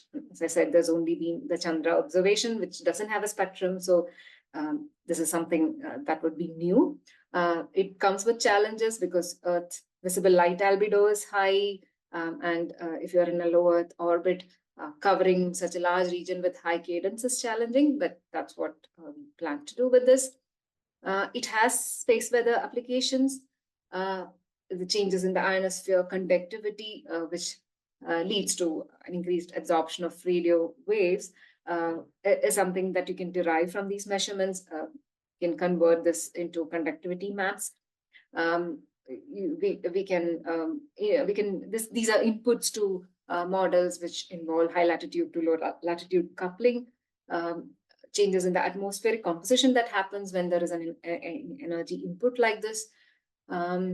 And there is a change in chemistry relevant to climate and meteorology, and the measure of the energy input into the atmosphere due to the precipitating particles and its correlation to the solar and magnetospheric activity, as we do this in a year or with a mission life of about 2 years, and also provides insights into how substorms and super substorms evolve and the auroral currents intensify. In summary, we are jointly developing a soft X-ray imaging spectrometer, which would provide remote mapping of precipitating KV electrons. As you can appreciate, X-rays are the only way to do this. If you take particle spectrometers that give very localized in situ measurements, but if you want to cover a large area and make a map of the precipitating electrons, this is the only way to do that. And it's a collaborative effort to develop and fly a compact X-ray imaging and soft X-ray camera. That's all I have. Thank you. Thank you, Shyama. And again, we'll save questions to the end, and we will complete our world tour by going to South Africa. And I've seen Mfo Shisafungo here from the South African Space Agency. Can you stop sharing, Shyama? Yeah. I'm just trying to do that. Did I? I can still see your slides.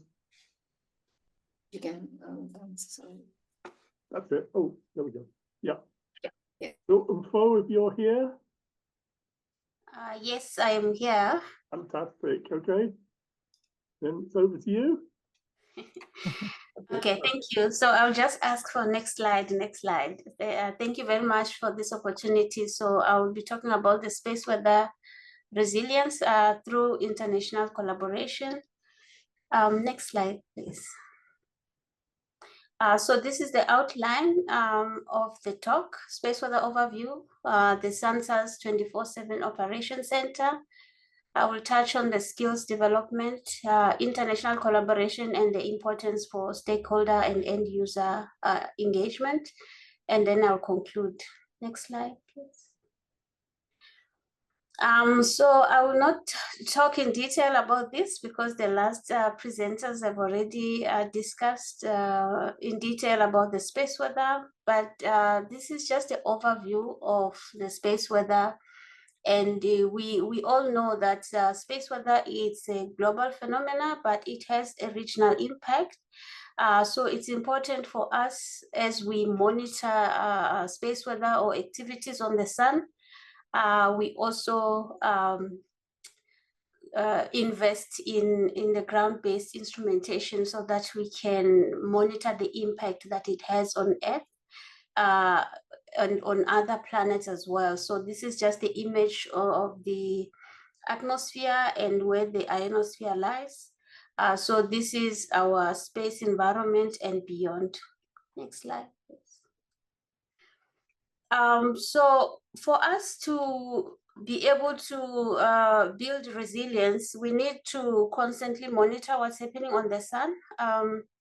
So on the sun, we have different activities that we are concerned about. The solar flares. We look at the magnetic configuration of these active regions, how complex they are. The coronal holes, which will produce the high-speed streams, the coronal mass ejection, CMEs and SEPs, and we also have other data sets like the solar wind data from Discover and ACE. Next slide, please. So with the satellite data, we need to also have the ground-based observations so that we can monitor the impact as well as the models. So here I'm just showing the examples of some of the models that we use in the Space Weather Center at SANSA is the NLIL model, the DREP, and these models mainly are from NOAA, SWIPSI. And then we also have our own regional models to look at the impact of space weather. Next slide, please. Here I wanted to just touch on the importance of building the resilience. Why do we need to build resilience as the nation or as the globe? It's because we want to protect our infrastructure from the extreme space weather events.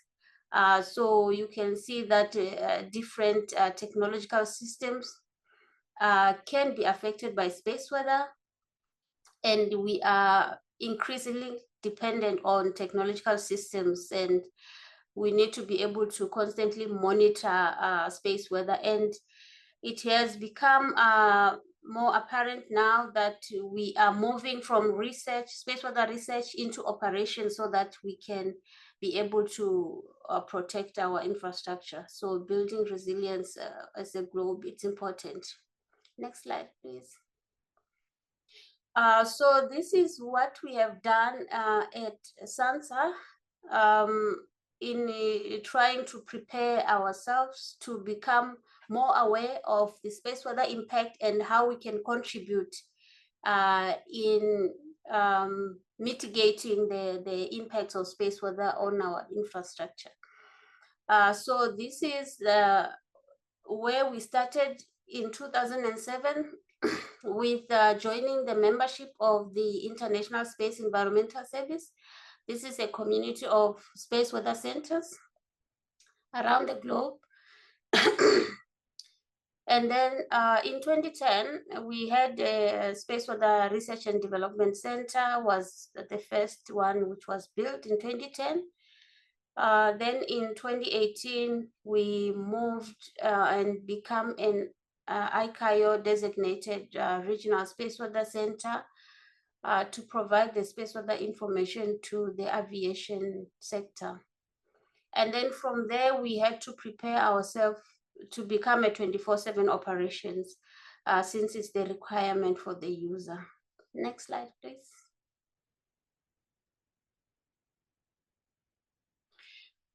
So for us to be able to maintain a 24/7 operation and meet the users, the end user requirement, we need an operational space weather team. And the role of an operational team will be to deliver the space weather services to the customers. And as they do that within the operation center, they need to make use of available near real-time data and model results, and they can analyze the current space weather conditions and prepare a forecast for what is likely to happen in the future, and then package and issue the space weather information as required by the customer. And they can send current information, warnings, and alerts to end users, and as a result, continue to monitor space weather conditions. And the constant engagement with the end user is also critical. Next slide, please. So on the skills development side, so when we move from a limited forecast to a 24/7 operations, we needed to grow a team which will be able to operate on a 24/7 basis. So we had to go through the skills development, and to go through a skills development, we cannot do this alone without the support of our international collaborators, international space weather centers. So with the training of our space weather forecasters, this is the process. We need to define what is the objective of a space weather forecaster and what role do they play. And then we can design the technical training to cover those aspects that are required for them to be competent in providing the service to the customers. And this we did also the international space weather training in collaboration with the Met Office. And we also saw that it's a necessity to have some of the soft skills training the soft skills training, it's like communications, the presentation skills, because you constantly engage with the customers. So this was the process that we followed to increase our product and services. We did the training and development to ensure that the foundation for providing the services it's solid. And then we are doing this so that we can meet the user requirements. Next slide, please. Here I wanted to just say it's important that I acknowledge the support that we received from our international collaboration as we are in this journey moving towards a 24/7 operations and building the space weather team so that we are better prepared to protect ourselves from extreme space weather events. So we have been a member of ICES for some time, and we are ICAO regional designation. We also participate in the WMO expert group on space weather. This is World Meteorological Organization. They have a space weather group there. And then we also partner with COSPA and also other international space weather centers. And for us also with space satellite data, we do not own any satellite data for space weather. So we rely on mostly NASA and ESA's data for us to be able to effectively continue monitoring and providing the service for space weather. Next slide, please. And then this is also our national partners on space weather. As we require to be a regional center for ICAO, we needed to partner with our air traffic and navigation service because they deal with the aviation industry, as well as the South African Weather Service, because they already provide the meteorological information to aviation sector. So it's important for us to build this relationship nationally as well. So thank you. Next slide, please. I think this is my last or second last slide. So the stakeholder or end user. So it's important for us to understand the needs of the customer. So we need to have an awareness session for the impact of space weather on different technologies. We need to communicate and engage with the stakeholders.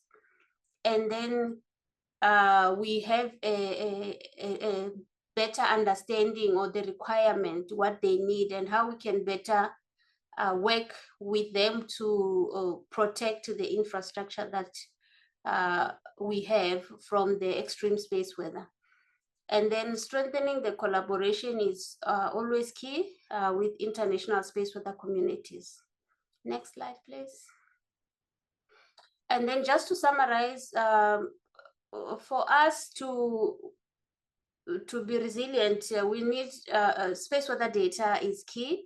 That's why you have seen from previous speakers talking about the L5 mission that they are planning, the L4 mission, so that we can have a better coverage or the 3D view of the CMEs and the solar activities that are happening on the sun.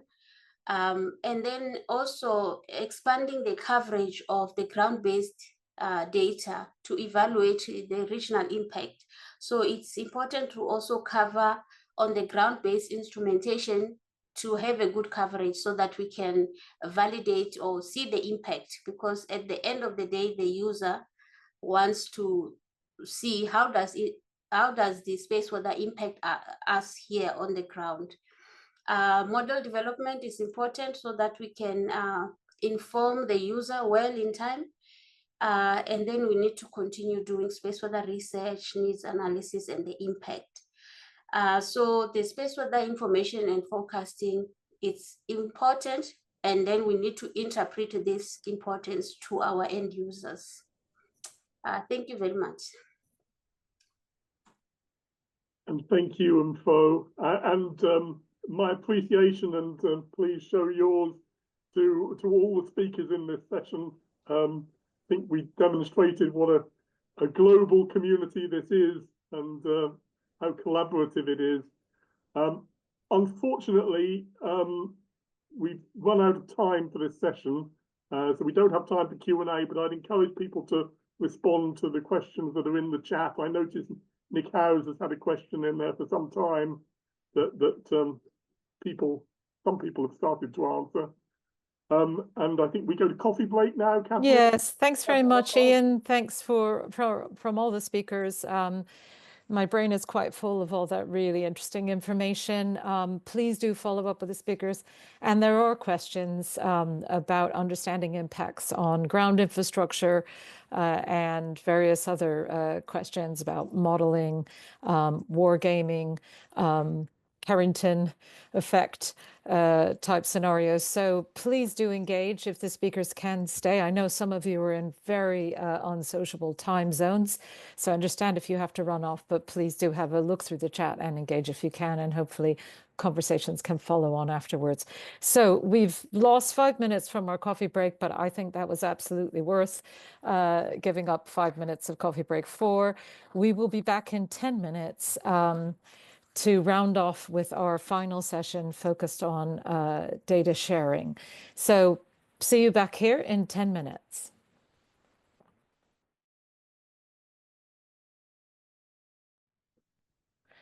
Okay, welcome back. I see some people have carried on in the chat while we were away.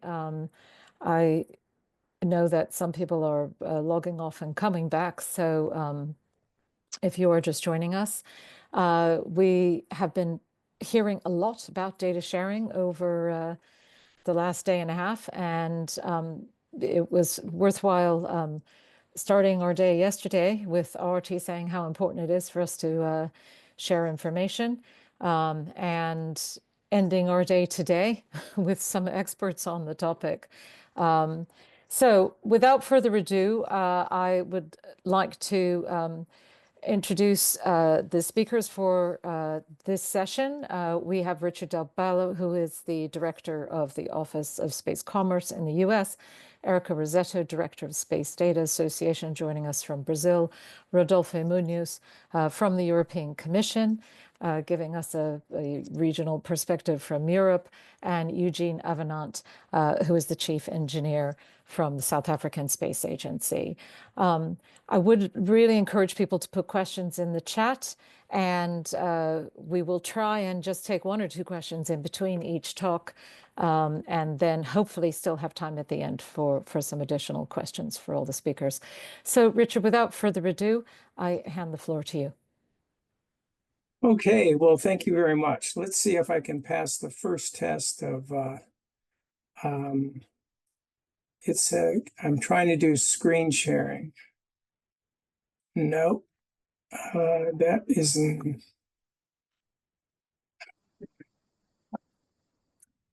Okay. That's working. Is that working? Yes, we can see you. We can see you. Yep. Hang on a second while I refind. I think we see your title slide and it's in full screen, so well done. Okay. All right. Well, okay, let me begin. Well, first of all, good afternoon, everyone. Richard Del Ballo. I'm the Director of the Office of Space Commerce. I'm going to be talking about where we are on data sharing with the TRACS program. I'm going to throw out a lot of, probably using a lot of terms, and I hope people are comfortable with them. If not, all of this information is on our website, the TRACS website at the Office of Space Commerce, along with a bunch of videos and other informational material.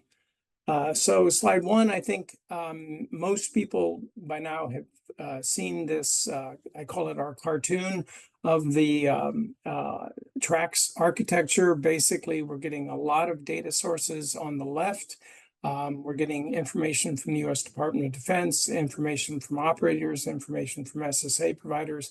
That's going to go into this information system. There will be on top of that a bunch of applications that will be commercial applications. Those will be displayed in a presentation layer and available for users. There will also be a separate environment for us to test out new software before we use it in the operational system, and there will be a place for researchers to operate. All that is currently under development. Where are we today? In September, we rolled out the initiation of phase one. Phase one will last through 2025. When we sat down with the DoD to begin the process of transferring this responsibility, we agreed that we would work in 3 phases.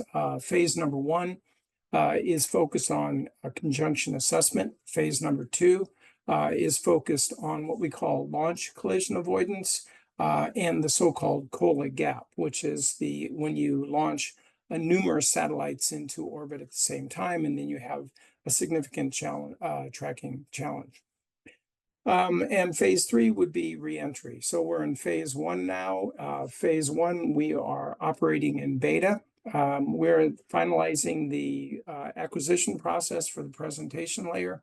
When that's done, the data that's currently being stored on the spacetrack.org site will be available on the tracks.gov site. And then we'll eventually, over 2025, start transferring currently spacetrack.org users to tracks.gov. I'm not going to spend a lot of time today talking about what services we're going to offer. There's a good video on our website. There's the QR code is the link to that video. I think if anybody's interested in a deeper dive on what Tracks is going to offer in its first iteration, they can please go there and watch that video. We've done a tremendous amount of work with our partners at EU, SST, our European colleagues. And one of the first things we wanted to do was to try to understand what services are we actually offering? Are they comparable? And by and large, they are. I think that this is important as we look forward to the alignment of future government SSA systems. So in the future, there will be multiple SSA providers. And the question is, are we aligned on our services? Are we aligned on the technology that we use? Are we aligned in how we communicate? So we're at the very beginning of those processes now, and I'll go a little bit more into it. This information and a presentation on this is also available on our website. In addition, there's been a lot of great work going on internationally. I would like to flag the report of the World Economic Forum on SSA data sharing. It's an important report.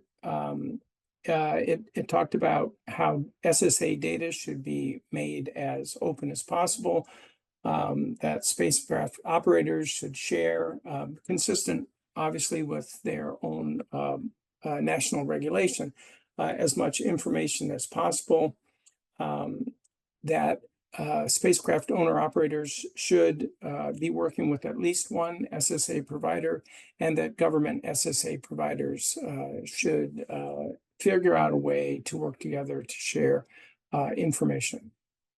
And I highly recommend that report to people. When we DoD had approached this issue by negotiating bilateral agreements with its partners. We wanted to come at this slightly differently. What our hope is that we can build a system where openness is the key. We want to have as much information available on the website without any need to do a user agreement. So there'll be a Tracks user agreement, but that will be focused primarily on satellite owner operators. We will also have relationships with other global SSA providers. The form of those relationships is not yet defined, but by and large, it's our hope that we can make most data available open as in an open fashion. So what are we talking about? A lot of the this information is available if you're a spacetrack.org user and if you have an agreement with the US DoD, but it's our hope to make this all just available without any restrictions on our website. So the so-called two-line element sets, we'd like to make the DoD's special perturbation ephemerides available without covariance. The public catalog, the so-called SatCat, that has information on the satellites, the name, their NORAD ID, launch date, and other information. The NASA mass and size catalog, the satellite attributes provided by the owner operators who are formal TRAX users, and the satellite ephemerides with covariance and maneuver plans that are given us by those operators. We also will publish in the open what we consider to be emergency events. We are in dialogue with EUSST and others to try to come to some sort of common understanding of what an emergency event might be and how to define that. So that, again, working on that issue of commonality. There will also be some data that is not open, that is restricted to TRAX users. We're trying to keep that set as small as possible. One of those elements is the information for the contact points for the various operators around the world, and the operators are fine with sharing those contact points with other operators, but they didn't want that information freely available. We will also make conjunction data messages available to certainly to satellite owner operators. And as I previously said, if there's an emergency, we'll make those available to everyone. And we're looking for ways to push the bounds here, and we'd like to make more of this information and potentially all of the information on potential collisions available. We will, of course, be working with the operators themselves. This has been a robust dialogue. Obviously, the worlds of the low Earth orbit operators and the geo operators are significantly different, and they have very different needs.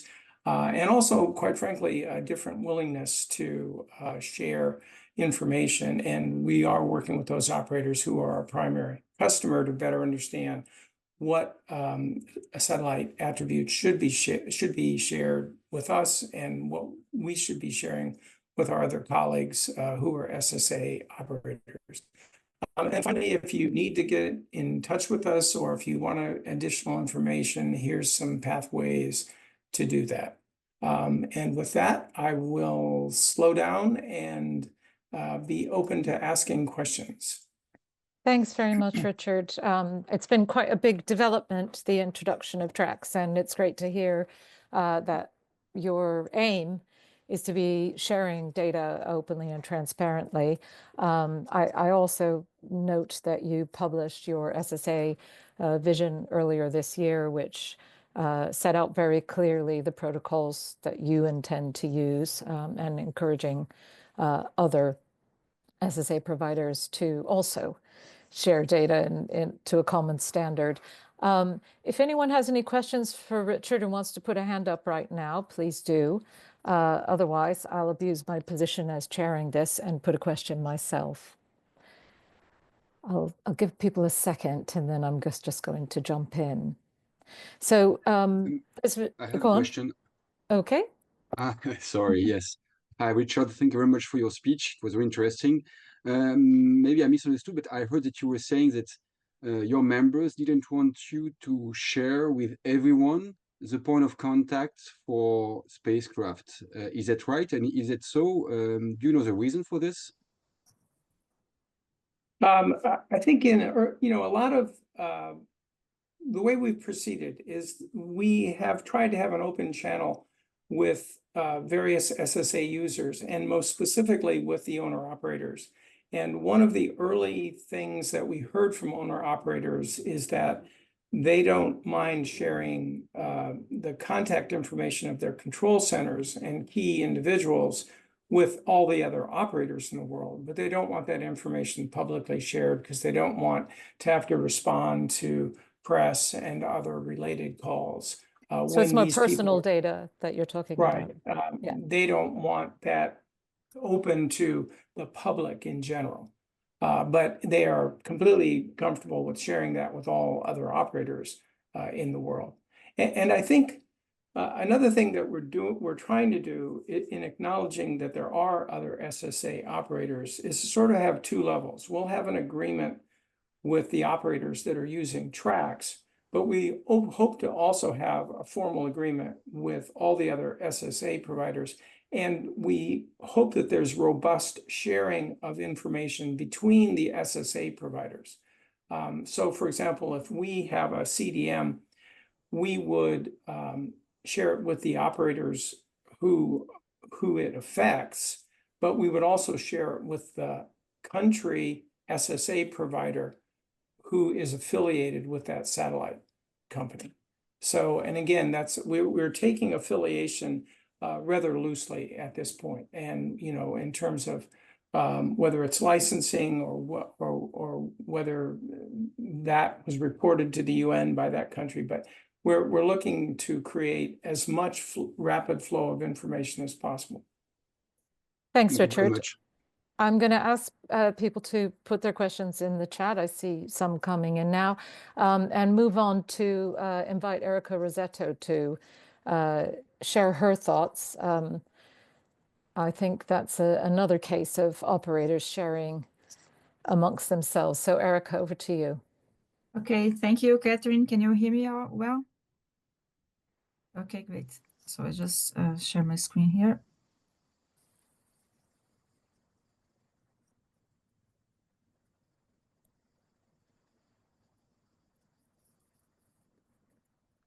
We can see your screen. It's not in slideshow mode yet. Okay. Now we can see, yes. Okay, okay.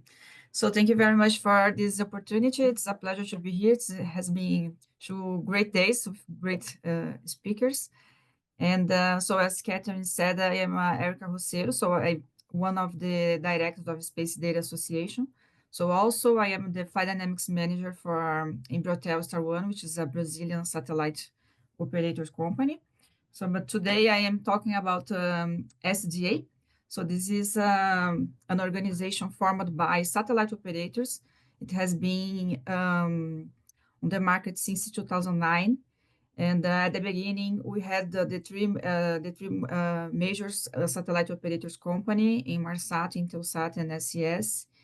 And so the basic purpose of SDA is to support operations direct to satellite operators, is to keep this data exchange to ensure the safety of operation, which means all SDA members has the responsibility to send the firmwares the most accurate as they can. And we put that together in a data center. I will explain a little bit better later on. And we also provide technical support when one of our members needs to analyze a specific situation or had any issue with operations. And since SDA is a non-profit organization, we try to share the cost to be more affordable for individual operators. So this is a key point, since, as we know, to build a system like this for SSA is quite expensive. So this is our current organization. We have Joy Chen from Intelsat as our chairman. We also have 3 more executive directors from the major companies, Alex Caccioni from Inmarsat, Charles Law from SES, and David Zamora from Eutelsat. And we also have 2 standard member direct, which is myself and Lorenzo Varona. So the difference between the standard member director and the executive directors is this: the executive members has the right to point out one director, and the standard members, we are voted. So I have been elected to be one of the directors. So every 2 years, we got a new election, and we got from the standard members 2 directors. So, but the important point is all the directors are related to satellite operations. So we have not only expertise, but we are also very interested in keep this service available. So from the technical point of view, we also have currently ComSpoc as our main provider. So Daniel Trog is our data center program manager. And we also have Robert Howe, who works for ComSpoc too, and he's our operations manager. We have Andrew Duva, which is our legal advisor. Andrew and Dan has been part of SDA since the beginning, so they know and work with us for a long time. And we also have administrative support provided by Radical Movies, which will also help us to keep newsletter, blog posts and things like that, social media and things like that. So this is our base. So I believe we have a great technical team and legal as well. So since Andrew is a very promoter of space sustainability. So currently our members are spread all around the world. So we have 32 participants among GEO operators, LEO and MEOs. We also have some satellite manufacturers like Boeing and Maxar. And we also have some organizations, governmental like GSAT, and we are all the time trying to increase our membership. So this is what we have now. We hope we can get more people on board in the future. So talking about our data center, this is we call the SDC. And so basically what we have there is a system to avoid and monitoring CAs. So this is a portal where all members has access, but this is very security. We use very security protocol. So there is an encryption system to keep all the data safe. We have geographically separated redundancies to make sure in the case of a catastrophe, we won't lose data or any kind of information. And we try to keep the best practice to assure the computation high level of security. And also in the Space Data Center, our members can find contact information for both operation centers in case they need it, and also to the other members when we got a conjunction, for instance, with a different member. So this is the basic flux of data in SDC. So we try to put together all the information available for the members, so which means TLEs, CGMs, and the main important is the data provided by the operators itself, which requires to be in ephemeris, including maneuver effects. And so since each satellite operator has different systems with different referential frames, on SDC, we try to make sure, we make sure that all the data are in the same standard to avoid any kind of biases or misanalysis. So this is all processed in SDC, and then the operator receive daily or as much as they want. This is configurable. The CA's warnings take into account all the information available. So if you have CGMs, TLEs, and data from the other operators, for instance, you will receive in your report the analysis taking into account all of that and comparing one prediction with another, and then giving the operators more flexibility to decide to act or not.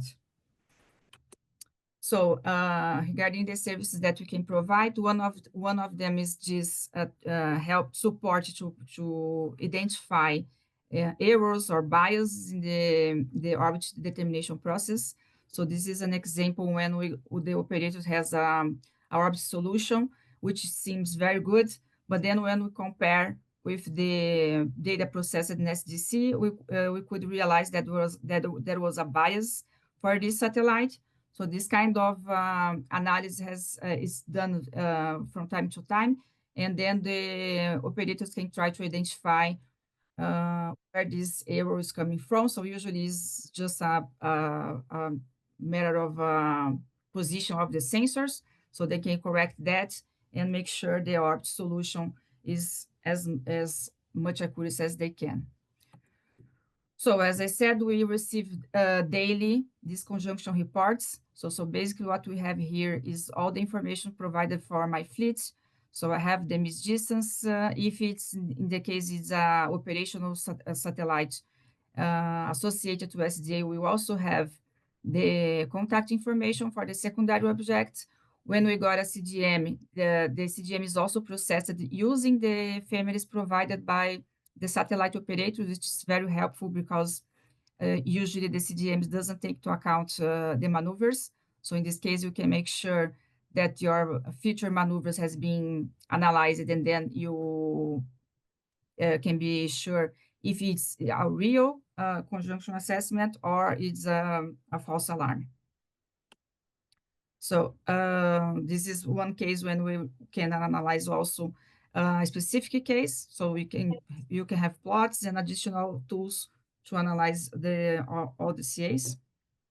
So this is in more detail the CGM analysis. As I said, when we got a CGM, SGC is able to process the ephemeris provided by the operator against the SP data provided by Spacecraft. So this can help us to make sure if it's a real situation to act or not. So, and also we provide an extra CGM analysis, which is more friendly since it's a graphical tool, but this is a plugin integrated in the STK. So this is applied for those operators who has an STK license, but is also additional tool provided by SGA. And then we also have the ephemeris versus SP catalog. This is provided for all members that has an agreement with the space track. So we can make sure that our ephemeris is compatible with the orbit solution obtained by using SP. So in case there is a discrepancy, we can try to identify why is that, and sometimes it's biases or something related to the ground station. So this is something that we receive at least once a month. And this is another feature very helpful for collocated satellites. So this is a case for one of the satellites of my fleet. So it's Star 1D2 is one satellite collocated with a satellite for another satellite operator. This is Viasat-2. So in every report that I receive from SGC, I can check directly here how is the separation between those two satellites. So sometimes we got warnings we got our CGMs showing that this satellite is in a critical situation, but then I can check here using both ephemeris because these both satellites are processed in SDC, and then I can be more calm because I can see it's not a real CGM, it's not a real CA. So this is the current situation of this satellite. In fact, Star 1D2 is also collocated with another satellite controlled by us, Star 1C4, and Viasat-2 is here. So it's very common to receive CDMs in these situations, but then when we take into account the ephemeris, it's not a critical situation. So we also have support in the really up phase, which is that period when we don't have the satellite tracked by the international networks yet because it's not cataloged. So this is a situation that I have seen. So during the launch of Star 1C3, we got a warning. During this time, SGC is able to create a temporary ID. So I can send the data during the LEOP phase, and this data is processed against the TLE catalogs and also all the data in the SDC. So for this particular situation, we got some warnings for Star 1C3 during LEOP phase, which was with satellite from Eutelsat. And then I just took off here the contact information, but since this situation was with SDA associating, I could call directly to Eutelsat and ask them to provide more updated information. And then we could decide together if it was a situation to perform a mitigation maneuver or not. So this is important because this, I believe, since the LEO region is being more and more crowded, that can be happening in the future very often. So I've just put this example here when during a OneWeb launch, they got a close approach with a SpaceX satellite. So I think was over 60 meters, so very critical. And they were surprised by that, and they have to sit together and decided what to do in this situation. So that's why it's important to have supporting during LEOP, not only when the satellite is already cataloged. So beside that, SDA also works to promote discussion and education. So among our members, we are from time to time promoting workshops and conferences to discuss and to educate them to practice the best way to perform CAs. And we try to be present in the principal events to talk about this. And very recently, we also created this award in honor to T.S. Kelso, who has worked for SDA for more than 10 years. So since he got retired, we are yearly recognizing one person indicated by the community which has been done remarkable work. So this year we already have this. So this is something that we are trying to keep, to recognize people who is making difference for space sustainability. So we also have in our website, in partnership with ComSpoc, papers and articles to discuss specific situations and try to provide analysis for critical cases. So if you have interest, you can go to our website and check more details about recent events. We try, as I said, to be present in all events. So we keep in a blog with information and data to support and educate satellite operators and any person interested in this subject. So, and we are trying all the time to understand what's the needs of our community. So this is just an example of a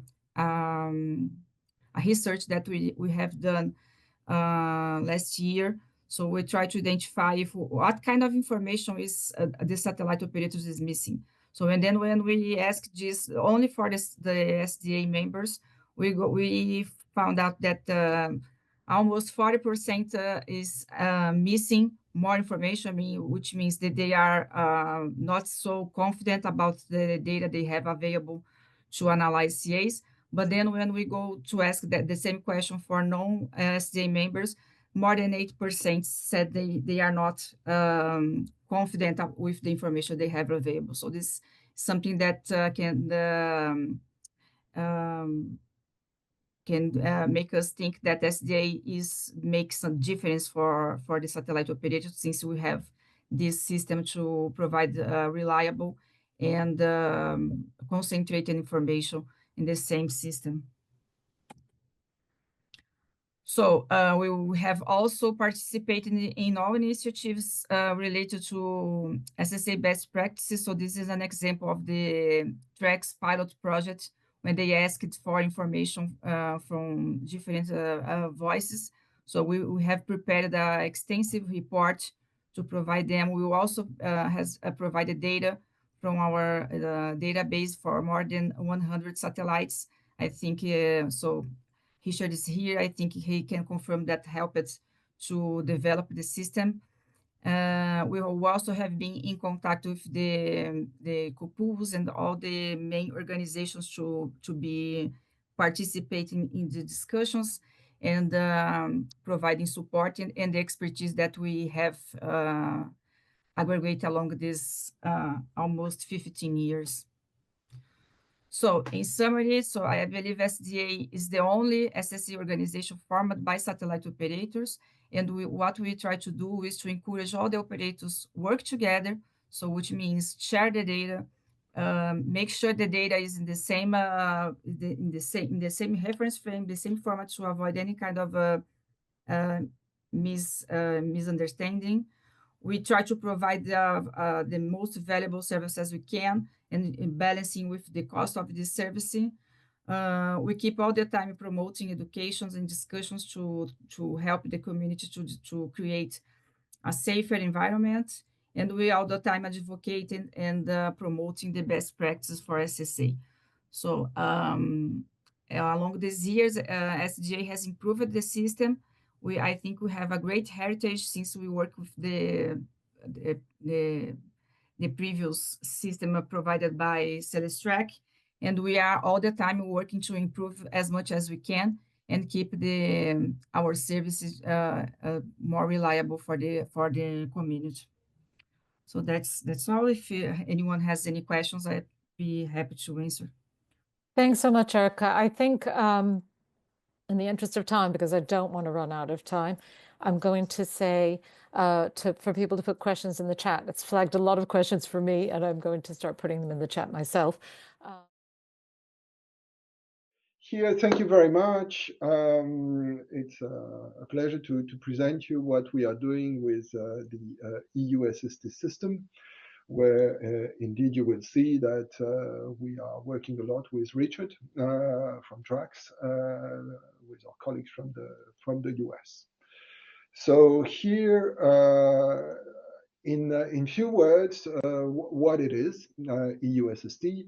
So this is part of the space regulation, where we have all the programs of the EU. You have the Galileo, Copernicus, EGNOS, and you have as well the SST system.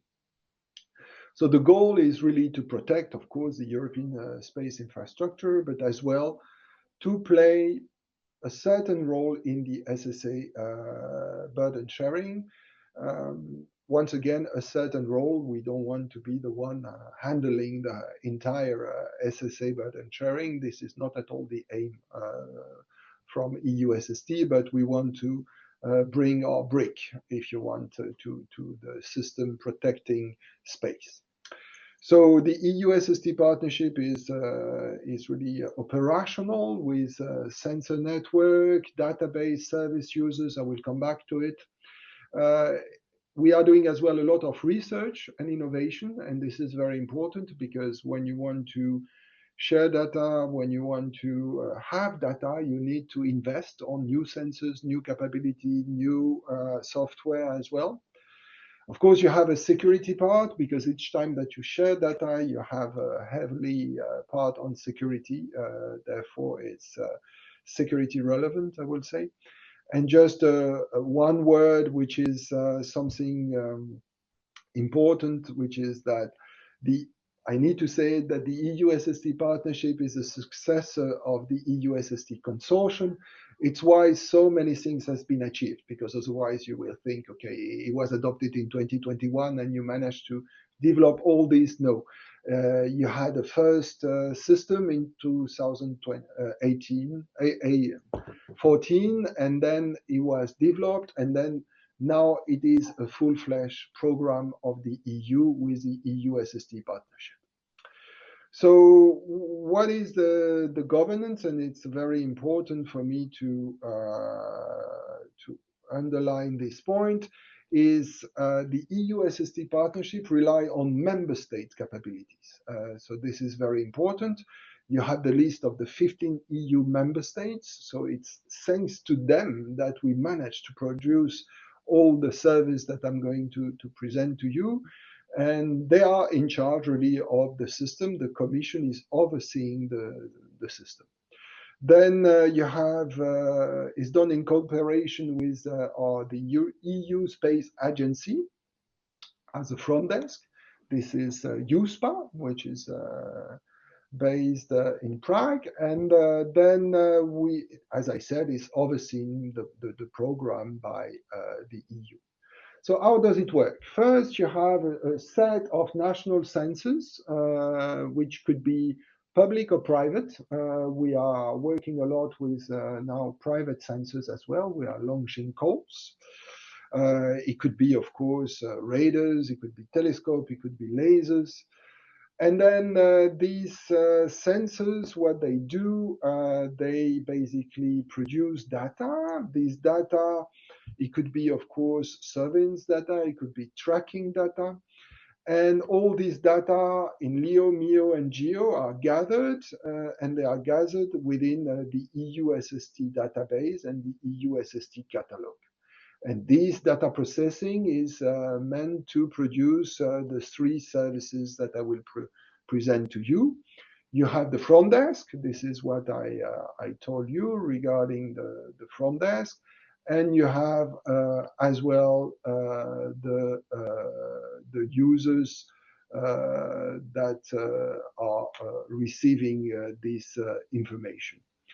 So you see here that you can imagine that you have a lot of exchange of information regarding the data that we need to share. So we have data from the satellite operators, I will come back to it, but we have as well data from our capabilities.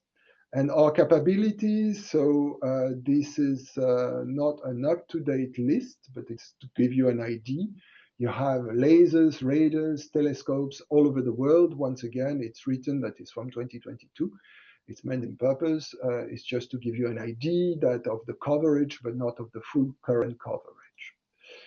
Now, how it works with the EU SST database, we have all the measurement data. We put all this data from all the sensors together. So there as well, you can imagine that you have a lot of work which is done in order to check the quality of the data, because today we have more or less 100 sensors all together. And these measurements from member state and commercial are put in the database, and they are processed in order to build the catalog of the EU catalog. Within the space regulation, it's written that part of the EU catalog will be open to the public when the EU catalog will be finalized. We are on our way to finalize this catalog, so we will soon discuss what we can share. These are the three services that we have. So you have the collision avoidance. I can refer to you, you see at the end of the slide, the EU SST services. You have very good videos which explain very well what we are doing. What is very important to understand is that on the collision avoidance, so we have the collision avoidance, the fragmentation, and the re-entry. I will concentrate on the collision avoidance service.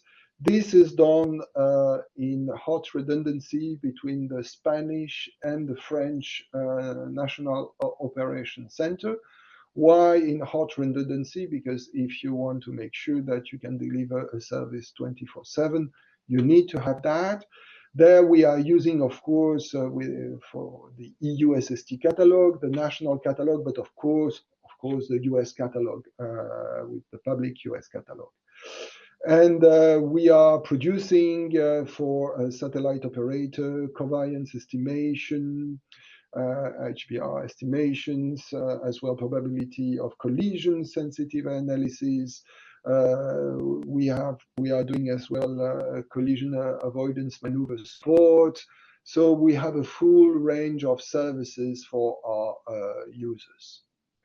So once again, service provision, very important. The member state, they are really at the center. They are the one responsible for generating the SST services and the information. The front desk, operational support, reporting, how to embark users as well. This is my next slide. You will see you have the SST platform, you have the SST website, and we are doing as well a lot of communication and project management.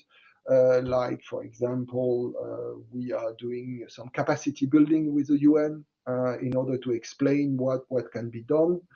And the users, you see the list of users, of course, all our member states, but as well ES, Commission, Council, USPA, EU spacecraft owner and operator, but we are open as well to non-EU spacecraft owner and operator. So this is very important.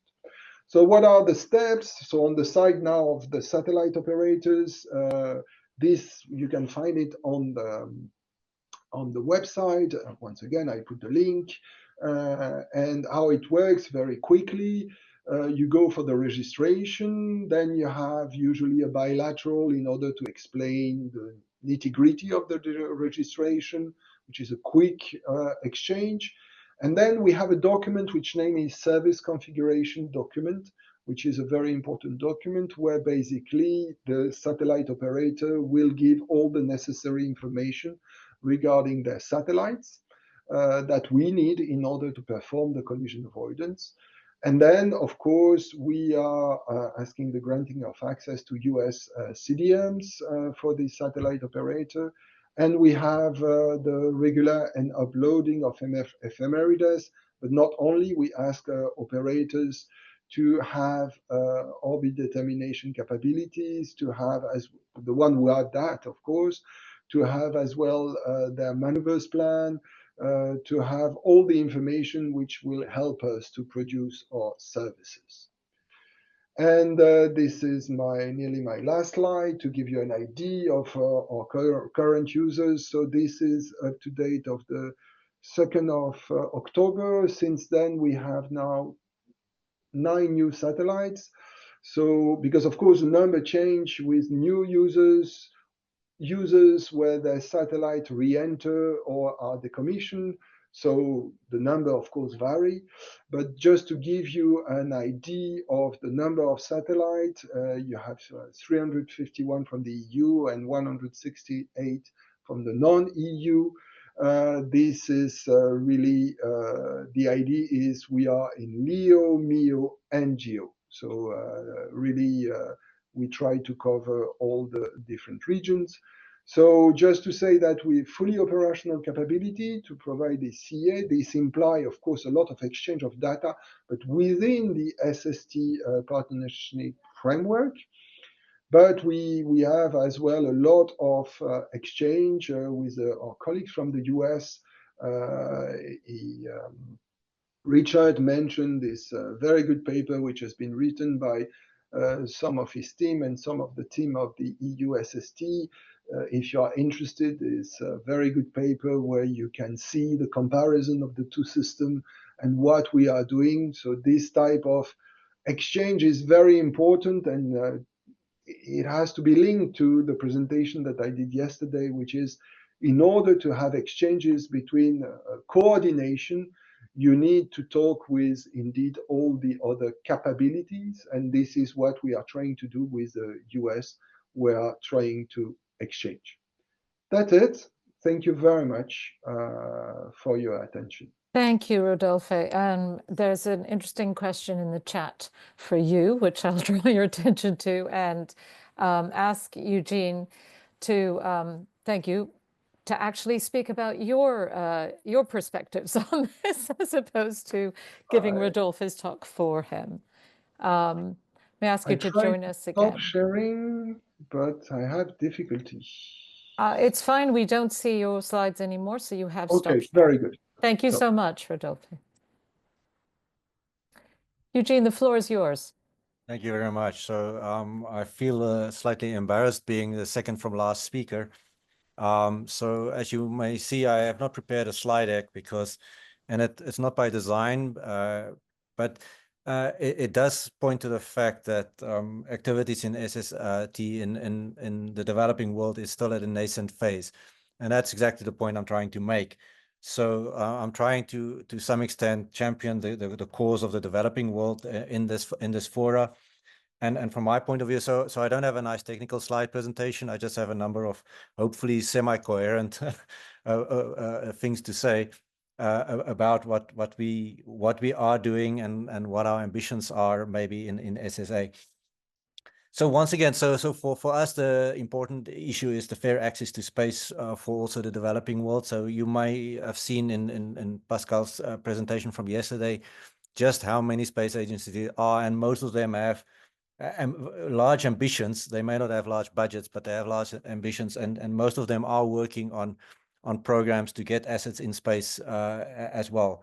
Very few of them have many missions going on, so they're all mostly in the single digit, if at all.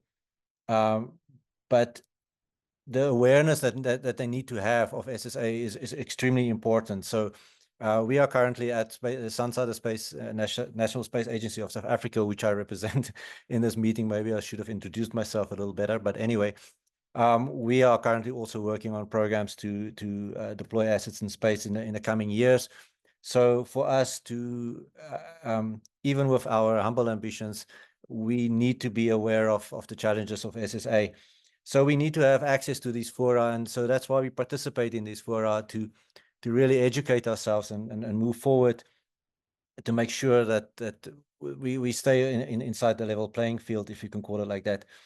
So as you might know, so I've mentioned that these new space agencies in these small space programs, they have other priorities. SSA is not a primary priority of theirs, but it is something they need to take into account. So as they develop, and I think in South Africa, we're now sort of becoming a more mature space agency, and we're now starting to venture into more thematic areas, if you can call it like that. So we've moved beyond just Earth observation and some of the other things. You saw the presentation from Mpho earlier from our organization and our activities in space weather. But we're also now starting to look at things like space exploration and SSA to establish some programs around that within our organizations as well. So there's a lot of learning for us.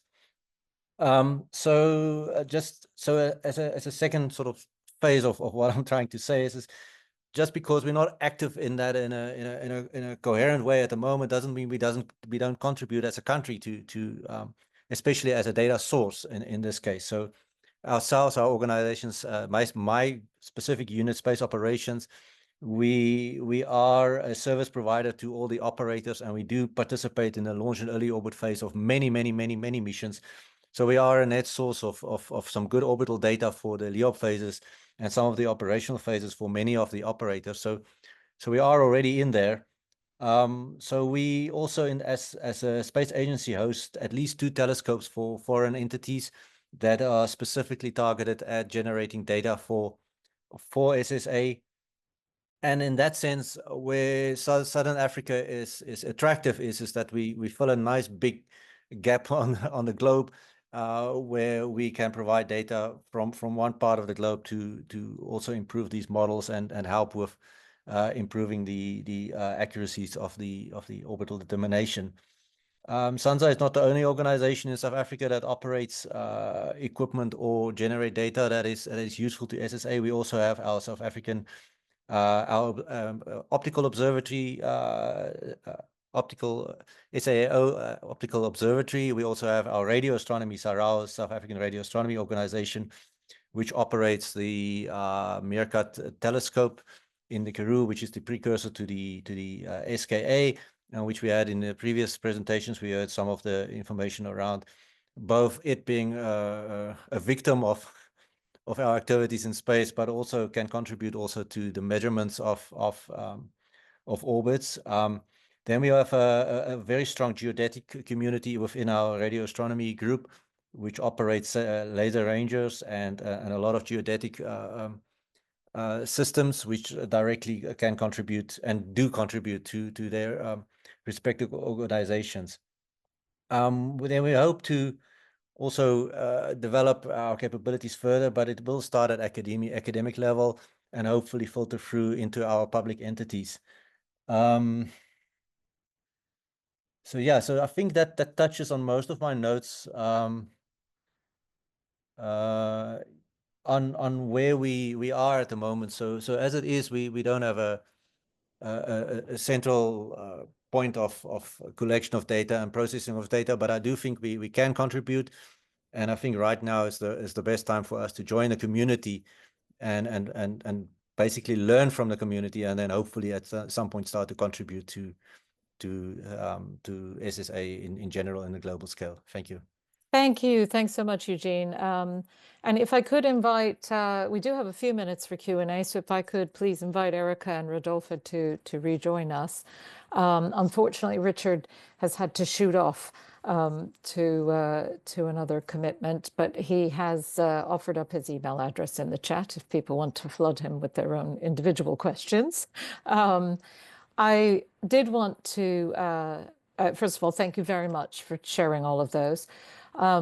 I do have a question for Eugene. You may not be the man in charge, but I was very interested to see the collaboration with Roscosmos to open a monitoring station in South Africa, and was wondering if you could say a little bit more about that initiative. Yes, so we at my organization at Space Operations, we are hosting an optical telescope for Roscosmos. We have an agreement with them for data sharing. We have not at this point taken advantage of that yet because currently we don't have anybody that can do anything with the downstream data. I need to go revisit the agreement that we have with them to understand exactly what that data sharing principle entail. But it is literally high on my list of priorities to get into that, to understand what we can and cannot do with that data. So yes, so that is one of the two entities that I mentioned earlier that we do host a facility for at this point in time. Thank you, because there was a lot of discussion yesterday about sharing data with allies and adversaries, about perhaps taking the science community as a place where we generally are more openly able to collaborate, regardless of geopolitics. And I think that this is an area which, is critically important, actually, is to be able to share data for the safe operation of everybody's assets. And yet, with the launch of space commands all over the world, it's a bit fraught as well. So I thought that was very interesting development, your collaboration with the Russians there. Rodolfo, it's a similar question for you, and in case anybody wants to just put their hand up and ask questions, which is around whether you see any barriers to being able to share the EUSST data more, openly. And if there's any challenges between sort of defense-derived, shall I say, data and other data that's really being made available more for civil space operators. Well, the EUSST system is a civil system. I mean, the space regulation is for a civil program. Time to time, the boundary is difficult to draw. We have a specific system in order to deal with specific data within the system. But here, I still believe that for me, the sharing of information regarding the satellites, regarding the ephemerides, regarding let's say, planned maneuvers, all these, it's a decision from the satellite operator. They give us this information today, and we are using it in order to provide the collision avoidance service. Now, if you want to share more data, this, I think, raise the issue of payment of this data. I mean, all the data coming from the sensors, for example, you need to pay for them. I mean, this is a question that we have addressed yesterday about the free access to data. So on the military side, once again, the EUSST system is a civil system. Of course, you have some elements which can be linked, but when it is linked to a military issue, then EUSST stop. This is very important. Okay, that's very clear. And I guess, Erica, one last question for you, even though we won't be, I don't want to run too far over time. Rodolfo is talking about operators sharing their data, really, so that it can be aggregated and monitored and alerts can be communicated. You've also spoken about that, and Eugene has spoken about how vital it would be to emerging space nations to also have access to those services and that data. And my simple question was, are you seeing an increased volume of collision alerts and increased volume of conjunction alerts? And if you are, how can the story of that be shared with policymakers in a way? We've spoken all day today about the importance of raising awareness with decision makers about the changing state of the space environment. So it's two questions to you, Erica. One, are you seeing increases? And if you are, is that a useful story that we should be sharing more broadly? Yes, it's a very good question. In fact, yes, we have realized the increasing of CAs. So what we can do as SDA is to provide some statistics based on the overall numbers. So we try to do that in conference and workshops, but perhaps it's a good idea to work closer for policymakers and try to use this information as a key point to make more information available and educate better the operators. Thank you very much. And once again, I'm sorry that we haven't had enough time for a real set of Q&A with the attendees. I know for some of you it's very unsociable hours, so we will let you go, but not before hearing, first of all, our deep appreciation. So could everybody please, give a virtual clap to say thank you for sharing your insights and your information. Do stick around because there is some discussion in the chat, and contribute to that. I'd be grateful. But also stick around because our final speaker for these 2 days, I thank you, Nicole, is joining us now. And Nicole Koleva is the Executive Director of the Space Generation Advisory Council.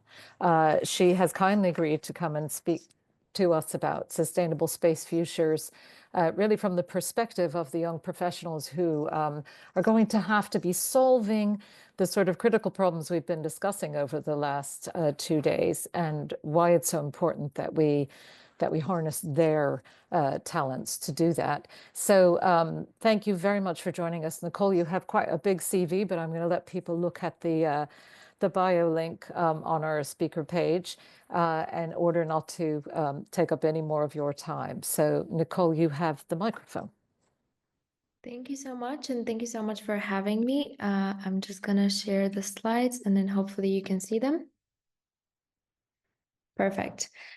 Okay, thank you for the great introduction. I will say a little bit about myself because I have somewhat of a different background. So until a few years ago, I was never really involved in space. And right now I'm the executive director of the biggest organization for students and young professionals who are interested in space. So I had quite the career shift very early on in my career.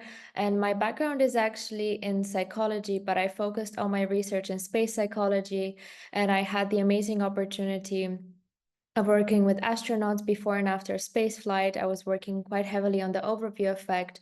So those of you who are interested in space sustainability, and particularly looking at the psychological side, that is where you'll hear the overview effect. And as a matter of fact, it's one of the universal arguments of how do we convince the policymakers to make sure that we have fantastic policy to implement this, this, and that. And you'll hear the overview effect being mentioned, that we should send them to space so they experience it for themselves, and then they will want to make all of these grand changes. But apart from my background, right now I'm working at the Space Generation Advisory Council, which is the biggest organization for students and young professionals interested in space. We were actually created out of the United Nations. So I know you already had Arti as a speaker. So we work very closely with Arti and her office. As you know, our origins do actually come out of the UN. We are based both in the US, we have a HQ, but also here in Vienna because of the UN. And we have, let's say, guidelines. So our members are only from 18 to 35 because that's how the UN basically defined the youth within those ages, within that age window. As I mentioned, we're a nonprofit, non-government association, and the reason why we're created was actually to represent the youth and be the voice of the young generation, not only in the UN, but in general in the space sector, and present the opinions of the youth among space agencies, different diplomatic forums, and in general present that united voice across different global forums. And this is what we've been doing for the past 25 years. So it's actually SGAC's birthday this year, and we've reached our 25th anniversary. So it's been 25 years of empowering the youth to be more proactive and speak more actively on different topics, of course, including space sustainability. We work on 5 main pillars. One of them is events. So we organize events on a global, regional, and local scale, where our global events are actually in conjunction with bigger space events. So our most recent event was actually the Space Generation Congress, which is in conjunction with the International Astronautical Congress, which was in Milan. And the entire event was actually focused on space sustainability. So we're exploring different topics of space sustainability, and the core part of that event is actually what we call working groups. So it's where agencies sponsor our delegates to come together and present their united opinions on different topics that they set. So I'll speak a little bit later about a working group from UKSA that they sponsored on sustainability last year. But this year, for example, we had very interesting topics from agencies in terms of how do we prioritize the, let's say, different important factors within space sustainability. How do we divide budget? What does the youth think on that division, and what does the youth think should be the priority?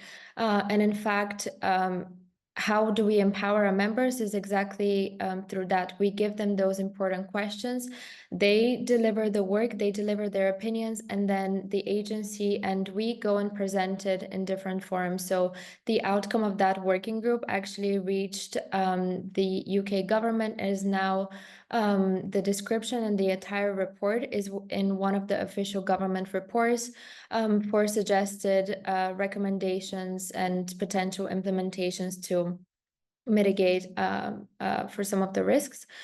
Apart from that, we also try to really heavily focus on developing space nations. So we have a lot of events to really empower our members in those countries to be more proactive, speak their minds, and particularly focus on different topics within the space sector. So we'll also be having a few events in Africa and South America until the end of this year, who are again focusing on space sustainability, which is our main topic this year. Project groups is our second pillar, and it's perhaps the more tangible pillar because it's essentially research group. We have 11 research groups at the moment, and some of the research group actually reach up to 200 to 300 people. So we conduct different types of research. They organize it between themselves, and then we present that those projects across different forums, again, be it in the form of papers, conferences, at our own events or other partnered events. But we try to give a platform to all the research and our members to really present their opinions and present their research, on a global scale. Our education professional development platform is perhaps our newest pillar. As you'll hear later on my slides, SGAC really believes that education and professional development is at the core of how we resolve most problems. And we provide a lot of mentorship to our members, not only in terms of personal development, but also in terms of mentorship on how to develop their research, how to develop their ideas, how to improve on them, and how we can provide them the right connections to make their ideas happen. Essentially, this platform focuses on exactly this. So we pair them with different mentors who then take them through their journeys and try to make their projects or their careers successful. Scholarships is perhaps our most popular pillar, I have to say, because we provide almost 200 scholarships yearly, and one scholarship program can vary from one scholarship to 20 scholarships. So that's a lot of funding and different opportunities for our members. As I mentioned, space sustainability has been a focus for us this year. So one scholarship that we provided was in collaboration with Secure World Foundation and the UK Space Agency, and we sent 25 people to Tokyo to attend the Sustainability Summit organized by Secure World Foundation. We also have more practical scholarships. So for those who are interested in research, we provide scholarships to go and do a zero gravity flight and test any research you want to test on there, or go to space camp. So we collaborate with the UN and the US government to send international students to space camp. And we also have, let's say, more higher level scholarships where you go and participate in actual UN meetings. So as a permanent observer of UN COPIUS, we also have the opportunity to bring our own delegation. And we like to provide this opportunity to all our young professionals so that they can experience the environment firsthand. So 3 times a year for the General Assembly and the 2 subcommittees, we offer the opportunity for 20 people to come and observe the sessions at the UN and really talk firsthand with the delegations and experience what the environment is like. And last but not least, we do quite a bit of policy and advocacy work. Obviously, coming out of the United Nations predisposes us to that work quite perfectly. So we have a policy and advocacy platform which works all year round to provide one policy position. And I will be talking about our space sustainability policy position, which we've been working on for the entirety of 2024, a little bit later on in the slides. But we basically survey all our members, which currently we have reached 35,000 members in 165 countries, so quite international membership there. We survey them, we survey our mentors, we survey a lot of experts because we work with most space agencies, a lot of the industry partners, and then from the youth on certain topics such as space sustainability, which we'll hear about a little bit later on. So before we tackle any big topic, I always like to define what space sustainability is. And at least in my time as executive director, I've been to at least 20 conferences now focusing on this topic. Every time I go to a conference, I hear different types of definition. I hear different types of problems. Every time we start talking about this topic, there's new solutions or new problems. And really the point of this slide is really to communicate that space sustainability is such a complex problem, and it really depends, defining it depends on who you talk to. So as I mentioned, we talk a lot to governments, we talk to agencies, we talk to industry, we talk to researchers. If you ask each one of them to define what the priority is, they will give you different types of priorities. Governments will always talk about funding, researchers will talk about the science behind it. If you ask me as a psychologist, I will tell you all the human factors behind it. So it's not just one issue, it's a number of complex issues, which means that we need a really intergenerational dialogue, which is what we're proposing at the table, where you bring together not only different generations, but you bring together different experts to tackle this big problem. In our research, we found that actually a lot stems from talking to governments and governments making this their priority. But how do you make this a priority when a lot of people don't understand its importance? If you go and talk to the general public and you ask them, for example, the question, if you had 10 million or 10 billion and you had to split that across the different priorities that the countries has, I don't think space would be one of the priorities. Obviously, within the space industry, space sector, all of us will say that space sustainability is a huge issue that we're facing right now, but the general public doesn't understand how important space is for their everyday life.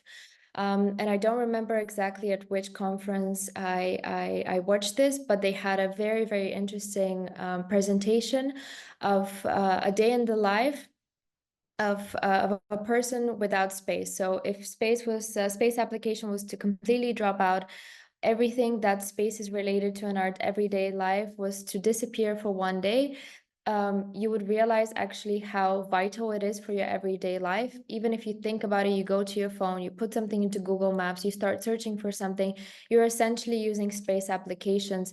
Even in medicine, there's a number of medical drugs who are developed in the space environment. In psychology also, we're seeing a lot of developments from space research, for example, for insomnia. So really the applications are so vast and so important for humanity. But at the same time, this is not fully communicated and is not well communicated both to the public and to governments as well, and to different stakeholders. So this is one key issue that we try to really try to tackle. So we try to share all those different applications. Why is it important? And communicate it in a way that people understand it and can assimilate it in an easy way. I think often when you go to more technical sessions or you go to more scientific sessions, if you're not directly in that industry or directly involved in that activity, it's quite hard to understand the conversation.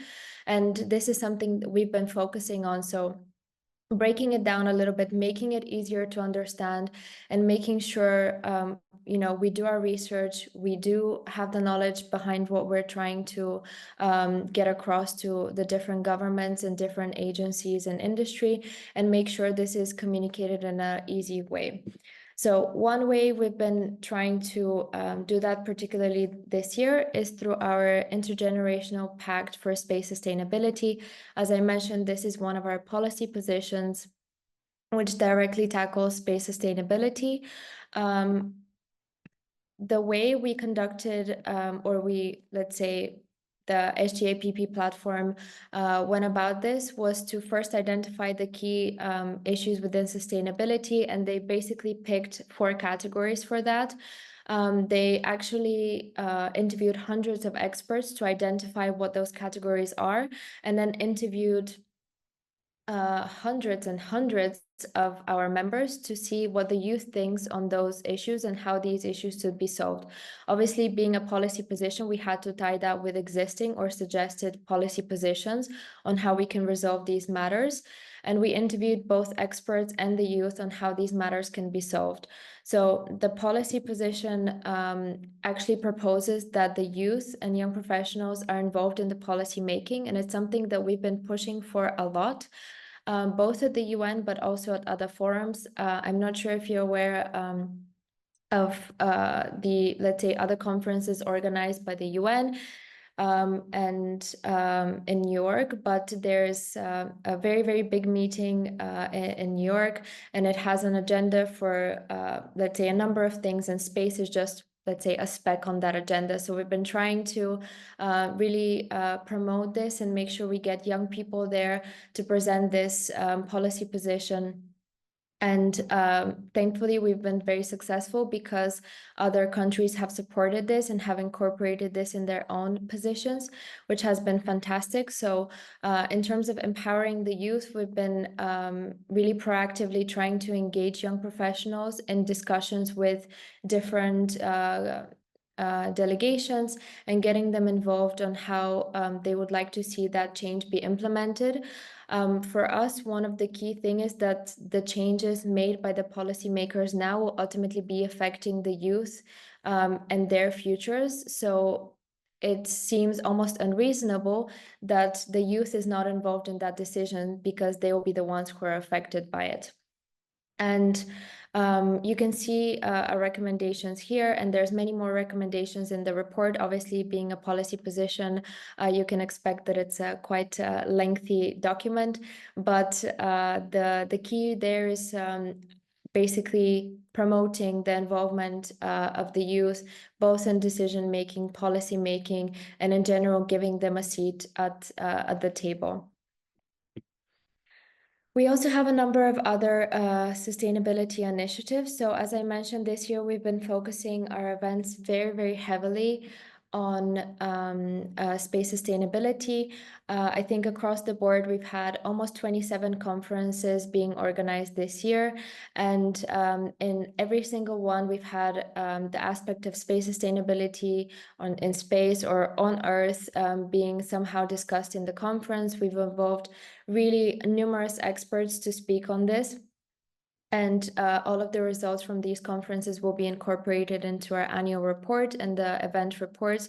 So for those of you who are interested, let's say in the nitty-gritty, I'd welcome you to explore our website where you can see a lot of the, let's say, more tangible information presented and in terms of statistics and hardcore outcomes. In terms of project groups, as I mentioned, we do have a project group that focuses entirely on sustainability and security. And they already have 3 peer-reviewed journals that have been published as SGAC's research. And at IAC, we had close to 200 abstracts being presented on this key topic. You might not be aware, but SGAC is actually one of the 3 main partners of the International Astronautical Federation. So we really drive that effort and make sure that, you know, we can promote the work of our members as much as we can.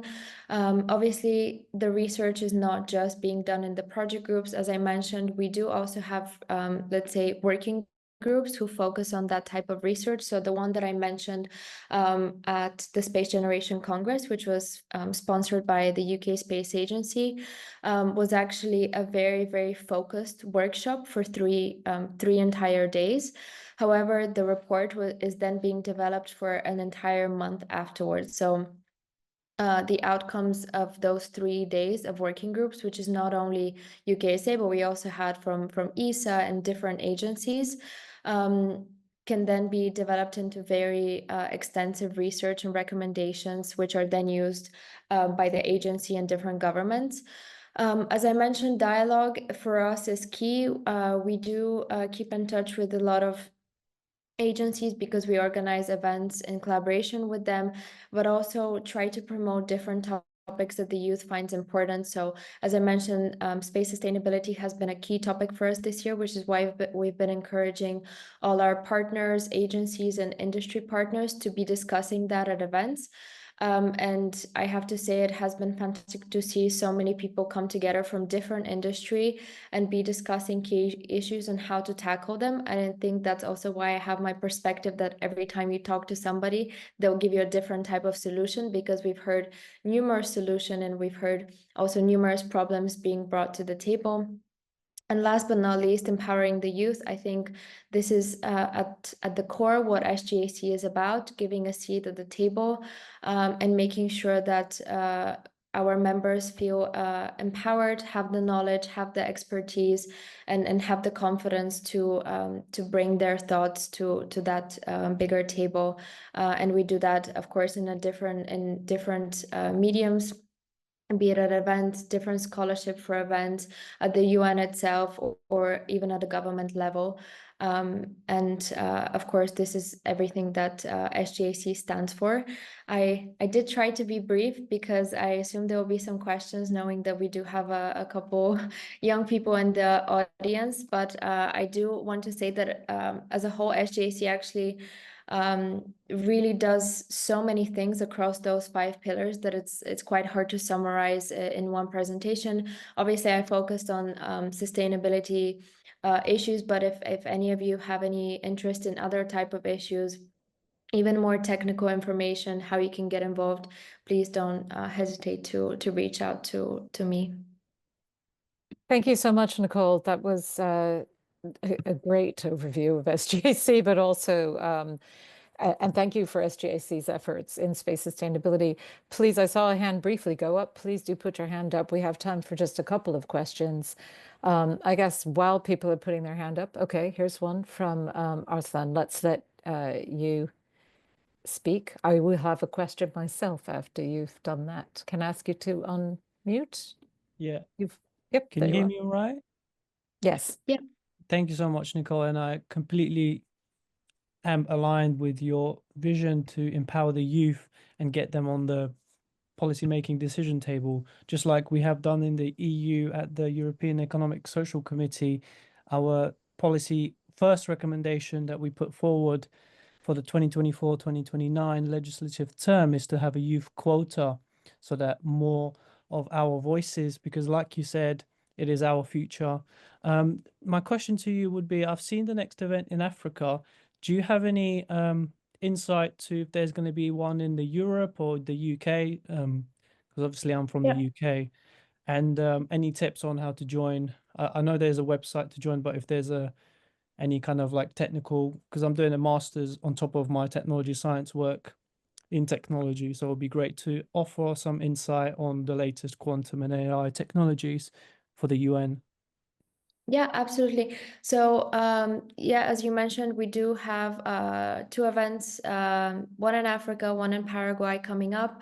For the UK, actually, for the first time ever, we had an SG Space Generation UK event, which was hosted in the Airbus premises. And we'll be having a 2025 edition currently in the planning. So information for that should come out soon once we've selected the venue. So please do join that. It's been one of our most popular events, I have to say. We had more people applying than we have for global events. And for global events, you usually have like 600-700 people applying. So there's been huge amounts of interest from the UK, which has been really, really fantastic. So I would encourage you to keep an eye open for that one. For, let's say, more technical involvement, I would suggest looking at the project groups. Like I said, we have 11 project groups, and some of them are more technical. And they will be, they work on different projects. So you can have a look if there's a project that you're more interested in. On top of my head, on the quantum topic, we're actually working with the Finnish government and NASA to have an event so we'll be having an event in the Nordics in Finland, and it's SG Baltics for that region. However, with NASA and the Finnish government, we're working on having a workshop specifically on that topic, and perhaps having scholarships from NASA to send some students in that department. I'm not sure if it's exactly the quantum department, exactly what the name of the department was, but because I'm not an expert in it, they usually have people with better knowledge than me deciding the actual tangible work that goes into it. But this hasn't been released yet, and we're expecting to release that in 2025 when the event in Finland will happen. So again, if that's something that you're already studying, I would encourage you to look into it, especially if we start having another scholarship program with NASA specifically for people with that interest. Sounds really exciting. Thank you so much. Thanks, Nicole. And I think there was a question from Louise in the chat about how existing students can take advantage of the groups. I think you've answered that, but go to the website and get involved. We only have sort of 2 minutes left, but if there are no other pressing questions from attendees, if I don't see any hands up, then I'm just going to ask, and Stuart. Come on, Stuart. I just wanted to say to Nicole, if you're interested in the chat, there's a suggested experiment that you might wish to do on one of your zero gravity flight experiments. I'm too old to do that zero gravity flight, but if one of your members was interested, it's a question that I've asked a lot of people, and nobody's ever given me a definitive answer. And the question is, if you release the pressure on a carbonated drink like Sprite in 0G, what do the bubbles do? I think that might actually have some practical implications if we ever, sort of get to that sort of liquid in space.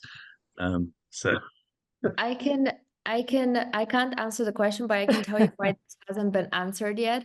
And it's because before you go on a zero gravity flight, they make you sign a contract that you're not allowed to bring any liquids or carbonated drinks. So it's probably why nobody's done this experiment, because it's very highly forbidden. And you go through a lot of checks and regulations. I've been on one myself when we were starting to partner with the Aurelia Institute and the Zero G company. I'm not sure if you're aware of Aurelia Institute, but they also do really fantastic work. Yeah, unfortunately, you're not allowed to bring any drinks, which is probably why nobody's done this experiment before. No, you need to get a waiver on that one. Well, anyway, thanks very much. It does kind of lead on to the question I had for you, which is, I do a lot of work with schools with very young people, you know, with elementary school teachers and students, primary school teachers and students. And even at that age, there's a lot of enthusiasm and curiosity about space, but they are left always with the stereotype that space is about astronauts. And so my question for you is, you know, you say intergenerational dialogue and, you know, the importance of getting people to understand how important space is to our everyday lives, involving more young people and, you know, having their voices at the table and in the room. How best do we raise awareness with young people so that they then can be advocates? What's your advice on that? Yeah, I think it depends on the age group you're talking about. I think in terms of raising awareness for younger, like children, I would say, not young adults, I don't think we do a very good job because, like you said, essentially they think that it's either engineering or they don't understand what engineering means, but like building stuff, or as astronauts, and they don't actually realize how many more job opportunities or let's say other ways of getting involved with space there are. I think with the young adults or young professionals, it's kind of different because they've already started studying or they already have a type of interest and they come to us and they're like, okay, I would like to do this and that project. And you would be surprised actually the variety of people that we work with. So we recently started working with a lot of musicians who incorporate sounds of space into their music. So they're one is a musician, the other one is a DJ. So they're a member of ours, and we're having them at our events present their music, and obviously that gives them an opportunity to meet with different stakeholders. We've also hired a member of ours who went on a zero gravity flight, and the person didn't know anything about like space itself, but they were very interested in fashion, and they developed a sort of fabric that in zero gravity it was like a flower that only opens in zero gravity, and it was such a beautiful project. But you wouldn't think that fashion and space is connected, and you wouldn't think that for psychology either. At the same time, we do need people who have expertise in psychology and space.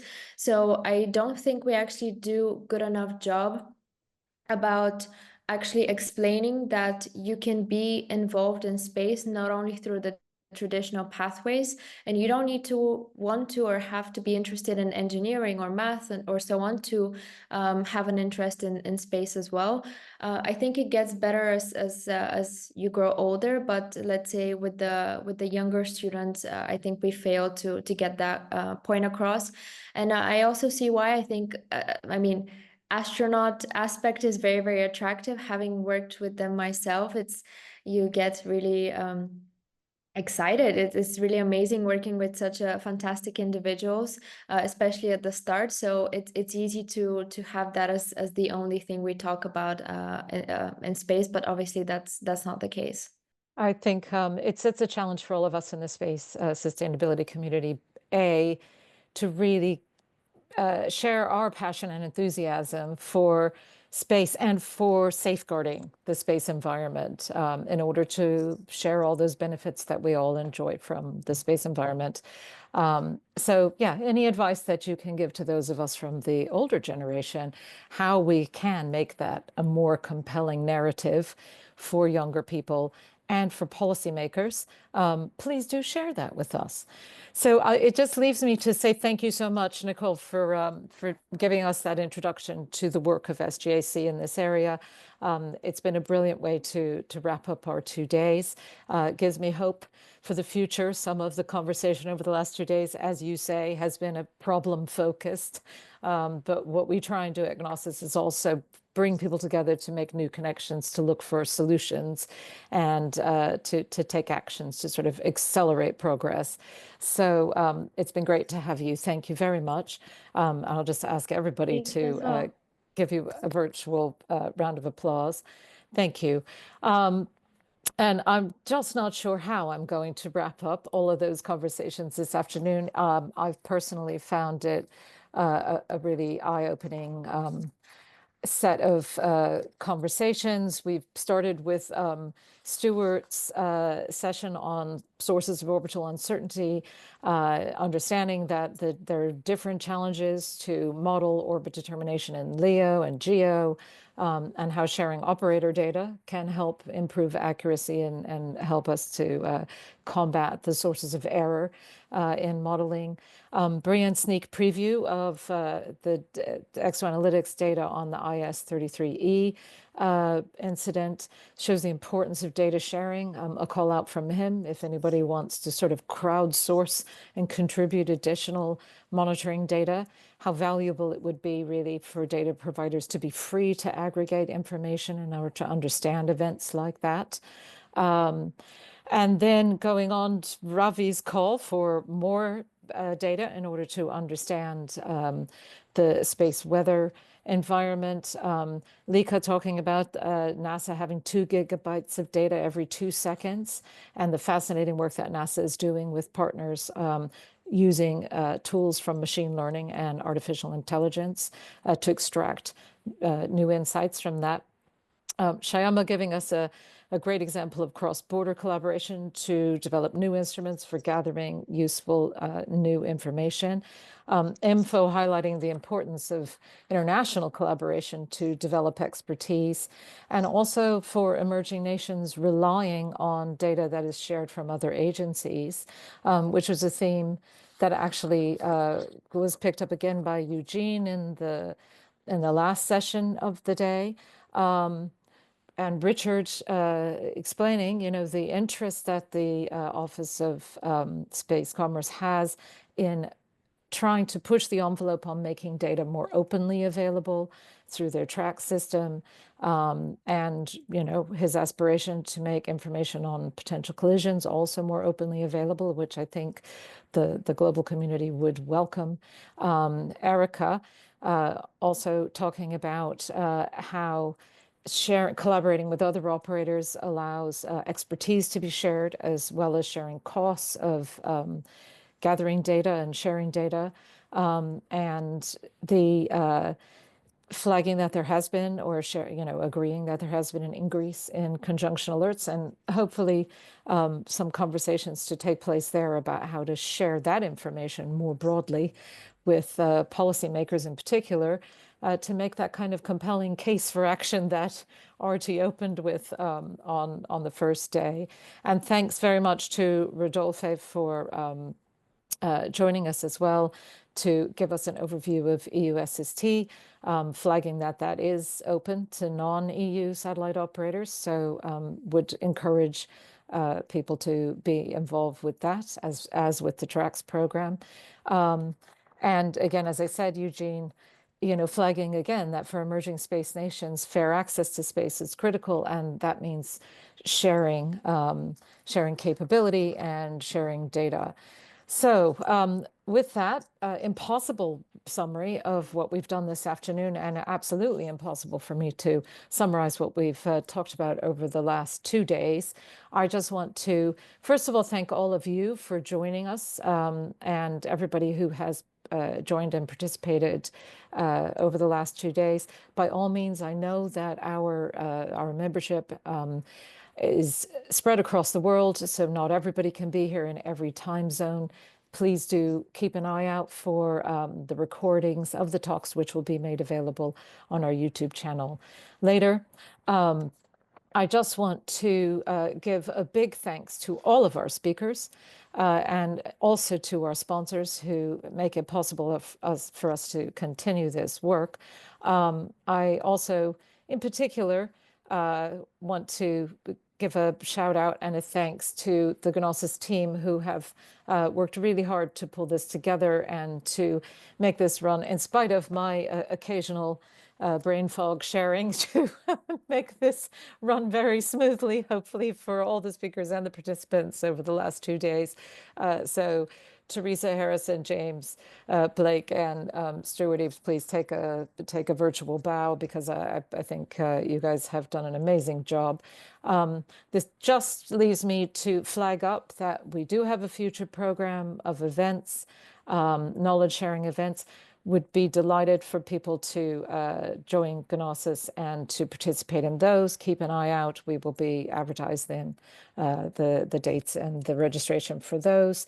Please suggest to us topics that you would like us to address in future events. We could certainly use more sponsorship to make that possible. So I'll put that plug out there again. But we're always happy to take on board suggestions from the community and give you opportunities to make new connections and share your information and your insights. And you should have a link coming out to you for a survey to ask you to please give us feedback on this conference and make suggestions for our next conference. Looking forward to seeing all of you in 2026, if not before. So thank you so much, and have a great rest of your day, rest of your evening, or wherever you may be in the world. And I hope to see you at one of our future events in very near future. Thank you and goodbye.